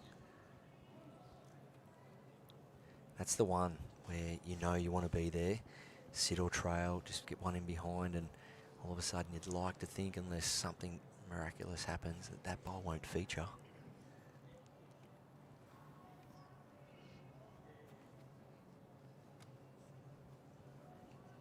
Especially if the jack gets moved now. Well, that front bowler, Julie Forrest, definitely won't feature now.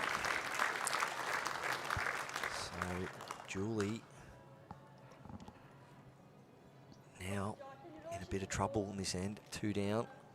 Jack hidden.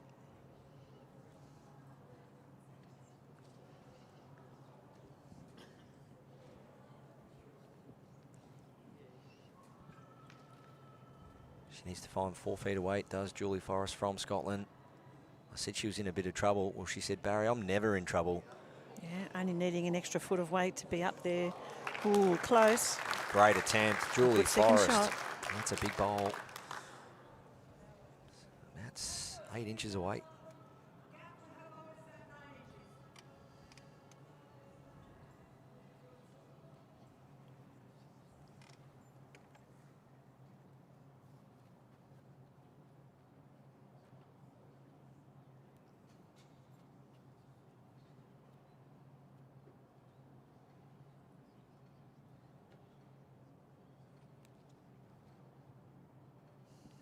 Oh, it is too, yeah. Oh, Alison Marion, she just only has to get past anywhere. Well, it's good play, isn't it, Sharon? Yeah, very smart play. She's got a good one sitting right on the jack.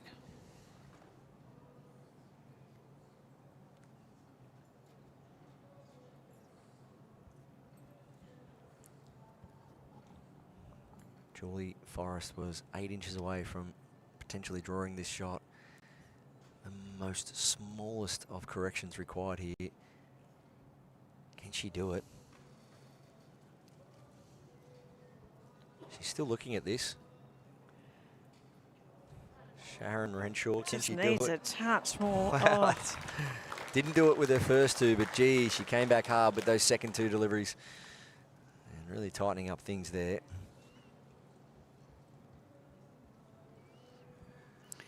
Well, that bowl of Alison's is sitting just short of the jack. Now I see that. What a good attempt that was from Julie.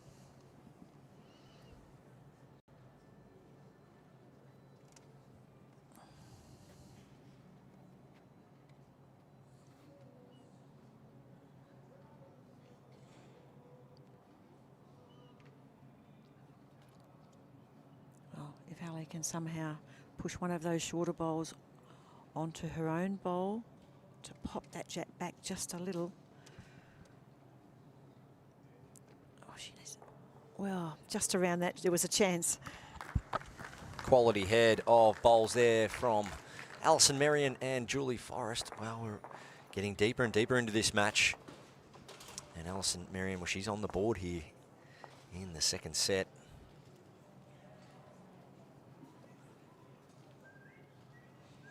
We're 3 ends down. She trails 1 shot to 2 in the way of Scotland. Sharon Renshaw, prediction time. Guernsey winning the first set. Alison's probably first 2 bowls were the difference, I felt. Julie's still playing solid, consistent bowls. Can we see Julie hang on to this slender lead and force it to a tiebreak, or is Alison's high effective bowls just too much at this stage? I'm feeling there may be a tiebreak coming. How about you, Barry? I expected that.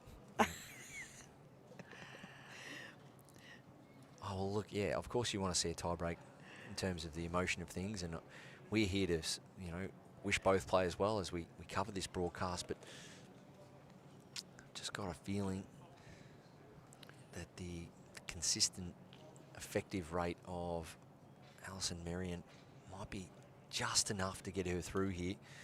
Not that our predictions matter or anything, but what we're both excited to see is Julie Forrest just take her game to just a turn it, notch it up once, and then anything's possible. So we are 3 ends in.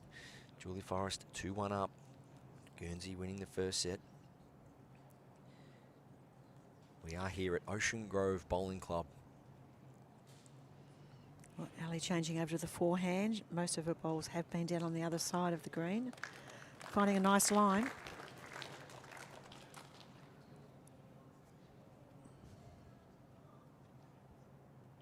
Men's singles final is up next.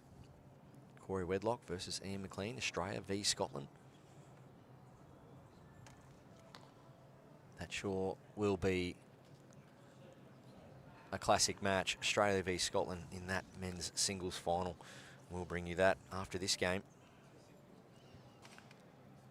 Wow, plenty of room to draw a shot. It is very close for shot. Scheduled After for the 3:30, that one, Sharon. Yeah, that'll be an exciting match, won't it? Followed by presentations and closing ceremony. So Alison Marion on her way. No, asking it to hurry.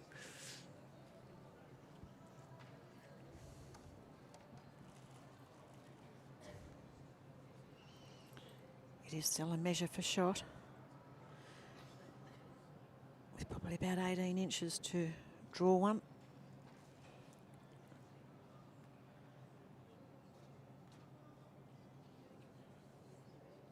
Will that drop in?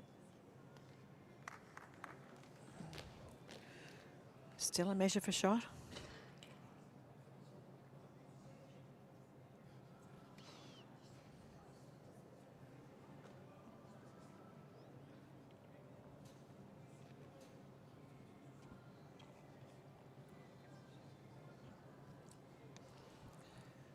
Alison Marion, well, she's about to deliver her last bowl. We saw her chasing after her third bowl, willing it to hurry. She was only the 2.5 feet short, so for a lady of her ability, small correction required for her. The bowl is on the way. Can she find that desired 2 feet? Once again, chasing. She's chasing. Clear road or contact. Well, she's done it. Of course she's done it. Alison Marion.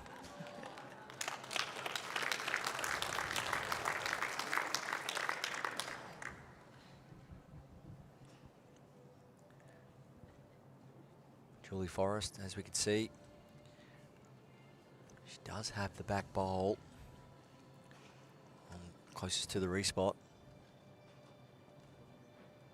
And that forehand of hers seems to be blocked up a little bit. How does she find a way in there, Sharon Renshaw? Well, I think she is looking at that gap down on the backhand. There's an opportunity to work through there. She has a bowl behind Ali's bowl on the run in, and if she's lucky enough to pick up the jack, I suppose there's an opportunity to pick up a number there. But well, if she gets the jack, she kills it and makes one. But guess what? If she actually plays real solid weight here, Julie Forrest, and she gets the jack and then removes Alison Marion's back green bowl, she can make 3 here. So the first priority is you get the jack, and then you clean out Alison Marion's bowl on the way through. So she is definitely arriving here.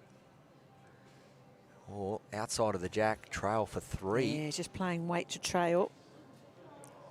And unlucky not to get that. That was a good effort. Big effort.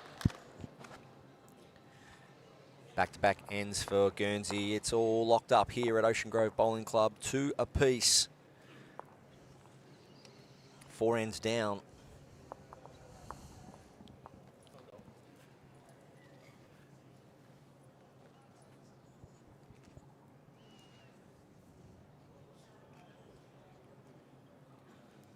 Four singles. Scotland picking up a single on N1 and 2.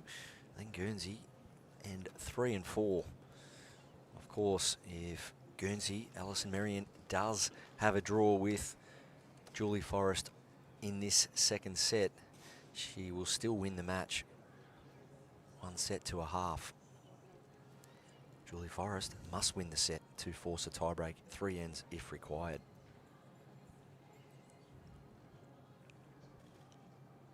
Put it on your list, type it in your maps, Ocean Grove. Come down. And you will be greeted to fantastic hospitality as Alison Marion draws a great shot there. So much to do and see here under the double canopy roofs. Outdoor adventures, plenty of places to stay. Airbnbs, accommodation, wineries, great restaurants. And if you're in your history and heritage, you have to go down and check out the hand-carved wooden carousel constructed in 1892. There. And arts and culture as well.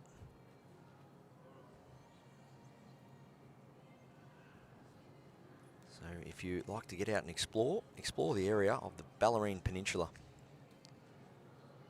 Of course, Geelong only 20-25 minutes away. Gateway to the Great Ocean Road. Spectacular scenery and sights. It's a beautiful seaside town, Geelong and Ocean Grove, so you've got everything here. You can get here a few different methods. Well, if you want to drive down, you can go to Sorrento, get the ferry across to Queenscliff. It's far more enjoyable. Or vice versa. When leaving the area, you might want to head over to the other side of the Port Phillip Bay and head over to Sorrento. So Alison Marion on her backhand looks to come under her front bowl here. Trail the jack. Yeah, she's one down at the head, I believe, and an opportunity here, even touching her own. She wants to miss it now and get to a good home. Well done. Well, Sharon. Tie break. Straight sets. We have these discussions. I think we're pretty even on our predictions so far, aren't we, Barry? Oh, I think you've got me. Well, that's well played.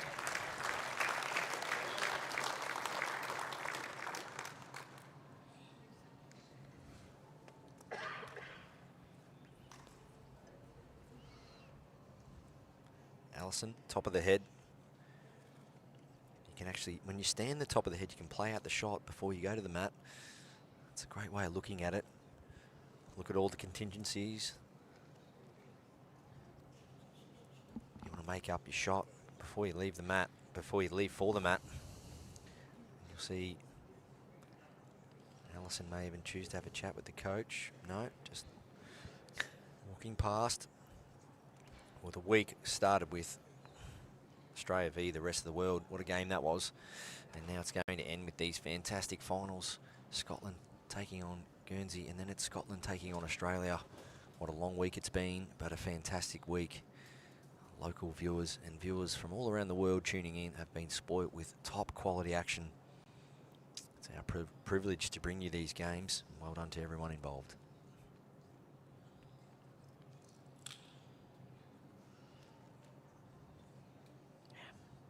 Playing up on a forehand. Jackal bowl. Close. No. She stayed for shot. It's well played. Good weight.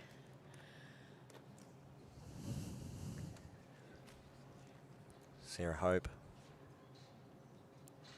having a good look. I think she'll be indicating it's a measure just by reading her body language. Yes, too close to call.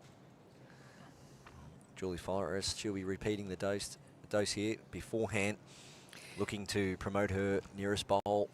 And if she has got one already, if she doesn't touch the jack, she may pick up a 2 here. So pretty much the same bowl she played with her previous one. Social memberships on offer at Ocean Grove Bowls Club. Full memberships. Get down to the Ocean Grove Bowling Club. Sign up for all the action here.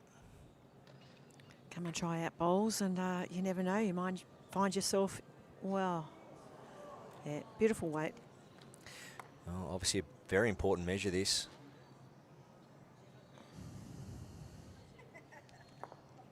Dual membership All social membership benefits, full green access, food and beverage discounts, member rewards.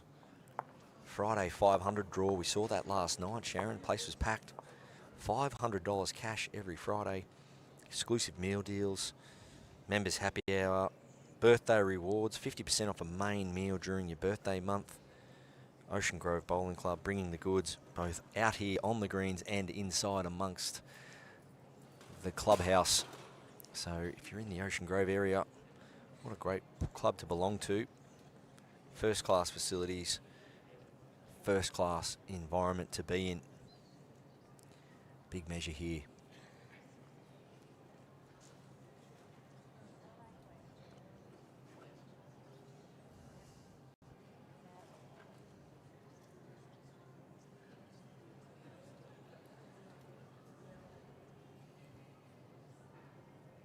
Going back to Allison's.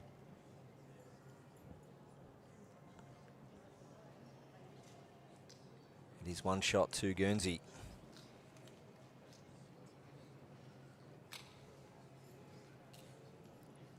(3-2) Guernsey v Scotland. That's 3 ins in a row, 3 singles in a row, Sharon.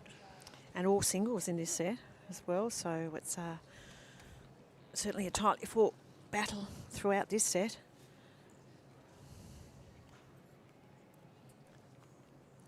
I think the heads generally, Barry, have tightened up a lot. Lead bowls have been very good from both players. Yeah, well, let's look at a couple of scenarios here, Sharon, as we know our viewers all around the world want to stay up to date with all the ins and outs of the game. If Alison Marion does score a 3 here, she will lead 6-2, and the title will be hers. Of course, 4 won't be enough for Julie. 4 will only get her a draw, and the championship will be Alison's. So she gets off to a great start here. Nice little touch-up. But if Julie Forrest wins this set, we go to a 3-end tiebreak if required. So big end, penultimate end of this second set.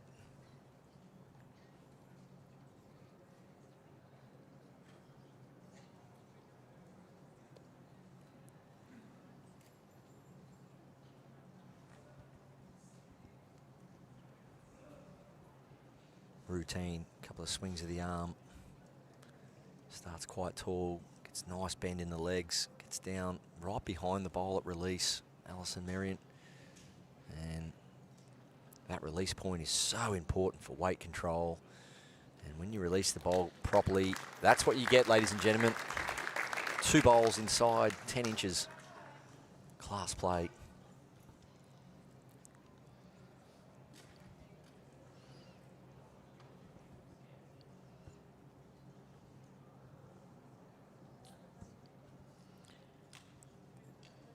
Julie switching to the other side. Just looking for an opportunity to pick up the jack to take it back to her own. Well, weight was pretty handy.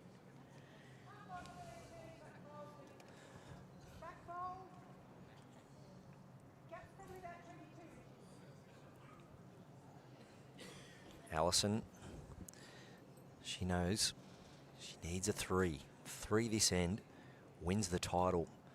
But she also knows she doesn't want to make this head, the way it's starting to shape up, any easier for her opponent. Well, if you're probably going to put a bowl anywhere, you wouldn't complain with that at all. As Julie now, I think she has to get aggressive here. Backhand, maybe a yard or 2 of weight, trail the jack, sit the shot bowl. She's looking at it. She's close here. She's very close. Well, she's gone from nearly squaring the shot bowl and holding 1 to potentially 1 or 2 down here. Alison Marion, well, forehand draw, any touch of the jack, she'll be holding game.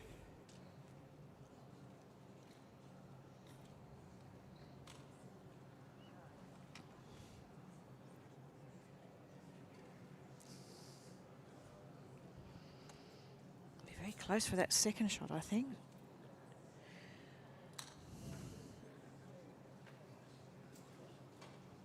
Allison has to get another one in there no matter what, Sharon, because Exactly. those two green bowls, if they're removed, if the two green bowls go out and Julie stays, she picks It'll up a be 4. 2 or 3. So Allison must get another one in there no matter what. But if she does trail it on her forehand, she holds 3 and she holds game.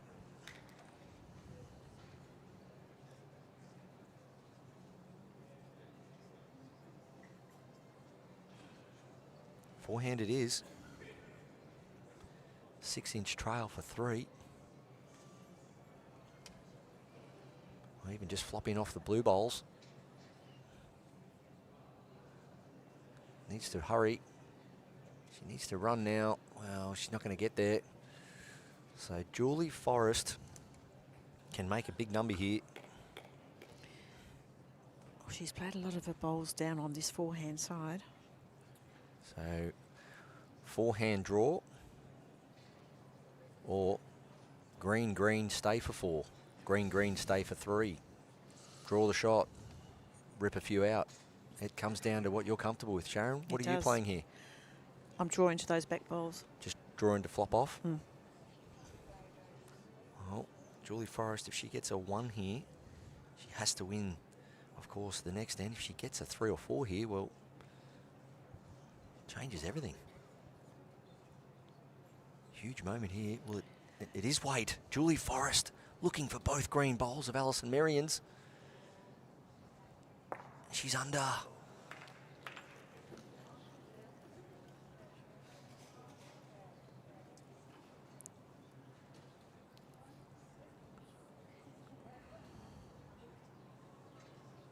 Missing under. Well, that bowl directly behind is the shot.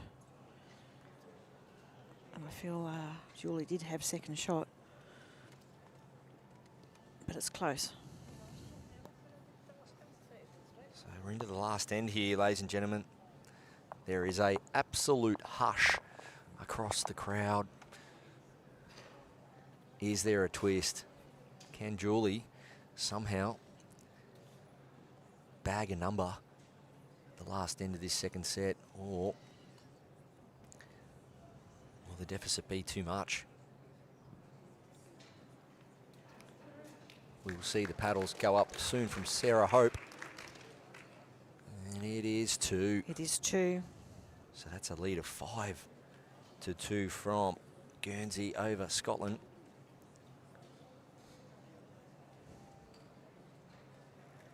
So Alison Merrian in the box seat here. She can afford to drop 3 shots.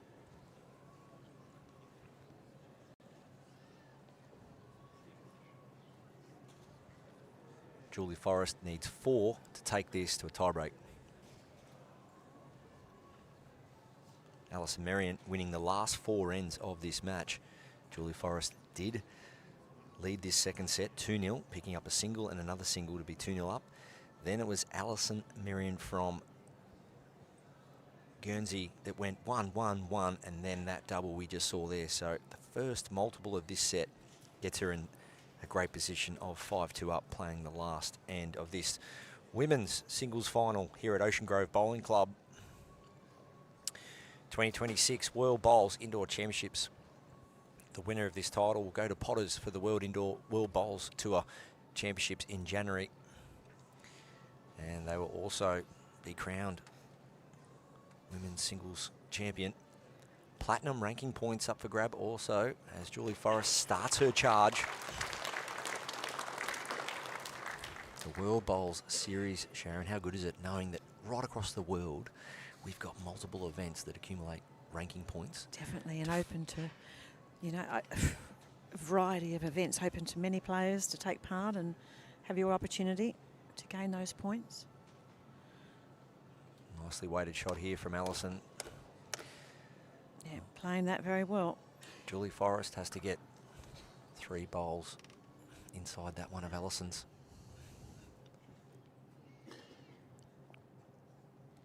Yeah, changing down to the other hand. We'll be looking for a little touch of the jack or just finishing behind to give herself an opportunity. That's a good position.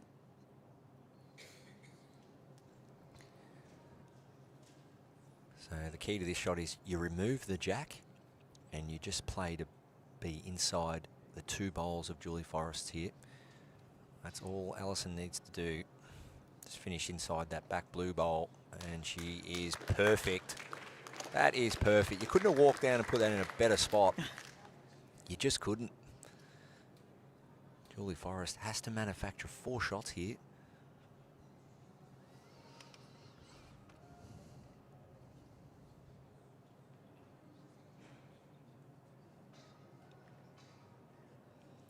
Great bowling from both players.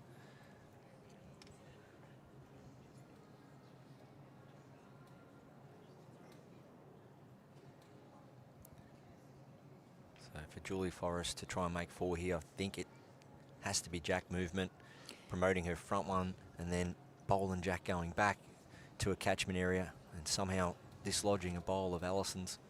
Sharon, can you see a 4 here at all? Oh, no. Well, her, as you say, trail the Jack back, her bowl rolls on to edge the inside of Allison's, and her bowl rolls out of the head.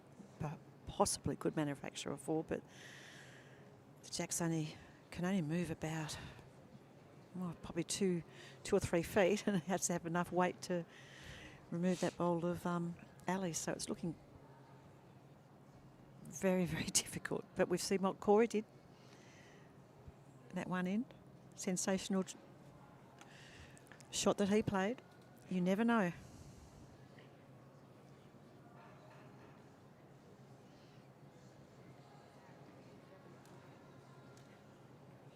Yeah, the only thing I could see was Julie running down for the Jack, flicking it out towards the peg, sort of nearly sideways, and then sitting that back bowl of Allison's a yard behind the Jack. That's the only thing I could see, but Alison Marion, once again, that last bowl is perfectly positioned. Prime location. And that's the one that needs dislodging with a little Jack movement.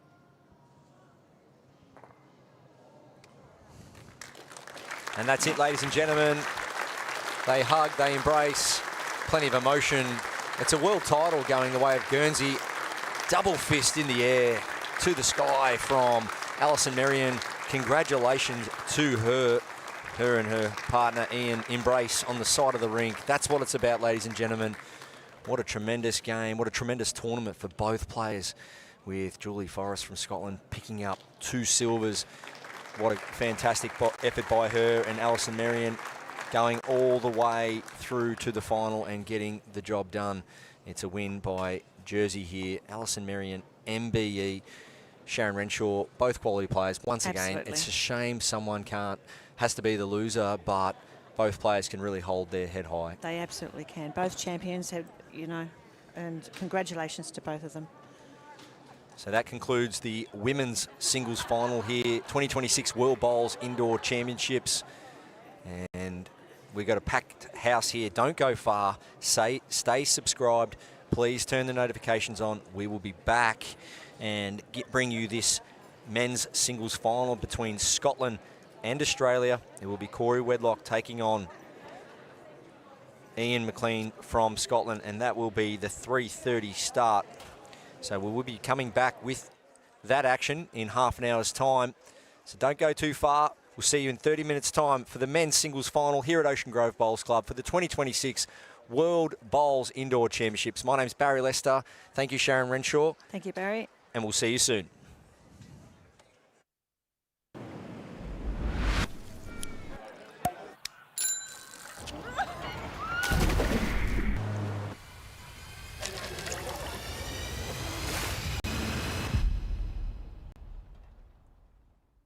My Henselite bowls are an extension of me. From Geelong to Glasgow, they have a model for every condition, anywhere you play. That confidence in line and that consistent draw is unbeatable. Henselite are always ready. My Henselite bowls are so consistent on the green, whether it's I'm playing in New Zealand, Australia, or anywhere around the globe, there's always a bowl that's going to be suited to the line that I'd love to take. I choose my Henselite bowls because I can trust them to get back to the centre of the rink. It doesn't matter what surface you play on, they are the best bowl on the market.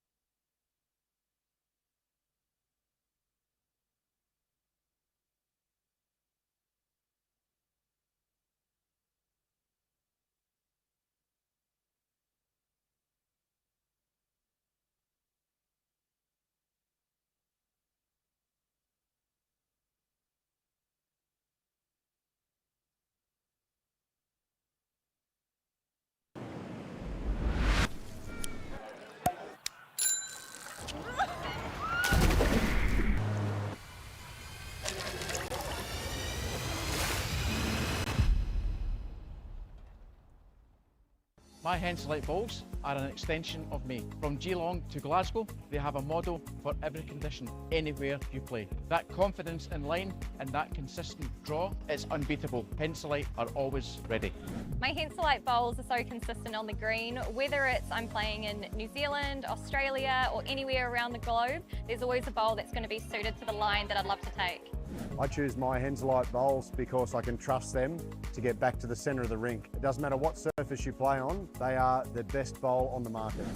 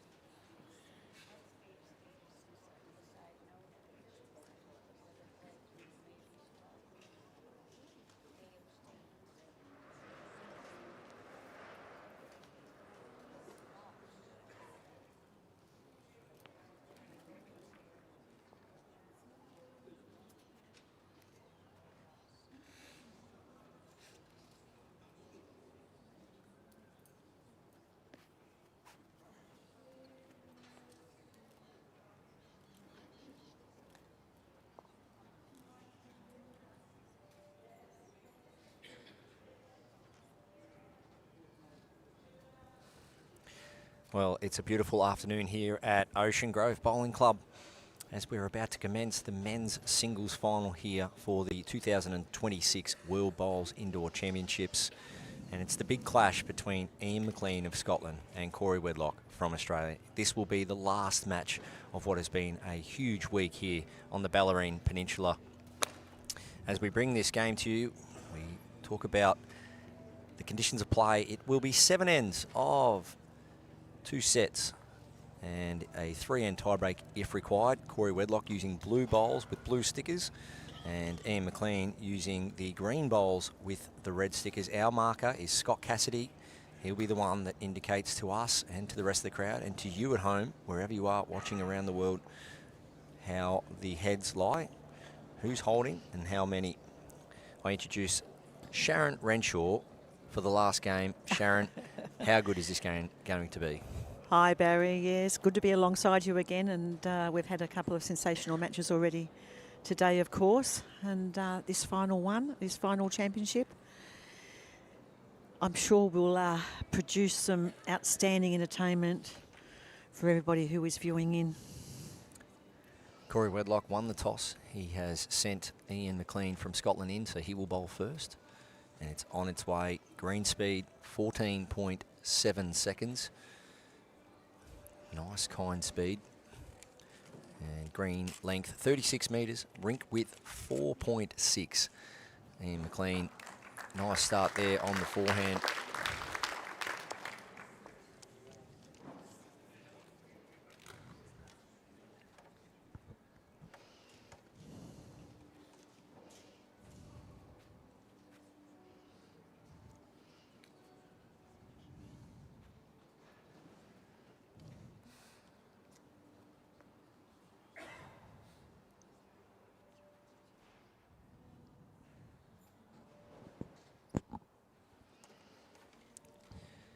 Cory Wedlock 2 feet short on the line. Nice track for him.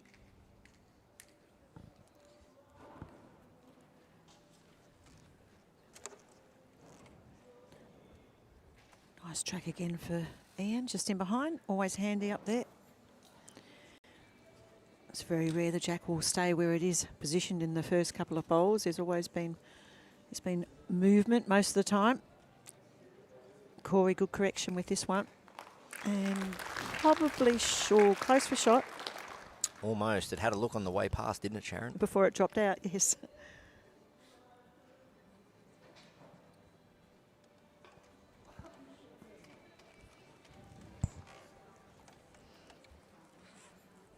Well, opportunity for Ian just to pick up the jack. Just going to slip past in another good position. 2 good back bowls. Nice home there. If you're not drawing a counter, that's where you want to finish, isn't it? Definitely, Barry, yes.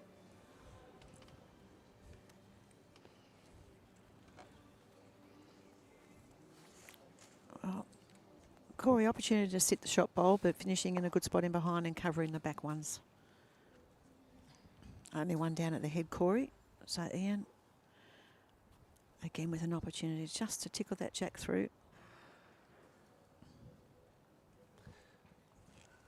Forehand again, Ian McLean. You want to pick this jack up and turn it round the corner.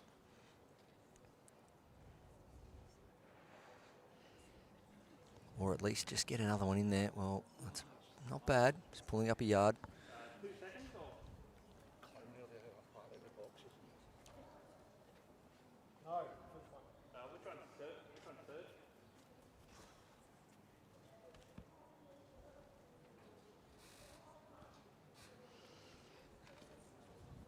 Yeah, Cory coming down to have a look at this so he can look at the angles. There's an opportunity to take out that shot bolt. He's got the 2 in the front to navigate.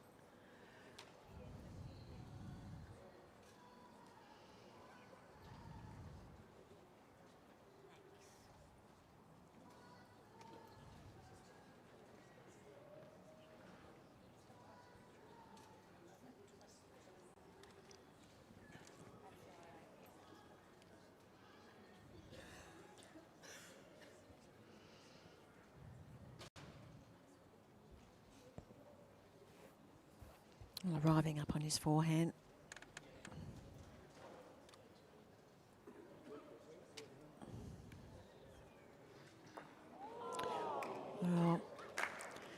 Lucky not to pop that bowl of his out of the head, but it did remain there for second shot.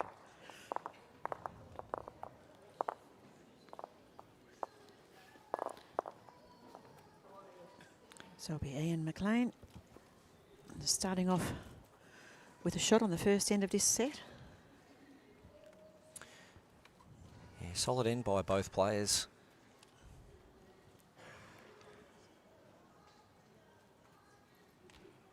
Just settling into their drawing rhythm.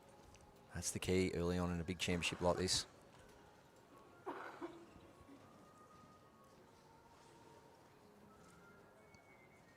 Just pinpointing that line, feeling the weight. Both players, of course, having a bit of a break since the big mixed pairs final. Ian McLean, well, he's drawn a resting toucher. Nice way to start your second end's proceedings.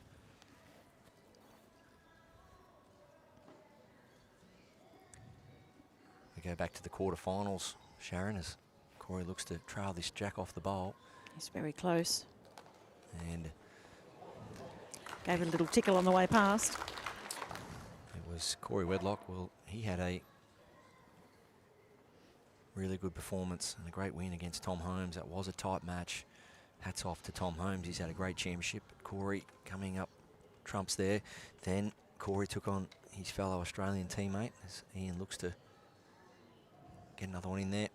He had a good win against Jack McShane.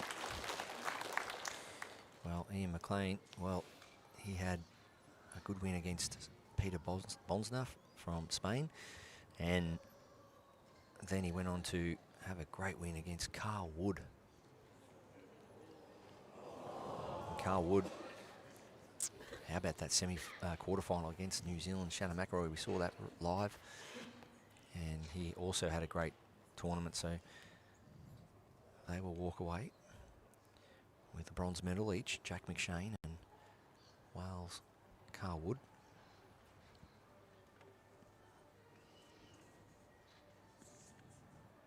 And should just pass the jack with this. Well, a little touch on it. That won't hurt it. It could be big weight now.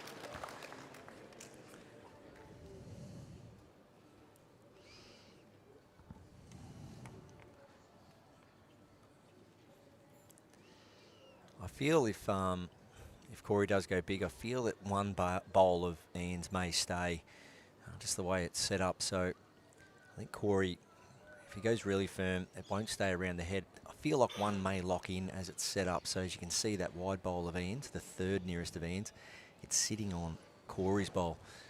In these situations, if a bowl is locked in, you've got to increase your weight to dismantle that. So it will be big weight from Cory on the forehand.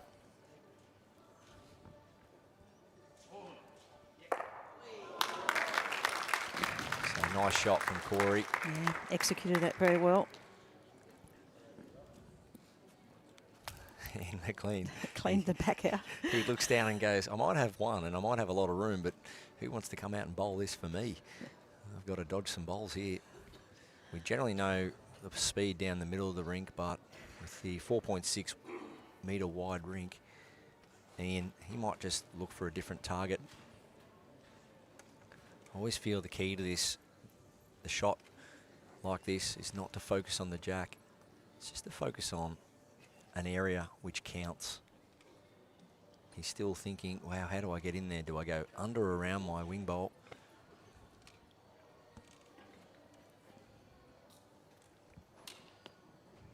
So it is backhand.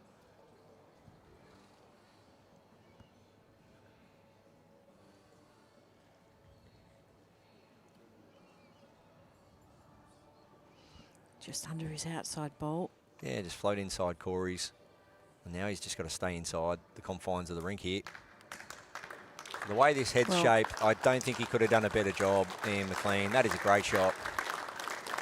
He didn't want to crash on that short bowl. The unfortunate part about crashing that front bowl, Sharon, is he just doesn't change the count. No, that's exactly right. And crashing into that front bowl, he wouldn't have progressed it very far at all, and leaving plenty of room for Cory. I think Cory, yeah, he will. He'll follow him here. Follow it down.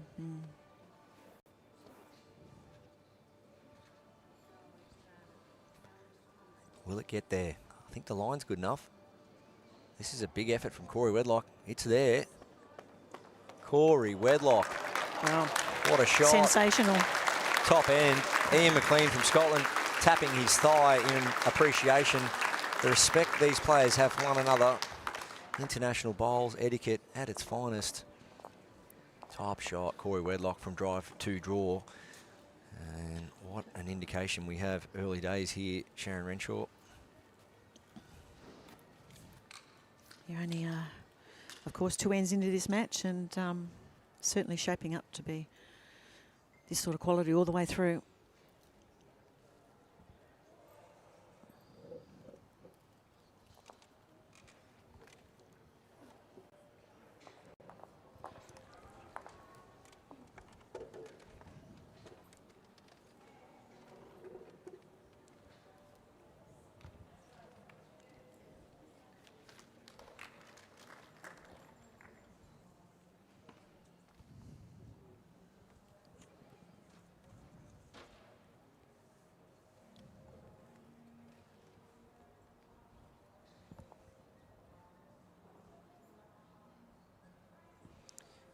And McLean on its way.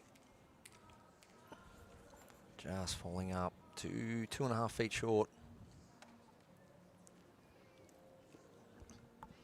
Cory only needing a slight correction on his first.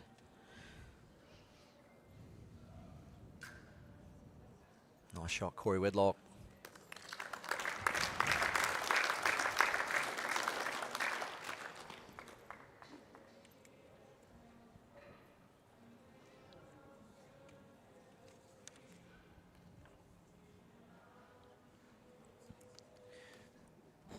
So as we get into this game, we'd like to welcome Mark Cowan. Mark Cowan is Technical Delegate for Commonwealth Games and Tournament Director here for this 2026 World Bowls Indoor Championship. Mark Cowan, welcome mate, how's things going? Yeah, very good, thanks Barry. G'day Sharon. G'day, Mark. Yeah, no, look, the event's been very well, we've been looked after very well here at Ocean Grove. Everything we've asked for, they've done, Barry, and couldn't have asked for any more from a World Bowls perspective anyway. So that's the voice of Mark Cowan as people tune in from all around the world. People are just starting to get up in the UK, unless they're having a bit of a sleep in. 6:47, that's a sleep in that, Becca? Wish I'd had that this week. Yeah, they've been pretty long days, Barry. I've been at the club at 7:30 and walking out about 9:30 at night, so yeah, pretty long days. And there's still people here when you leave. The volunteers have been outstanding, haven't they? They work through the night. They did a lot, you know. So it's been, yeah, from our point of view, as I said, from World Bowls, they couldn't do enough for us. Cory Wedlock, you've been playing bowls for a long time. Former state representative, over 200 games for Victoria, many major titles under your belt. Last, well, you're still winning titles. You picked up a premiership recently at Sunbury, mate. How was that? Yeah, it's been a long time coming, but we've been trying for around 10 years. But yeah, it was nice to well done. move up to Premier League. So yeah. Oh, good bowling from Cory. Yeah, the standing's been very good today, Barry. Sharon, Yeah, it's been outstanding. The mixed pairs was fantastic, and the girls then in the final. So I'm expecting the same out of the boys this afternoon too. Mark Cowan. Basically, when it comes to draws and scheduling and setting up this tournament, probably 12, 18 months ago, I would have thought you were trying to rally your troops together, mate, to get this up and running. Yeah, look, we the last 6 months we sort of had monthly meetings with Ocean Grove and World Bowls, and just making sure we've covered all the bases as far as you know, the on-field stuff and the off-field. So yeah, it's been hectic, but big weight, looking for a lot of these Cory Wedlock bowls. Well, what a shot! That is an unbelievable shot from Ian McLean. 3 down, he had to get that bowl solid to kick the jack back. Huge firepower from the Scotsman. And the Wedlock bowls disappeared, and The McLean Bowl stayed for 2. We come to expect that, don't we, Eka? Mark Cowan, sorry, nickname Eka. We come to expect that with these players, don't we? One bowl target is just big enough, isn't it? Nothing safe, is there, Barry? Yeah, she give them too much room and they'll take advantage of it.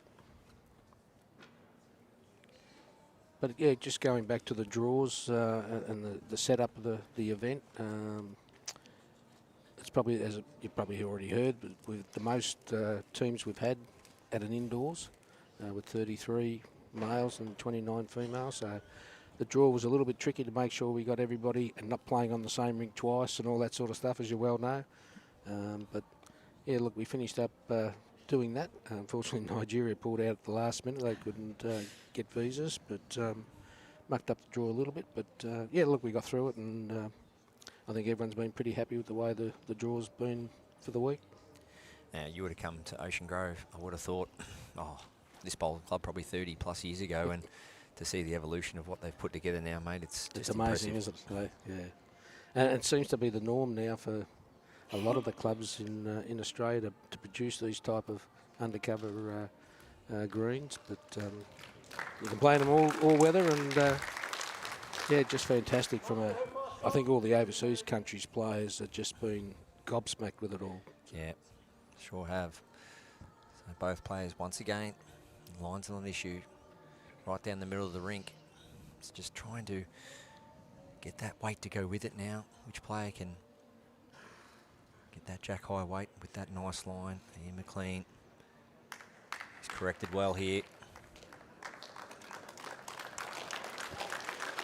Sportsmanship, Mark, not only from I guess a director's sense of the event, but you deal with the players a lot. You're speaking with the players continually throughout the event. The sportsmanship they show amongst each other is phenomenal, isn't it? Yeah, they have a great camaraderie amongst themselves. They play each other a fair bit around the world. So, yeah, I wouldn't say there's any gamesmanship going on. They're pretty good with each other, and yeah, they just played in the right spirit, Barry. Yeah. And McLean, 2 bowls, only 18 inches away. Wants another one in there. Obviously doesn't want to make it a bigger target. Oh, working in off that gap.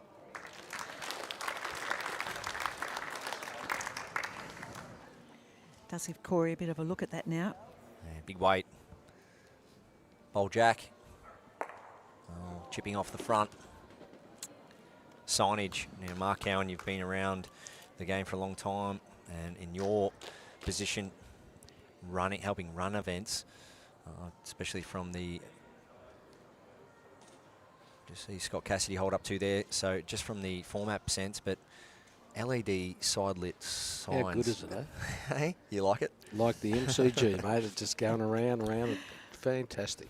Yeah, it's a great addition, isn't it? I sort of wondered from my point of view how it was going to hold up for the players, whether it was going to be, flashing in front of them, that sort of thing, but not one complaint, and it's just been fantastic to see all the different advertising right around the green. Yeah, I've asked a few of the players who have been guests with us here at the table, and not one of them has said that it bothered them. They actually thought it was fabulous, looked terrific. Yep. Cory Wedlock, well, he's already turned his back on it. The shot is made up. He knows this. He needs to collect the last bowl, the outside of that last bowl. And all 3 should be removed. The only way one may stay is if it does lock. So ideally, he wants to get the middle of that last bowl of Ian McLean's. The middle of it. Missing under. 3 shots to Scotland. Ian McLean. Nice pick up there. All well drawn bowls, Mark Cowan.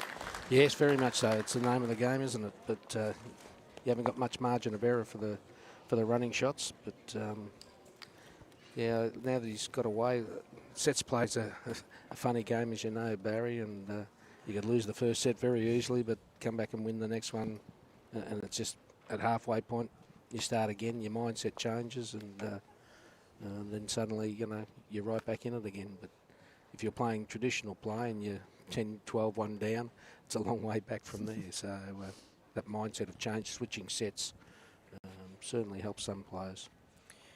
I think we always felt, especially when Ocean Grove were nominated and selected to run this event, I think we all knew it was going to be a success. Bowls Victoria, the second biggest bowling market in Australia, behind New South Wales in the way of member clubs and membership in general. But we are in a sort of a bit of a heartland for lawn bowls, aren't we? The Geelong and greater area of the Bellarine Peninsula. Yeah, right, well, even right down to Warrnambool, Barry. You know, it's a very, very proud bowling community from up here all the way down along the coast. And they're bowls watchers too. A lot of bowlers aren't watchers, but down this way, you know, we've had good crowds all week, which has been fantastic from our point of view at World Bowls. And how could you not want to watch this? Correct. Cory Wedlock and Correct. Ian McLean putting on a clinic out there. Free entry to see the world's best players.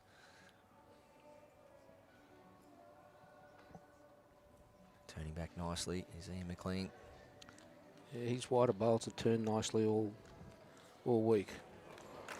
Look at that. Deft touch by the Scotsman. The former Scottish representative in water polo. Not bad, changing sports. What about you, Mark? You reached decent height in lawn bowls. You do any other rep in other sports growing up? I played a reasonable grade of cricket, Barry, but went to an apprentice night one night for bowls and never went back to cricket at age 24. So that's the game hooked me very early. Yeah, that's what we want. And Brett O'Reilly the other night at the Hall of Fame Awards, and as well as through commentary this week,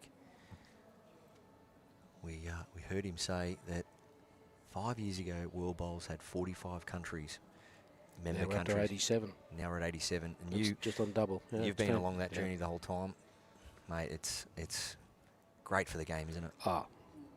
Couldn't speak highly enough for what World Bowls have done over the last 18 to 2 years, 18 months to 2 years. You don't see that very often. Well, there you go. When a bowl falls and nudges another bowl forward, you don't see that very often at all. Ideally, you want it going your way, but Cory, he's just on a high line here.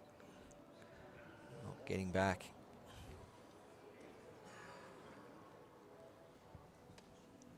So I was only speaking to my wife the other night, Barry, and she couldn't believe the amount of countries or where we're playing bowls now, which has never been unheard of before. No, exactly. It's wonderful to see so many flags up there displaying all the countries All that the are here. countries, yeah.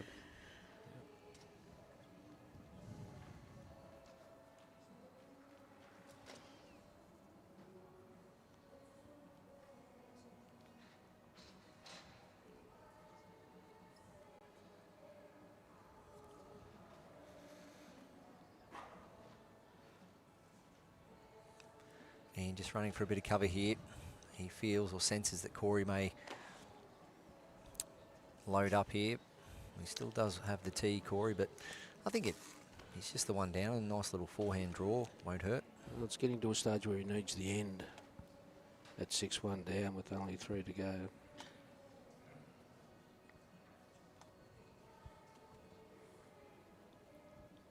Look at those bowls. Tells you the rink's running nicely when players aren't struggling to find their line right down the middle of the rink. Cory, third attempt at this. Each to check out for 2. Sometimes it takes 3 goes. And Cory Wedlock says, Oh. I'm stiff. That's what he says.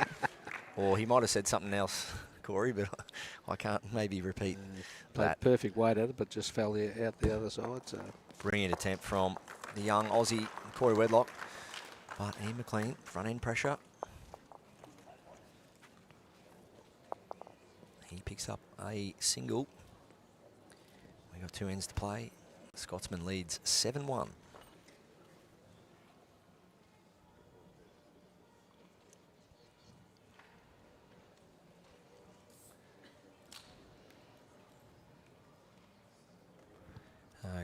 Over the last couple of years, a great initiative has also been put together there, Mark, and that's the World Bowl Series. There are, well, some beautiful trophies up for grabs here and a lot of prestige, but you can now add ranking points, World Bowls ranking points. This is a platinum level event, and being part of a greater series all around the world. Yeah, I mean, that's been the beauty of it, Barry. not just an event. Players can go everywhere in the world to get ranking points to get to the Boyle Bowls for series finals at the end of the year. So, yeah, no, great initiative. Commonwealth Games, we go back a couple of years. Victoria put a line through it. And then Glasgow said, we'll take it.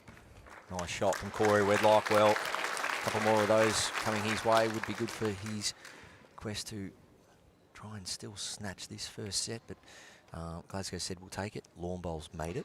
1 of 10 sports. You'll be, well, pretty high up over there and in charge, as you said, off the top. Mark Cowan, we're talking to. Yeah, I would have liked Bendigo, where they were going to have the bowls in Melbourne. It was only an hour up the road for me, Barry. But you told me you like the haggis in Scotland, though. It was very, very nice. Well, Cowan is a Scottish name, so.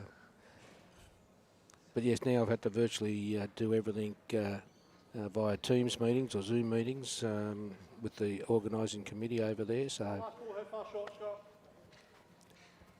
Mark Cowan, technical official for Commonwealth Games. How many ITOs heading over there, mate? We've got 31 going over from 7 different countries, which is a great spread of both male and females from around the world. So I think we've got 6 of them here this week at Ocean Grove. So it's been not only a good experience, but it keeps their eye in so close to the games for marking side of things.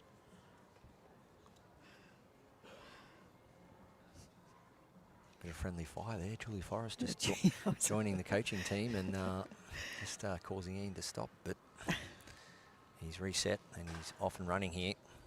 He's pretty good too, Ian. Just needs to let go. Oh, he's edging it on.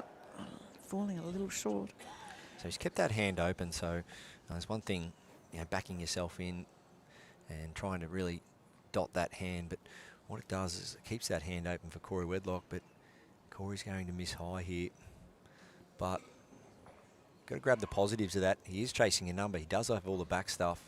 If he does run the risk of losing in this end in the set, I think we might see still Cory go for this. Yeah.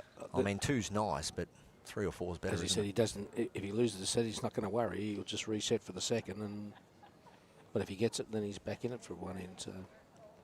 And as the head sits, if Cory comes down forehand, gets a good chunk of his own, exits with the jack, he may make 4. May make 3 or 4. Yeah, correct.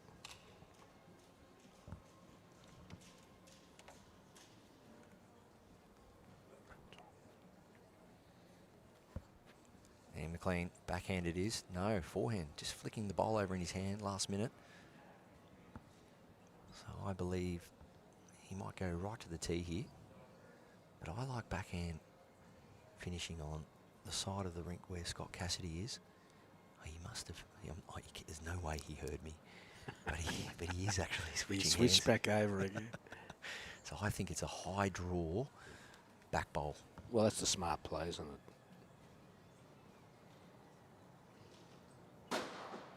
Yeah, exactly where we said, Barry. Very hard to make 4 out of that. Well, draw for 2, back yourself to get a 4 next end, or try and invent something here.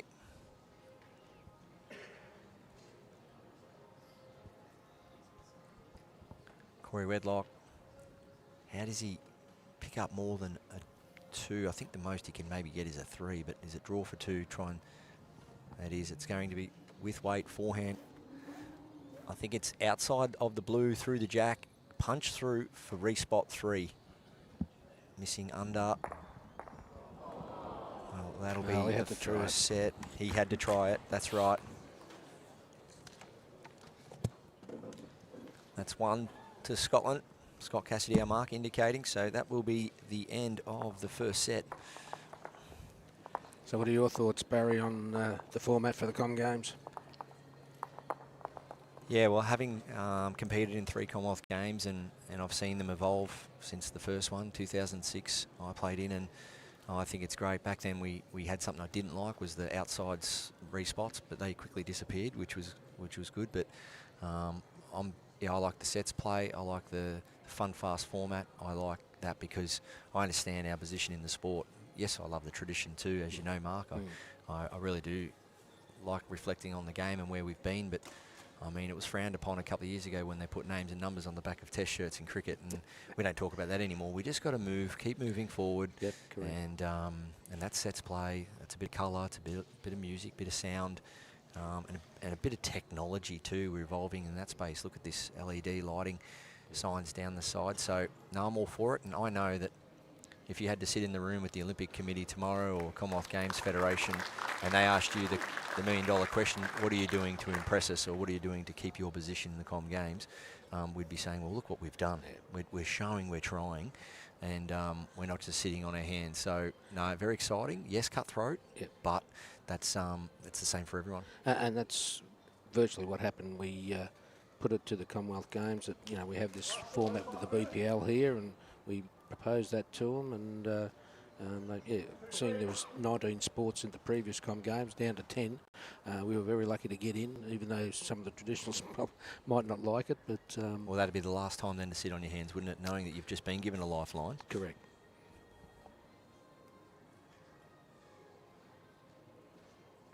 No, it's a great team forming for the Com Games in terms of players. We're starting to hear some names and know some names that... Yeah, some of the countries have been naming their sides over the last couple of weeks.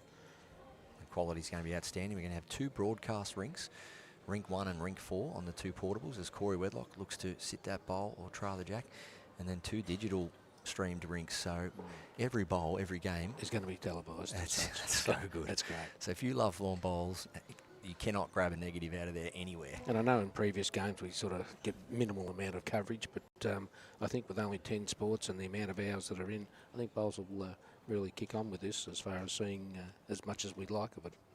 That's the voice of Mark Howan. If you've just joined, Mark Howan, he's based here in Victoria, but Mark's been an ITO and an international umpire and official for many years. His title is Technical Delegate for Commonwealth Games and Tournament Director here for the World Bowls Indoor Championships for 2026. As we're moving into the first end of the second set, it's Australia v Scotland.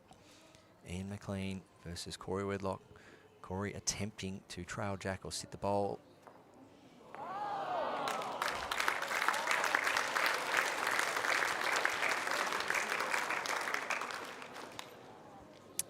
The crowd claps, but obviously we don't say much in here, Mark. Yeah, very fortunate result from Cory. Ian just having a bit of a smile. A very wry smile there, wasn't it, Barry? Cory, as soon as Cory got the result, turns to Ian, apologises. Yeah, correct. And that's the beauty between these players. They very thoughtful in regard if they get a lucky result. You know, they don't say, "Oh, fantastic." They just apologise for it. So. And that's the maturity too. You know, Cory shows some maturity beyond his years. He's still only a young guy, 29, 30 years of age. But having known Cory for many years, he's always carried himself that way. But as Ian McLean did hold one, Cory now holds at least a couple. Forehand draw. I just think there's too many gaps to play any form of weight. It is weight, so there is some gaps, but he's backing himself in here. Well, he's played these shots pretty good all week. No change.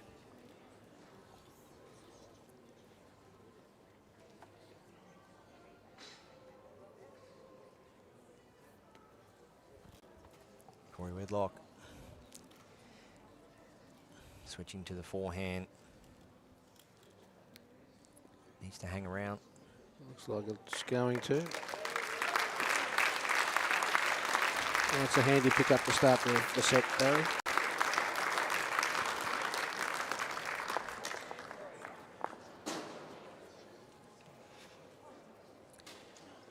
And that's what we talked about before in regard to the change of mindset. Like he might have been, you know, 8-1 down or whatever.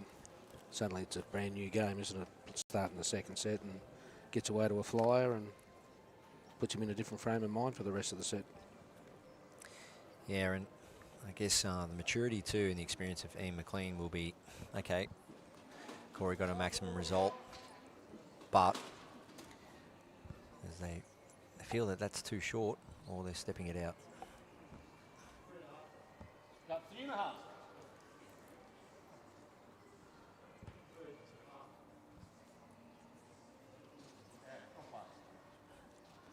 So, yeah, as much as Ian knows and Cory knows, it was a fortunate result, maximum result. But for, I guess, players out there and bowlers alike listening and watching the broadcast, after that result, a lot of players can grab that negative experience mark and really bottle it up, and it can cause them to next 3 or 4 ends to really tune out of the game. Whereas Ian, he drew a side resting touch it, grab the goodness of the end and put that in the forefront of the mind. Isn't that right? Yeah, you just got to let go when someone does that sort of shot or gets that sort of result. So Ian's been around a long time, mate, as we know, and I'm sure it won't affect him too much. He'll just get on with the job. So Jack roll, falling up short. Both players agreeing. So re-roll there.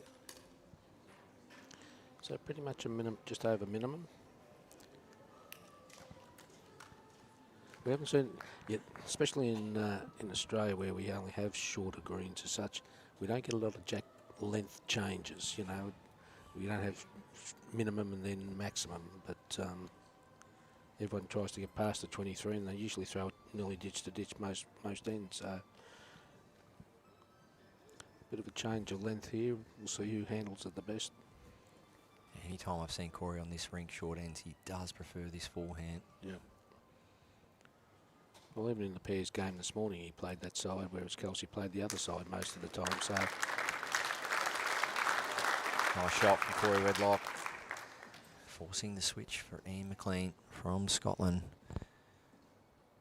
He'll be coming back to Barham later this year, Ian McLean, for the World Champion of Champions. He was there last year. Made the semis. Just sliding through. Maybe second shot. It's fallen over. Scott Cassidy, he'll give us an indication once that ball is on its way.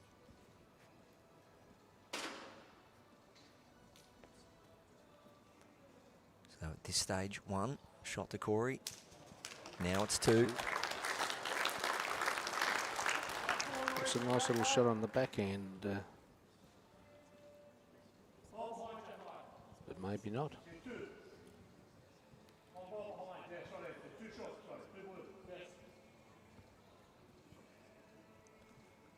Commonwealth Games, Mark, you are the Commonwealth Games delegate. Sets play, time limits. How long and how does it work?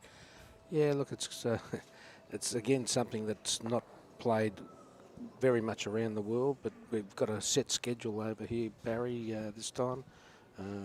We're playing 9 games a day from starting at 8:30 through last game will finish around about 9:30 at night.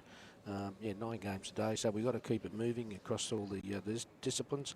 So we've got shot clocks, and we've got 30 seconds to bowl your bowl, and then on the changeover of skips, we've got 40 seconds for the open group and 60 seconds for the para group, mate. So no time to muck around. So you're going to have to, especially in the pairs, rely on your partner a little bit, because you won't be able to visit the head all that much. So you've got to rely on your partner to give you the right direction. Look, and we'll have 2 markers at each end, or 1 at each end on the green, even for singles. So everything will be very fast-paced. Cory Wedlock, he's just deliberating over that one. The way the head shapes up, jack back was bad for Cory, so he's covered that danger. Okay, it's less likely, but there is a possibility all 3 blue bowls can be removed here. Yeah, if he gets the inside, very thin edge of the front bowl, it could take both of those left ones out and sneak through to the right one. So I feel, inside or even quite solid. If he does get it quite solid, and as that front blue bowl exits, it might grab the other blue on the way out. Or the jack, yeah. So it's going to be a big weight. We know that. Jack in the ditch, or remove a heap of these blue Cory Wedlock bowls. He's stalking it. In the area. And he's played it. He's got Ian McLean. Well, he's taken one of his own out, but he did. He got the square part of that front blue and got the other blue on the exit. 2 shots, Ian McLean. What a fantastic shot. At least we're calling him right, Barry, aren't we, eh? You taught me well, mate. So it did line up. You saw the 360 risk assessment, I like to call it. And he did a little circle. He looked around the back. He looked to the side.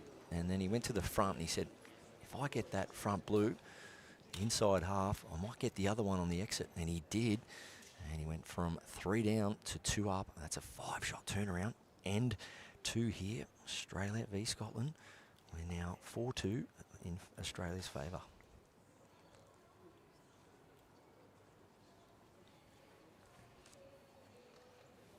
Crowd enjoying that, Mark? Yes, very much so. They like to see, well, like anyone, I suppose, when you play a running shot, Barry, if it comes off, the crowd love it. Although 85–90% of the games are draw shot, crowd seem to go wild for the running shots. So.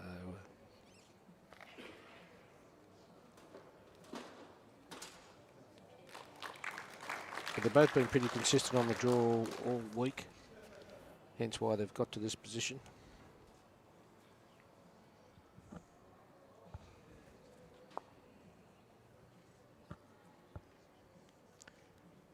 And you're right, they've been on separate hands most of the time too. So, and whether or not that's just the type of bowls they're using, they seem to think that one side favours the other with their type of bowls. So whatever works for them.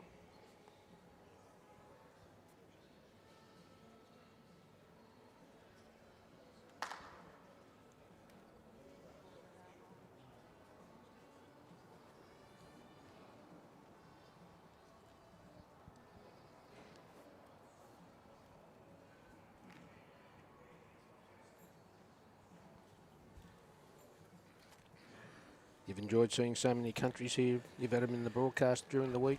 I really have. Few people, Barry. Yeah, we saw Marcus Mertz a couple of times from Switzerland. We saw him do a bit of a dance when Charles Mathewson from South Africa did a big drive. We saw some family, a couple of family members from Macau.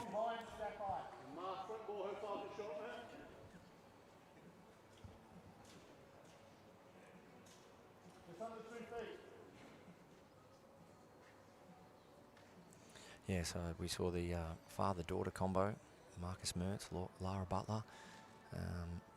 Yeah, we saw Fiji, Sri Lanka. You've seen a lot. We have, and yeah, a lot of these players, you can just see that we mentioned the word honoured and proud a lot in here, Mark, about the players, the way they conduct themselves. Ian McLean looking for bowl Jackie up. What a shot. What a shot. Weight control phenomenal there from the Scotsman. It's one thing playing the right line down there, but just to play the right weight to bring that second one into play, as Scott Cassidy indicates, 2 shots to Scotland. Not a mile away here either. Just a fraction heavy.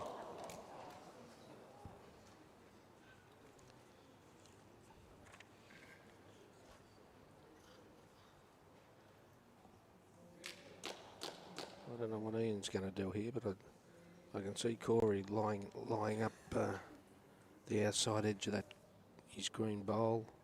Might just about get the other one to leave his front 2 in the count.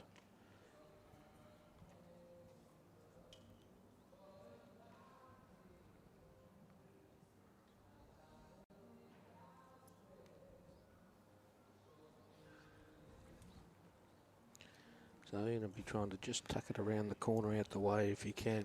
In a perfect world, he just doesn't want to get green and flop out. That may count. Once again, Scott Cassidy, he's been on the ball all day today, all week.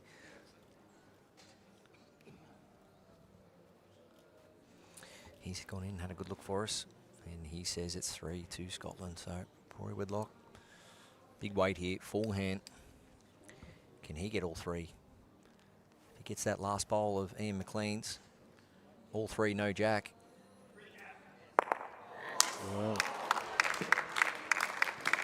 Well, finished up with a couple.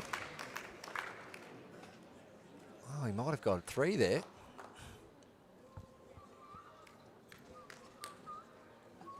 Ian McLean did have a toucher. Where did it go? Out of bounds? I think it went right out of bounds, yep.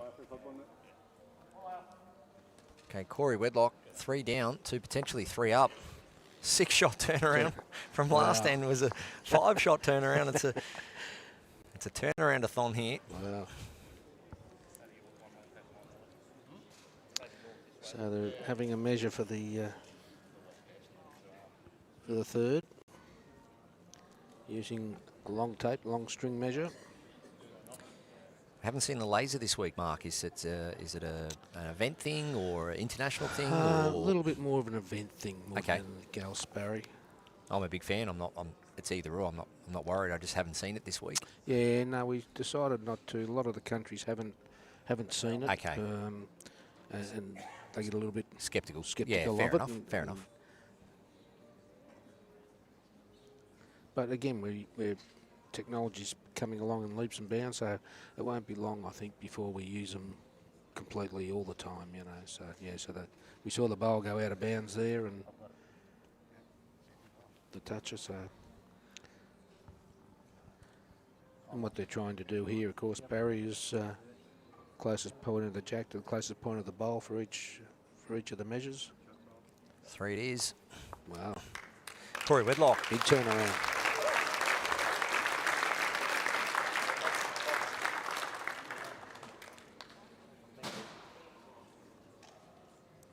Six-shot turnaround. 3 down to 3 up.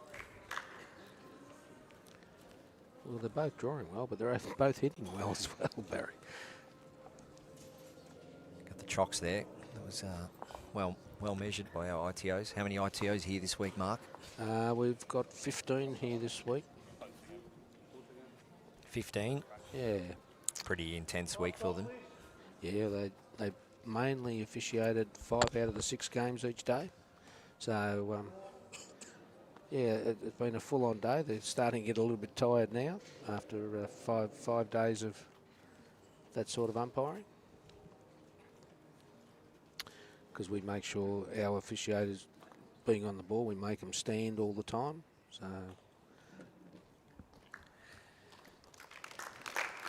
Yeah, I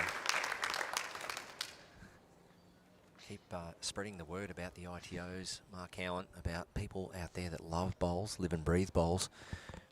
They may be an umpire or a marker or just an official of some sort, some capacity wherever they reside, and they can take their officiating capacity to the next level, can't they? Can get involved in trying to be an ITO one day. There is a pathway through to an ITO, Barry, yeah. We've got quite a few of them here. This time is their first world event. They've done their own national stuff, but first time at a world event, and they've carried themselves very well. So, yeah, we're very pleased. I found a couple this week that I put them through the assessment to become an international umpire, but I haven't seen them officiated at an event, and it's been good from my point of view to see a couple of them that I now can put towards Com Games and World Bowls next year at Leamington. So. Little touch, Ian McLean. That's made 2. That's a great shot. And hides it for 1, but and hides it away a little bit too, Barry. Very difficult to get at. what I've been most impressed with, but obviously the facilities help it, and you come to expect it with these players, but the ability to just go forehand, backhand, drive, draw, that's when you know you're in good touch and top of your game. Cory Wedlock, lovely weight control here. Can he just spring this jack out of there? Little tap. Yeah, what a great shot. Might not have got shot out of it, but at least he's out in the open for him now. It gives him a chance with his last. Yeah, great marking from Scott Cassidy. He just sensed that Ian McLean didn't want to know who had shot. And so Ian was already to the mat. Scott backing away. Now he's back in there. Great marking from Scott Cassidy. And Ian McLean, well, he's looking very good here. Just has to pass his nearest bowl. And he has. So it's close for shot here. Cory just asking Scott Cassidy, the marker, for a second opinion. Said he favours Cory, but it is a measure. That's great to hear. You love hearing it from a marker that's willing to give their opinion. That's what they're there to do. And the whole thing is it's only an opinion. That's right. Too, you know. Yeah, it's not up gospel. to it's up to the players to make their own decisions, but quite often the officiating group get hauled over the coals a little bit if they call the wrong shot. So. This looks really good. Cory Wedlock in behind the jack. Should just turn nicely.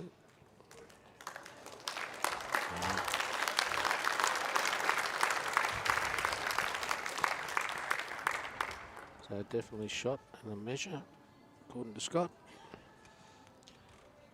Cory Wedlock find himself maybe holding 2 here. You can see the outside blue there. Blue, blue, blue. Once there. Well, gee, I've got to stop talking too loud, I think. So you see Ian's foot there. Blue, blue, blue is 3 shots to Scotland. Yeah. That would continue the trend of big turnovers. Ian McLean manages to get the outside bowl of Cory Wedlock's through. The other 2 can make 3. I think that's what he's looking to do. It is result territory too, because if he is a little bit narrow, he gets onto his own or through the pack there and getting his greens up through the pack here. So forehand, looking for all the blue bowls. Oh my goodness! He nearly got it too. Ian McLean, almost perfect. He's removed the 2 he wanted. Didn't quite get the back blue on the exit. We are seeing a absolute highlight reel here from both players with their weighted shots. That would have been 3 in a row, mate. It would have been sensational. It lined up perfectly. He just missed.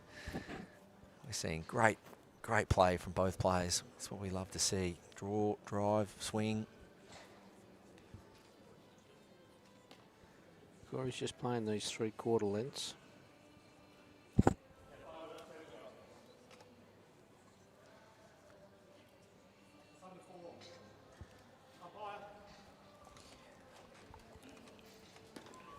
So we'll have the umpire come out again. Steve Benevisti from WA and Bobby Carlson. Stephen Beckwith. Sorry. Yep.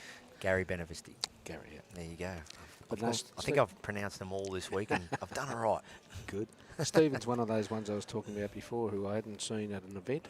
Yep. But been very impressed with him and sort of chatted to him about, getting better and better for Com Games next time around and World Championships hopefully next year. So, and he's a very, very keen student of the game and really loves his officiating. So we found a good one there, and a nice young one too, or younger one if you're talking ITOs.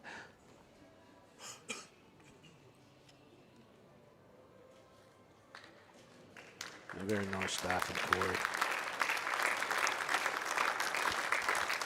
And as we know, Barry, singles, you got to put your first one on, don't you? Yeah, Cory Wedlock now leading 8-2. Picking up a 4 on the first end. Then it was the triple on the third end, and that single sees he leads 8-2. And McLean, nice start there. Both bowls, 4 or 2 away. Well, the crowd's being treated to a fantastic game here. Another good weighted bowl. Drag it back to his own. No, just missed him. He looked a bit disappointed himself that he didn't drag it back to his second bowl.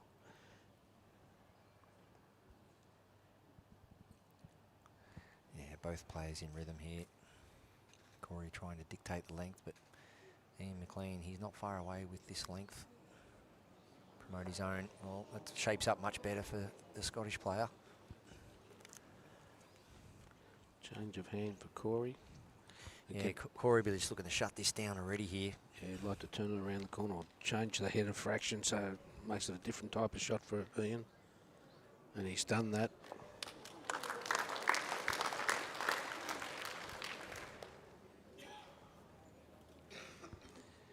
And McLean, well, I think it's just forehand. Sit the blue for 2 shots here.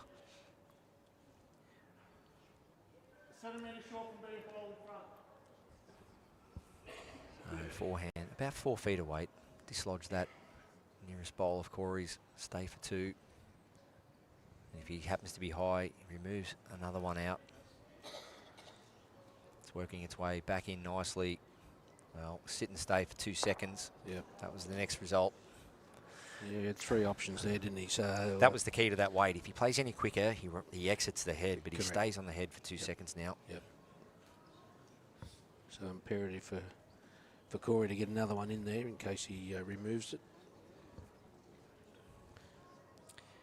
Cory having the back bow, at least he's got a chance just to draw another one in there, cover the jack up if he can.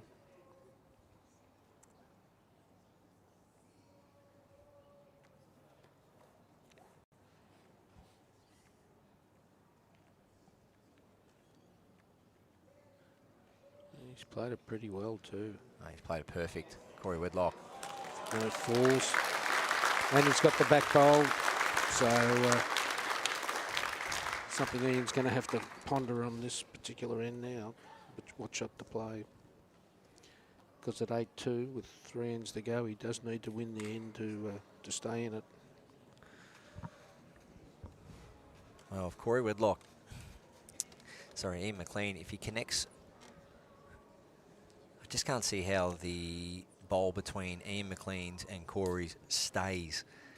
Sorry, doesn't stay. I think it does cannon in and stay, but Ian McLean outside of that front green looking to remove the 3 blue bowls of Cory Wedlock's.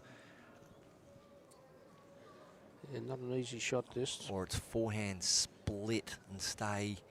Needs a multiple, of course.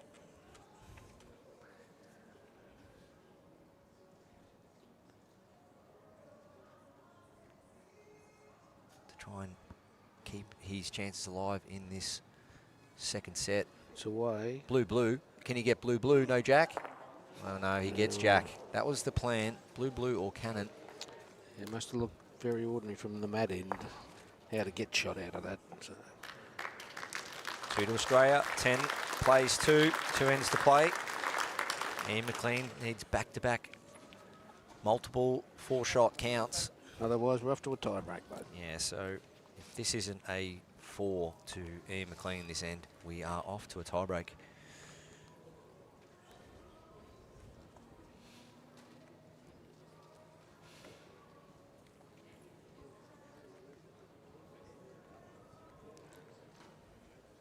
Cory's thrown about the same length again that he's been winning coming this way. So while you're on a good thing, stick to a Barry. Yeah, we're seeing that with so many players this week, Mark. They just find a length they seem comfortable on and stick to it. Well, the trick is throwing the jack. That's the key to it all, isn't it? The right length all the time. It's just not practiced enough, is it? No, it is not. Big when you read your position description in singles, pairs, leading in triples or fours. In the fine print, it says practice your leading and rolling the jack. Yeah. And all new bowlers now, all they want to do is have a bowl and they don't worry about the jack anymore. Nice shot from Ian. Great home for Cory.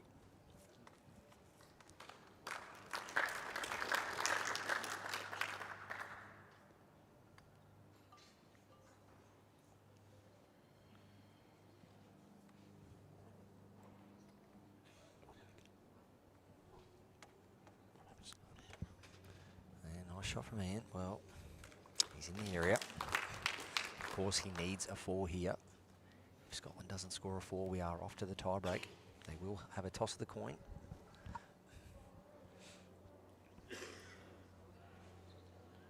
That's a fairly good reply from Cory. He's played that hand well all day, mixed pairs and today in the singles.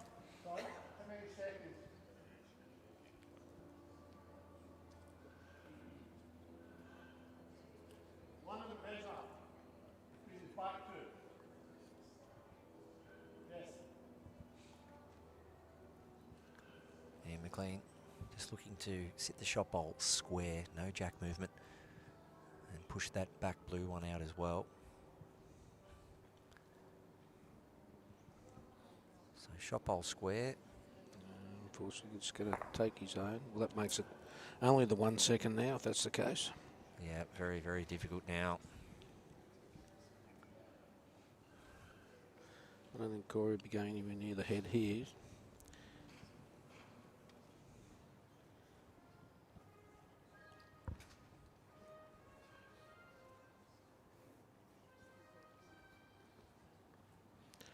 Somewhere covering at the back is the smart play, which he's done.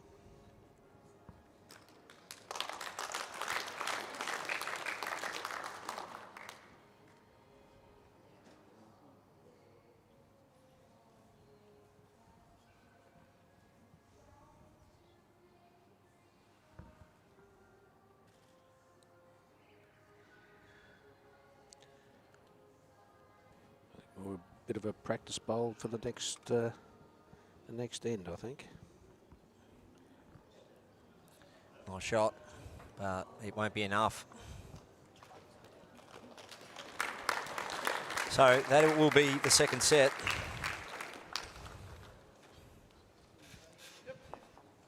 Australia picking up one. It will read 11-2.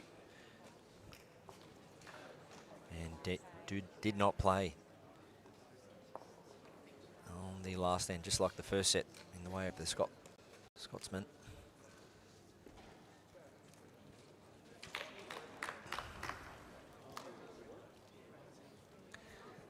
So the last game of the tournament comes down to a tiebreaker.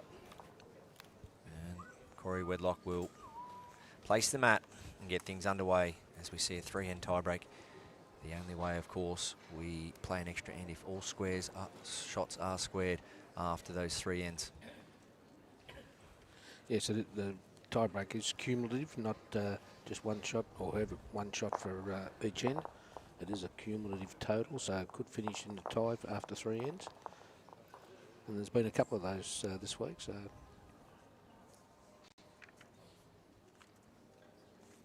I've been astounded at the amount of tied ends this week, Barry. We've had probably half a dozen. Bowls touching. The bowls touching, or they're equal distance away from the jack.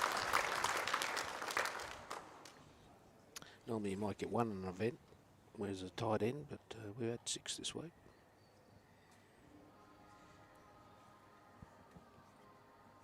That probably sums up the quality of play, isn't it? Coming down to millimetres as Ian McLean. He hasn't had too many opening bowls on that backhand mark. No, correct. He's, where that Cory's bowls finish has made him change his hand and hasn't played that many that side. So Cory staying on the backhand. That's the hand he believes where he can nail the jack here, really try and shut this head down. Looking for 15 inches of weight. Wants to stay off the McLean bowl. Well, that's not ideal. Not what he wanted. It just gives Ian obviously a closer bowl, but gives him something to work off himself. Backhand, jack length, 25 metres. Body language Suggests he's a little bit better than this one as far as weight's concerned. Oh, the nice slide, Barry. Well, it's 1-1 actually. Yes, We know Cory slid off the earlier in this direction. He picked up a 3 and drew for 4. But once again, the respect the players have for one another, the hand out. Sorry, no one's playing for slides and wicks.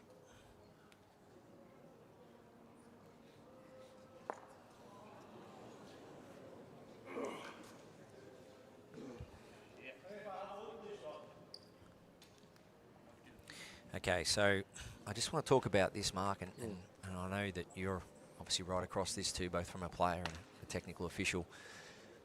When two bowls touch, generally the angle doesn't change. So that's what you always see and hear players, they'll ask, are they touching?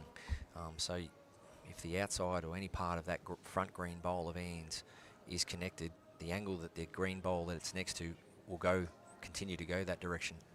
And as this sits right now, jack and bowl are heading in the same direction, straight for the ditch. So this, for me, might have to be a 2-bowl play. Crack an egg and then look to get it with your last. Yep.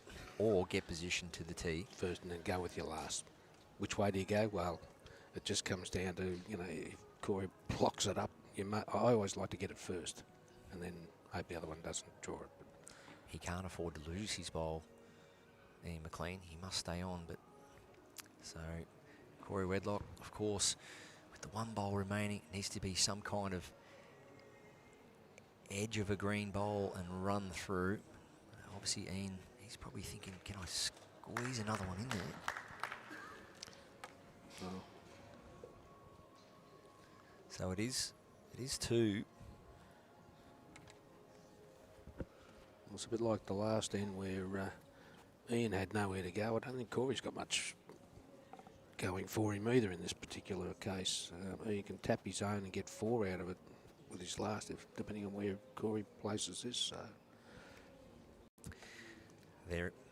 He does run the risk of, if he doesn't get exactly what he's going for here, but you could call it a chip and run. Gets half the shot bowl on his forehand. Yep. Bowl and jack separate, and he runs through and goes with the jack. So chip and run would be the call for me. Needs to halve something, spring the jack and go with it. He needs to halve something, spring the jack and go with it. Cory Wedlock. My goodness, if he misses the front blue. Got that fine feather. That could have off been the front, anything. didn't he? Yeah. That could have been one of the best shots you'll ever see. And of course, it's now moved the 2 bowls from touching each other. So I think Ian's just got to play your backhand, roll to his own bowl, and if it touches the jack, he can get 4 out of it. But he's happy with 2 at this stage. Well, foot draw here by Ian. Spring the jack, like you say, Mark. 6 inches to a foot. Make all 4. He's got a good wide line, so he's drawn another. 3 shots to Scotland. And that's the beauty when you've got one left. You make it count, Barry, don't you? You rub the wound a little bit. So rub salt into the wound.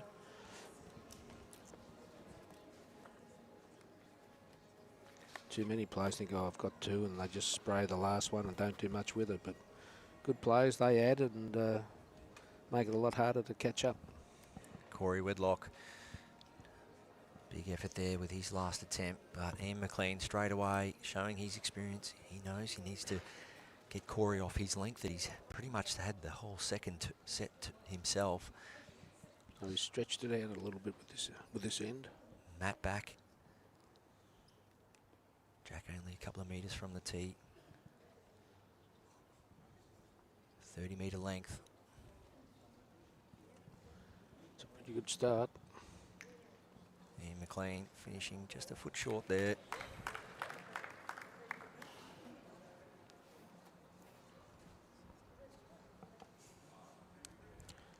Cory on the opposite side of the rink on his favourite hand. He's played this hand so well. Bit of extra length here. He's got it into a good home, especially being 3-0 down. Wants to give his bowl a chance.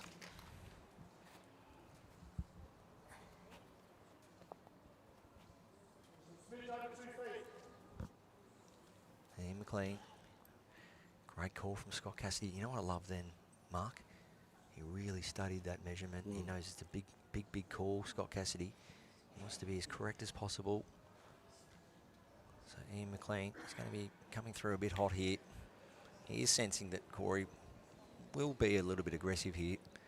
So the back stuff's in early, but I think he's keeping that hand open for Cory here, Mark.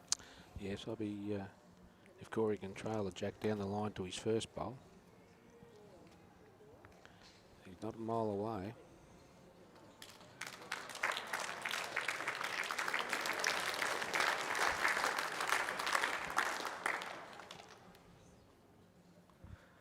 So Ian McLean stays on the backhand here, looking to find Yeah, 2 maybe feet, 2 feet, on yep. his first one.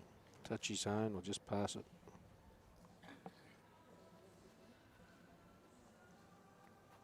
Crowd captivated with the game so far and the tie break. It's a fairly good line, and he's got the extra weight. Nice shot from Ian McLean. So that's second. Maybe it's second. So it's in that catchment area. Cory, though, I think he can still get the jack right for 3 here. Even obviously 1 or 2 is good. Keeps him well and truly alive. But while the jack's vulnerable, or even the bowl here, Mark. Jack for 3. Cory Wedlock needs to be careful. Well, stiff. But Well, still gives him a chance, though. But if you're Cory Wedlock, you'd rather do that trying Of course. than, you know, literally making some other form of mistake. So Correct. And it's got Ian thinking, oh, what do I do now? Do I... Corey's got to look at the positives. He's got now 3 close seconds. Yep. Bowl on the tees a little bit against him, but I think the positives are Cory Wedlock, forehand, sit the green, try and make 3, trail the jack, make 3. Well, what does Ian do? That's the big question. Does he play the same, or does he change over into Corey's way? Ian, I make him play a different shot. The best place for Ian McLean's bowl is just under the jack, about a foot in amongst the pack. He's in 2 minds. Backing away, now backhand. Well, he needs another bowl in there. It's a little bit trickier on the backhand, knowing he's going to gate his front bowl, but he might be looking to cover here. Well, he's got to negate his front bowl, we mentioned that, and he has negated it. He may have got 3rd out of that. Not sure. Scott Cassidy just getting into position. Once again, he'll stay away from the head for now. Just prepping a call or prepping the paddles. Cory Wedlock, hat off. He's thinking, how do I get both green bowls or somehow get a multiple here?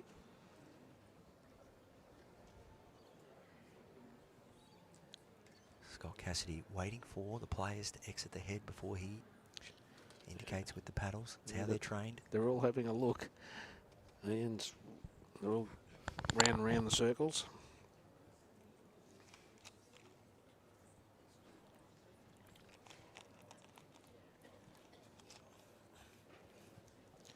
So he's called one the measure.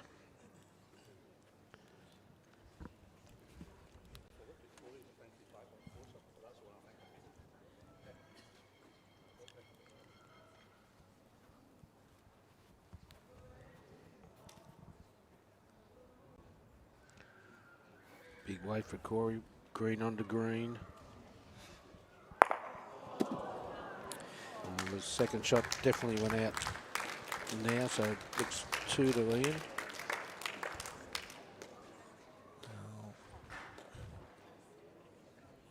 So it will be a measure. So Ian McLean definitely holding 1. This will be a measure for the championship. So if it is 4, we'll go to another end.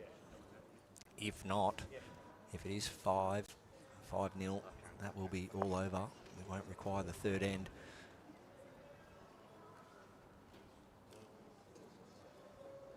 We usually say the bowl laying down with its belly sticking out wins the measure.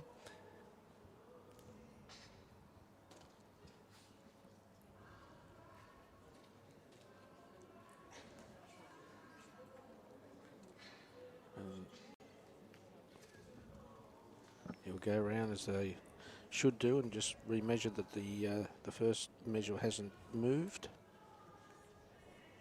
He'll make his decision. It's 2. So it is a 2 to Scotland, and Ian McLean wins 5-0 in the tiebreak. Cory Wedlock, runner-up on this occasion. Ian McLean is the champion, the World Bowls Indoor Singles Champion for 2026. The man from Scotland. Before I go, big thank you to Mark Cowan for everything you're doing in the sport of bowls, but I have to get back to you, Sharon.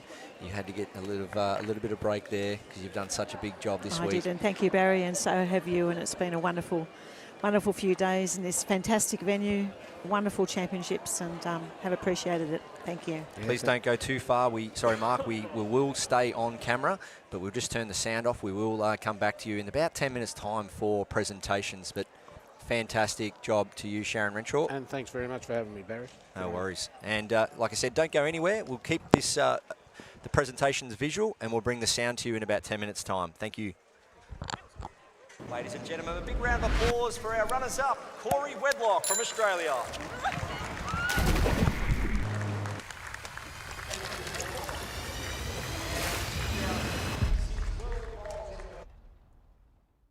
My Henselite balls are an extension of me. From Geelong to Glasgow, they have a model for every condition, anywhere you play. That confidence in line and that consistent draw is unbeatable. Henselite are always ready. My Henselite bowls are so consistent on the green, whether it's I'm playing in New Zealand, Australia, or anywhere around the globe, there's always a bowl that's going to be suited to the line that I'd love to take. I choose my Henselite bowls because I can trust them to get back to the centre of the rink. It doesn't matter what surface you play on, they are the best bowl on the market.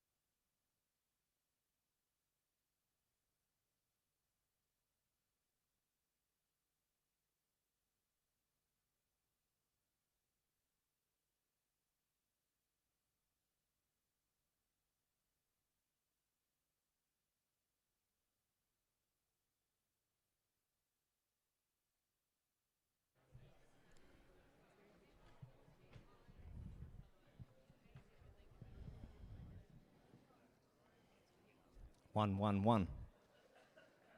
Derek.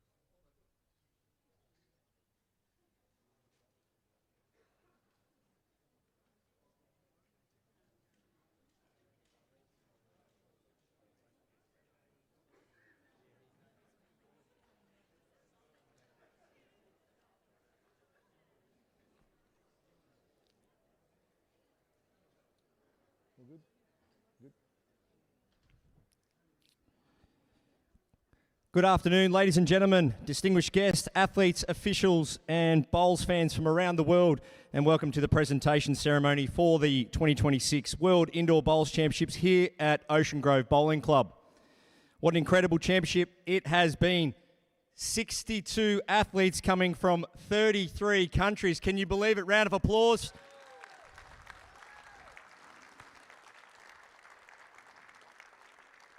Showcasing world-class bowls and outstanding sportsmanship throughout this unforgettable event. Today we are honoured to acknowledge our special guests. Please welcome Kath Harvey, President of the International Indoor Bowls Council.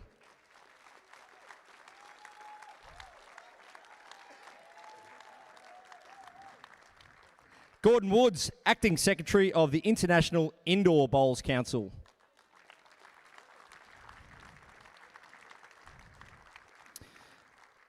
Adele Ryan, Chair of the Ocean Grove Bowling Club.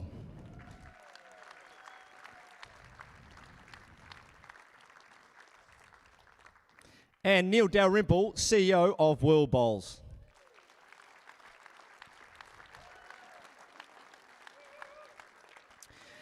We will hear from our guests very soon, but we are also very deeply grateful to our incredible staff and more than 80 volunteers whose dedication has made this championship possible. Let's hear it for our staff and volunteers.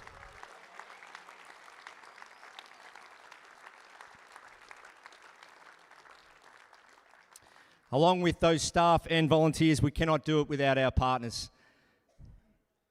We would like to sincerely thank supporters Victoria, Every Bit Different, Ocean Grove Bowling Club, Geelong and the Ballerine Tourism, Quest Geelong Central, Henselite, Belgravia Apparel, Bowls International Magazine, Sporting Highlights, Ballerine AV, LED Media, Niagara and Sports Build. Round of applause for our partners.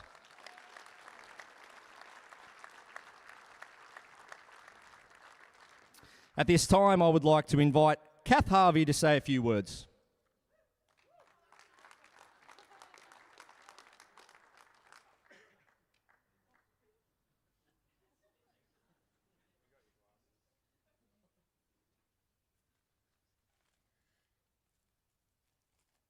I'll promise this time not to get emotional. Good afternoon, distinguished guests. Sorry, Kath, we're all friends here. Huh? There we go. Tell me they can't hear me. I'll start again. I promise I won't get emotional like the opening ceremony. I'll try. Right. That's how it started in the opening ceremony. Good afternoon, distinguished guests, players, officials, and friends. As we come to the close of this wonderful event here at Ocean Grove in Victoria, it is my great pleasure on behalf of the International Indoor Bowls Council to offer a few final words. Over the course of the competition, we have witnessed not only exceptional skills and determination, but also true spirit of indoor bowls. Sportsmanship, respect, and the biggest thing I've seen this week is friendships. The standard of play has been outstanding, and every participant should take great pride in their efforts. To our visiting teams and international guests, thank you for your commitment and for bringing such energy, diversity to this event. You have helped make this truly a memorable occasion. To our host, organisers, volunteers and officials, Matt, your dream has come true.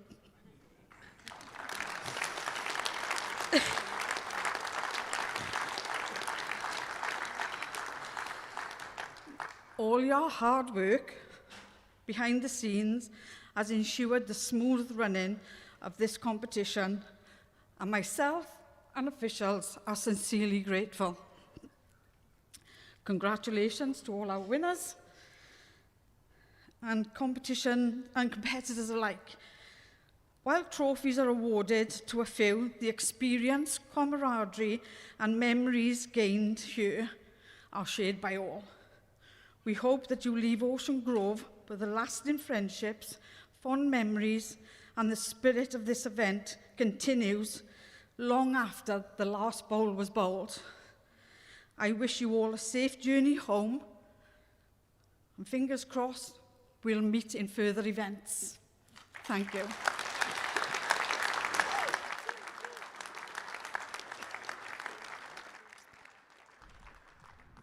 Very well said, Kath. Now I invite the CEO of World Bowls, Neil Dalrymple, to address the audience. Thank you, Barry. Look, on behalf of World Bowls, thank you very much for attending today, the final series. What a week it's been here in Ocean Grove. On behalf of World Bowls and IIBC, it's been fantastic to witness such great competition. Can I thank all the players and officials from the 33 countries who have attended. It's wonderful to see so many countries participating in this event, some new countries and many traditional ones as well. This club, fantastic host club. Thank you especially to Adele as the chair of the board, to her board and their wonderful staff and volunteers. Can I name a few people? The CEO, Nathan O'Neill. Thank you very much, Nathan, for having the foresight and agreement to host this event. I know this will be the first of many international, national and state events that the club will host. To other significant staff members, Bree Telford, Bree Braden, Matt Flapper, Tyson Cromie and all the staff members, great support. Thank you. As Kath said, the volunteers are so important, and many of them who are here today have performed many roles to make this event very special, particularly those that did the live scoring.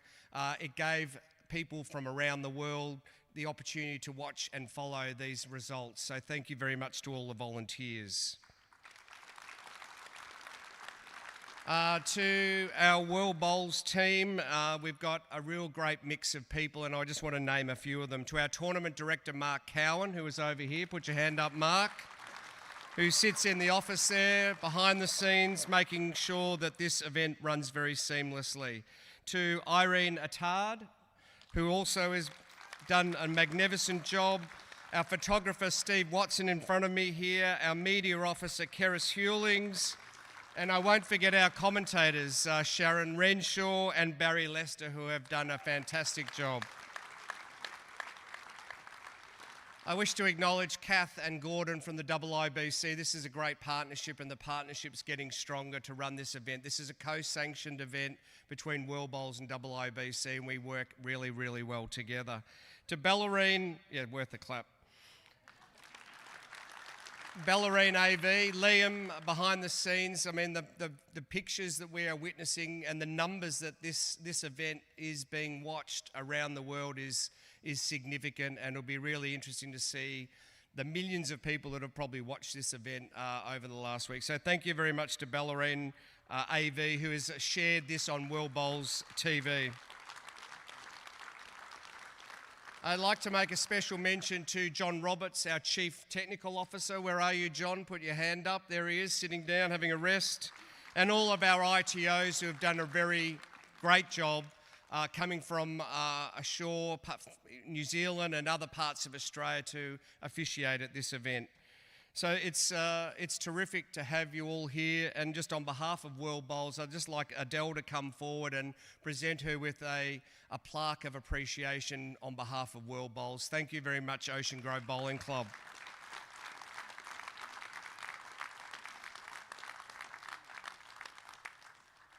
And just lastly, we've got a signed shirt. Thank you to all the players for agreeing to sign a shirt. Irene's showing that. We will have that framed and delivered to the Ocean Grove Bowling Club again to thank you for this momentous event. Thank you again.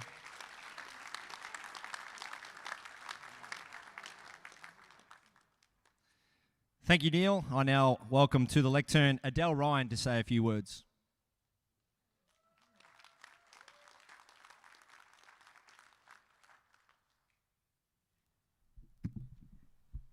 Good evening, everyone. An absolute thrill this event has been. So welcome to everyone, welcome to our players, and congratulations to our winners and runners-up. Thank you. So to think that we were welcoming everyone here 6 nights ago, and here we are congratulating each and every one of you on your professionalism, your friendliness, competitiveness, and for being wonderful ambassadors for your country. Thank you to World Bowls, the Victorian State Government, Tourism Greater Geelong and the Bellarine, and the Geelong Bowls region for believing that Ocean Grove Bowling Club could undertake hosting such a prestigious event. To Bellarine AV and LED Media for all the audio-visual that you prepared and presented for the world to watch this magnificent event. Thank you.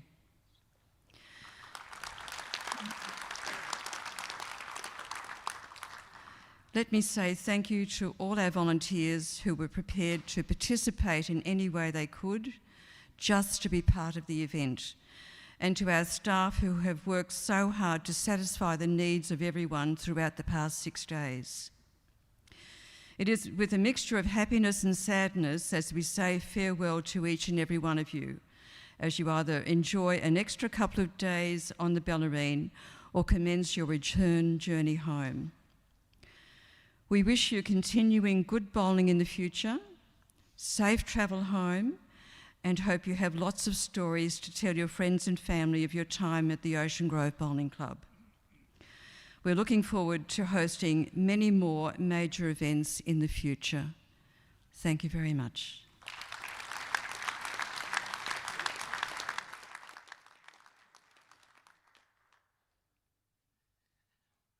Thank you very much, Adele. We now call Kath Harvey, Adele Ryan and Gordon Woods to become present as we get into our presentations. We'll start with the mixed pairs presentations, and that is the bronze medalist from England. It's Sian Honour and Tom Holmes.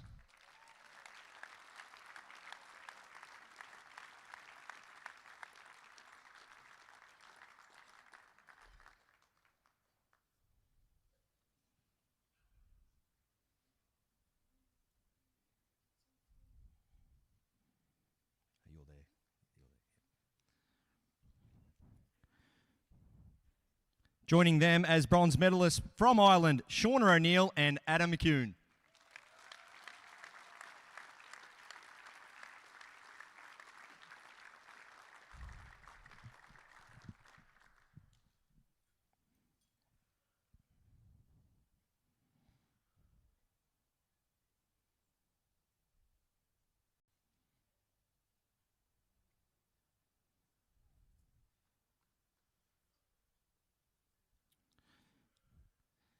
Congratulations to our players.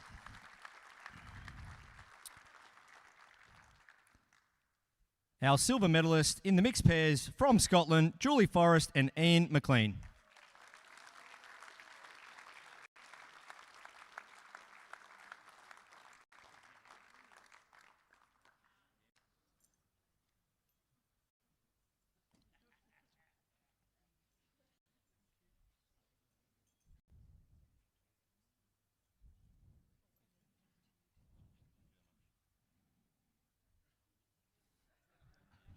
Well done, Adele. Our silver medalist. And now our gold medalist and 2026 World Bowls Indoor Mixed Pairs champions from Australia, Kelsey Cottrell and Cory Wedlock.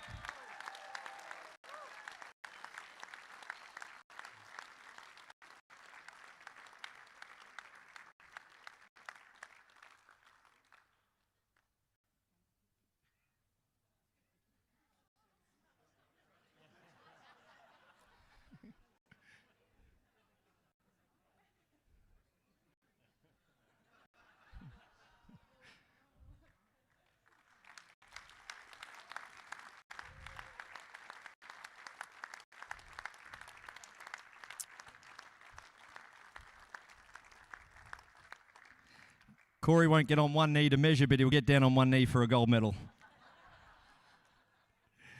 Please, if you are able, be upstanding for the playing of the National Anthem of Australia.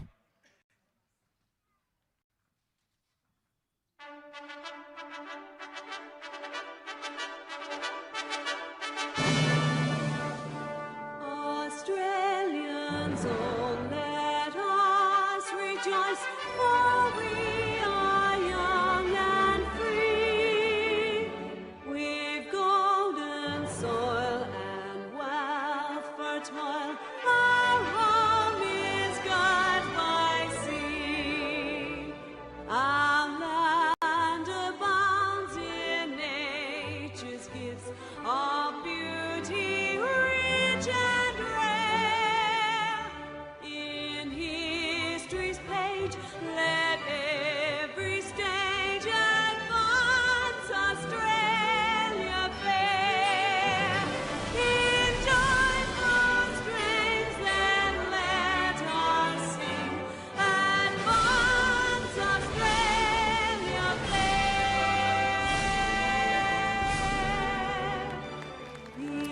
A round of applause for our medalists.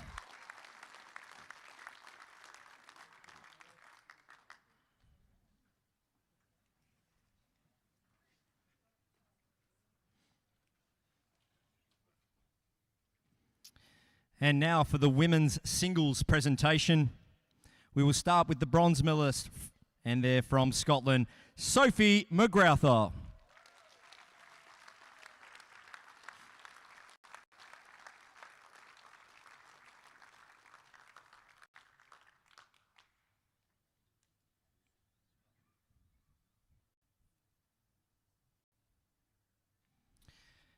And the other bronze medalist from Sri Lanka, Kumari Mangos.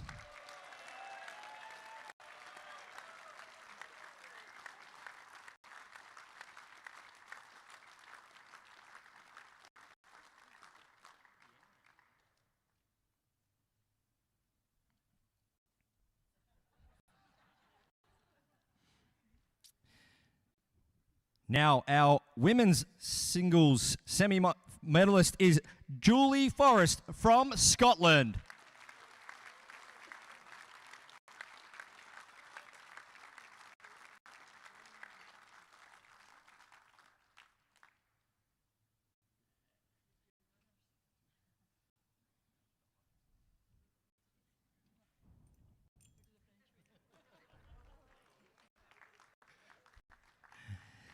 And now our gold medalist and 2026 World Bowls Indoor Women's Singles Champion, Ali Marion, MBE from Guernsey.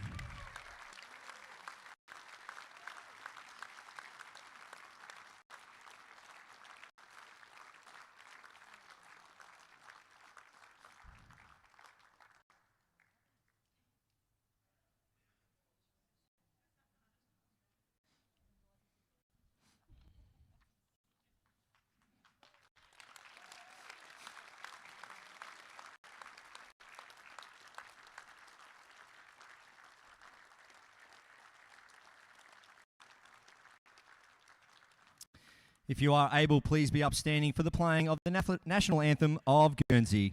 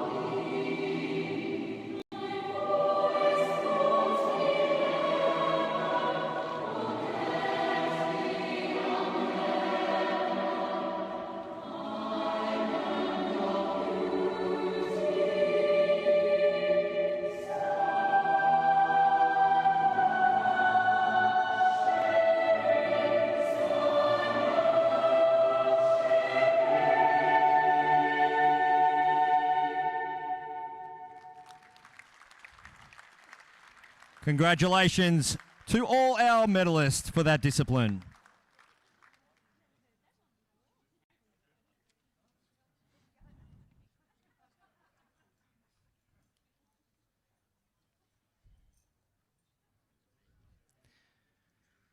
Now for the men's singles presentation, our first bronze medalist from Australia, Jack McShane.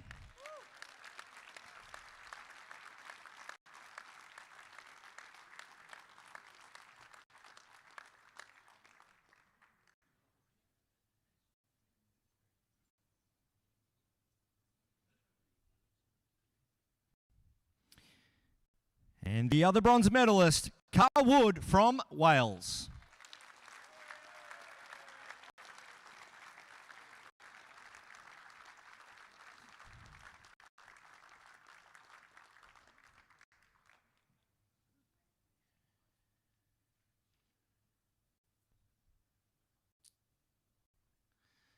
And our silver medalist from Australia, Cory Wedlock.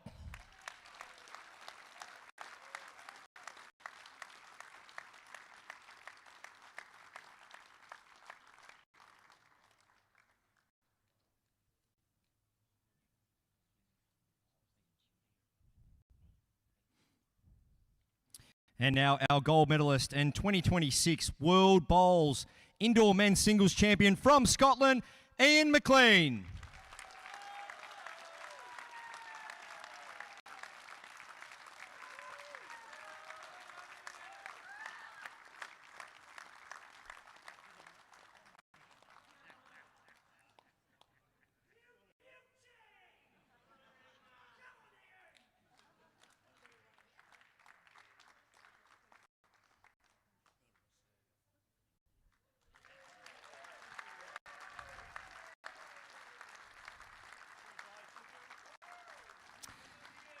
If you are able, please be upstanding for the playing of the national anthem of Scotland.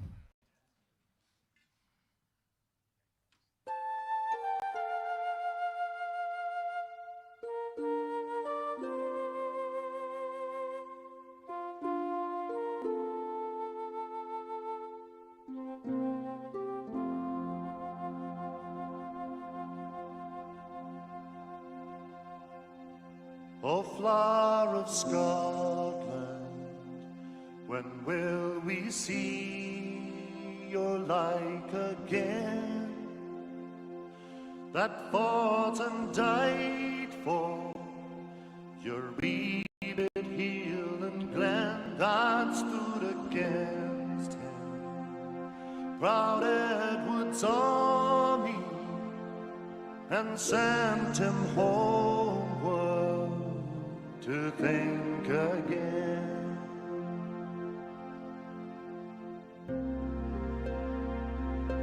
The hills are bare now, and autumn leaves lie thick and still. O'er land that is lost now, which those so dearly held that stood against him. Proud Edward's army and sent him homeward to think again.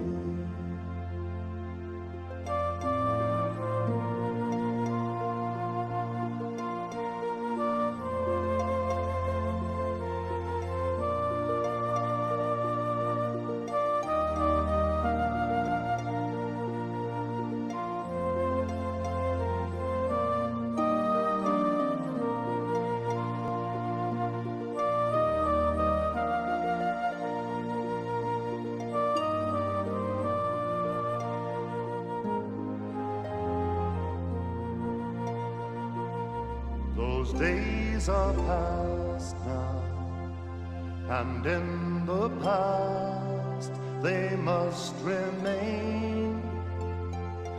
But we can still rise now and be the nation again that stood against him. Proud Edward's army and sent him homeward to think again.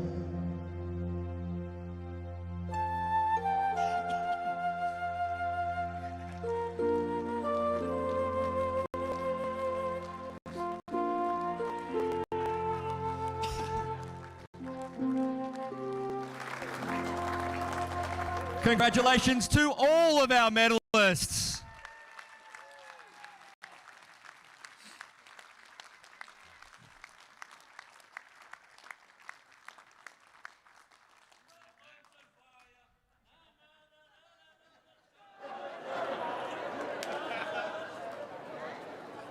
Gotta love the darts. I'd like to call up from Guernsey, Ali Marion, MBE, just to say a few words on behalf of all the athletes.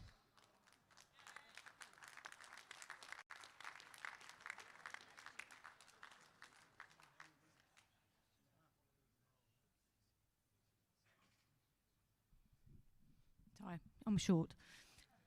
On behalf of all the players, I just want to thank the World Bowls and IIBC for arranging such an amazing tournament, and Ocean Grove, who've been absolutely fantastic in hosting.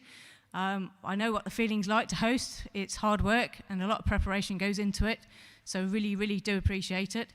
And all the volunteers, and obviously Matt, who's worked tirelessly to help the travel arrangements and everything else.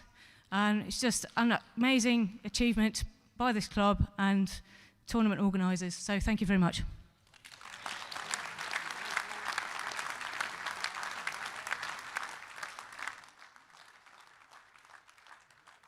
Thank you very much, Ali Marion, MBE from Guernsey. I'd like to call up one of our officials in Jackie Wong from China to make a few presentations.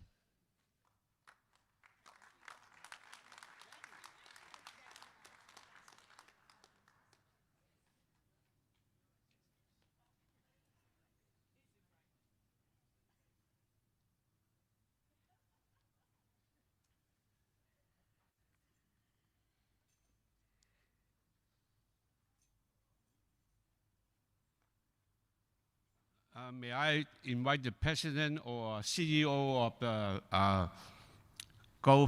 Ocean Grove Bowling Club, please come forward to receive this souvenir.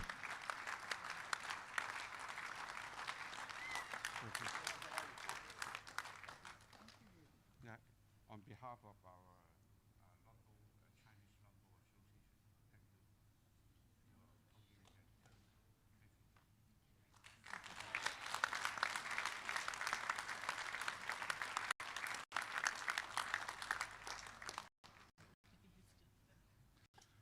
our World Bowls, Leo, please come forward.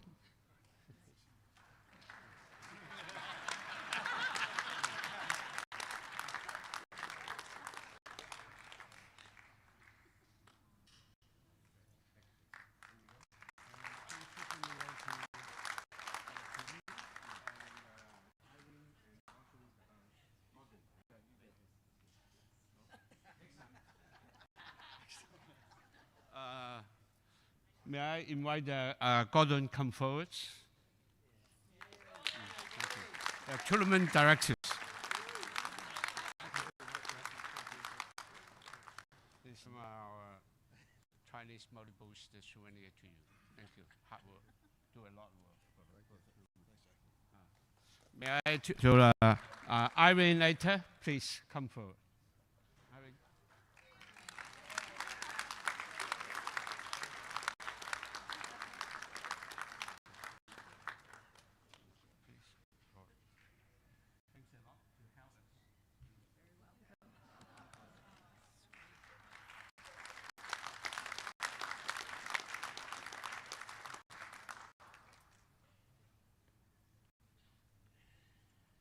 Hello, Neil. Please come forward again.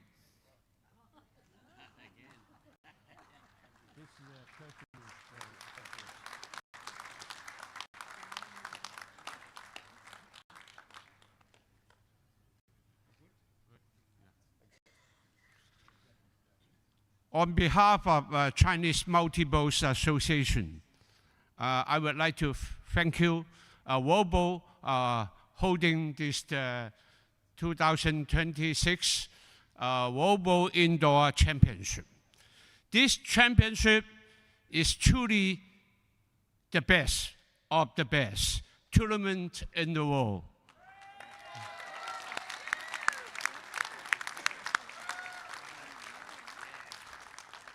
And attracting top bowlers, famous bowlers from around the world in the ocean.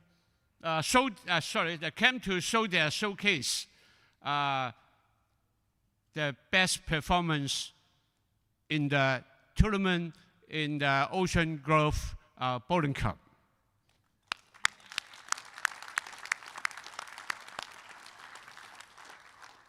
Especially thanks to the Ocean Grove Bowling Club for their offering the good venue and facilities and all their staff and host their very good hospitality to all the bowlers.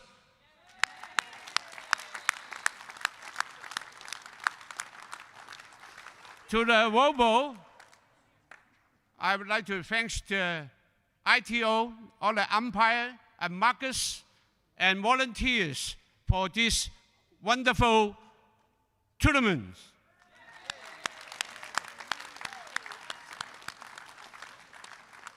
The last, I hope that World Bowl will bring our lovely sport lawn bowl to the Olympic Games. Thank you. Jackie Wong from China. Round of applause for Jackie, everyone.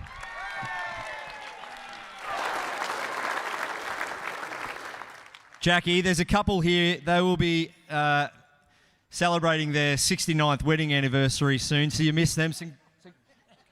Congratulations to this couple who've been watching all week. 69th wedding anniversary coming up. Told you I'd embarrass you.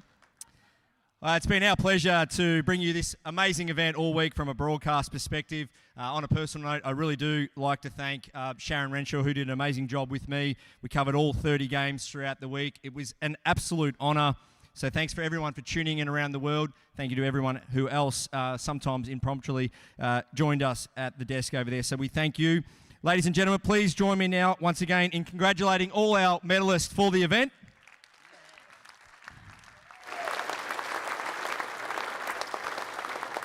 The championship has been a celebration not only of elite competition but international friendship. We've heard that word used a lot.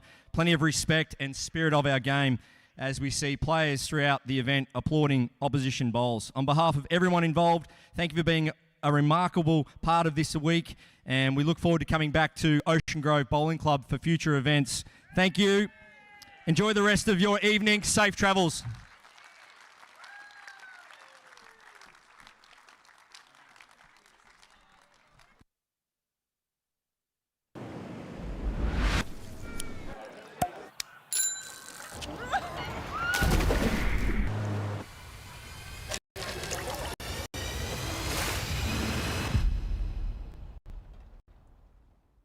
My Henselite bowls are an extension of me. From Geelong to Glasgow, they have a model for every condition, anywhere you play. That confidence in line and that consistent draw is unbeatable. Henselite are always ready. My Henselite bowls are so consistent on the green, whether it's I'm playing in New Zealand, Australia, or anywhere around the globe, there's always a bowl that's going to be suited to the line that I'd love to take. I choose my Henselite bowls because I can trust them to get back to the centre of the rink. It doesn't matter what surface you play on, they are the best bowl on the market.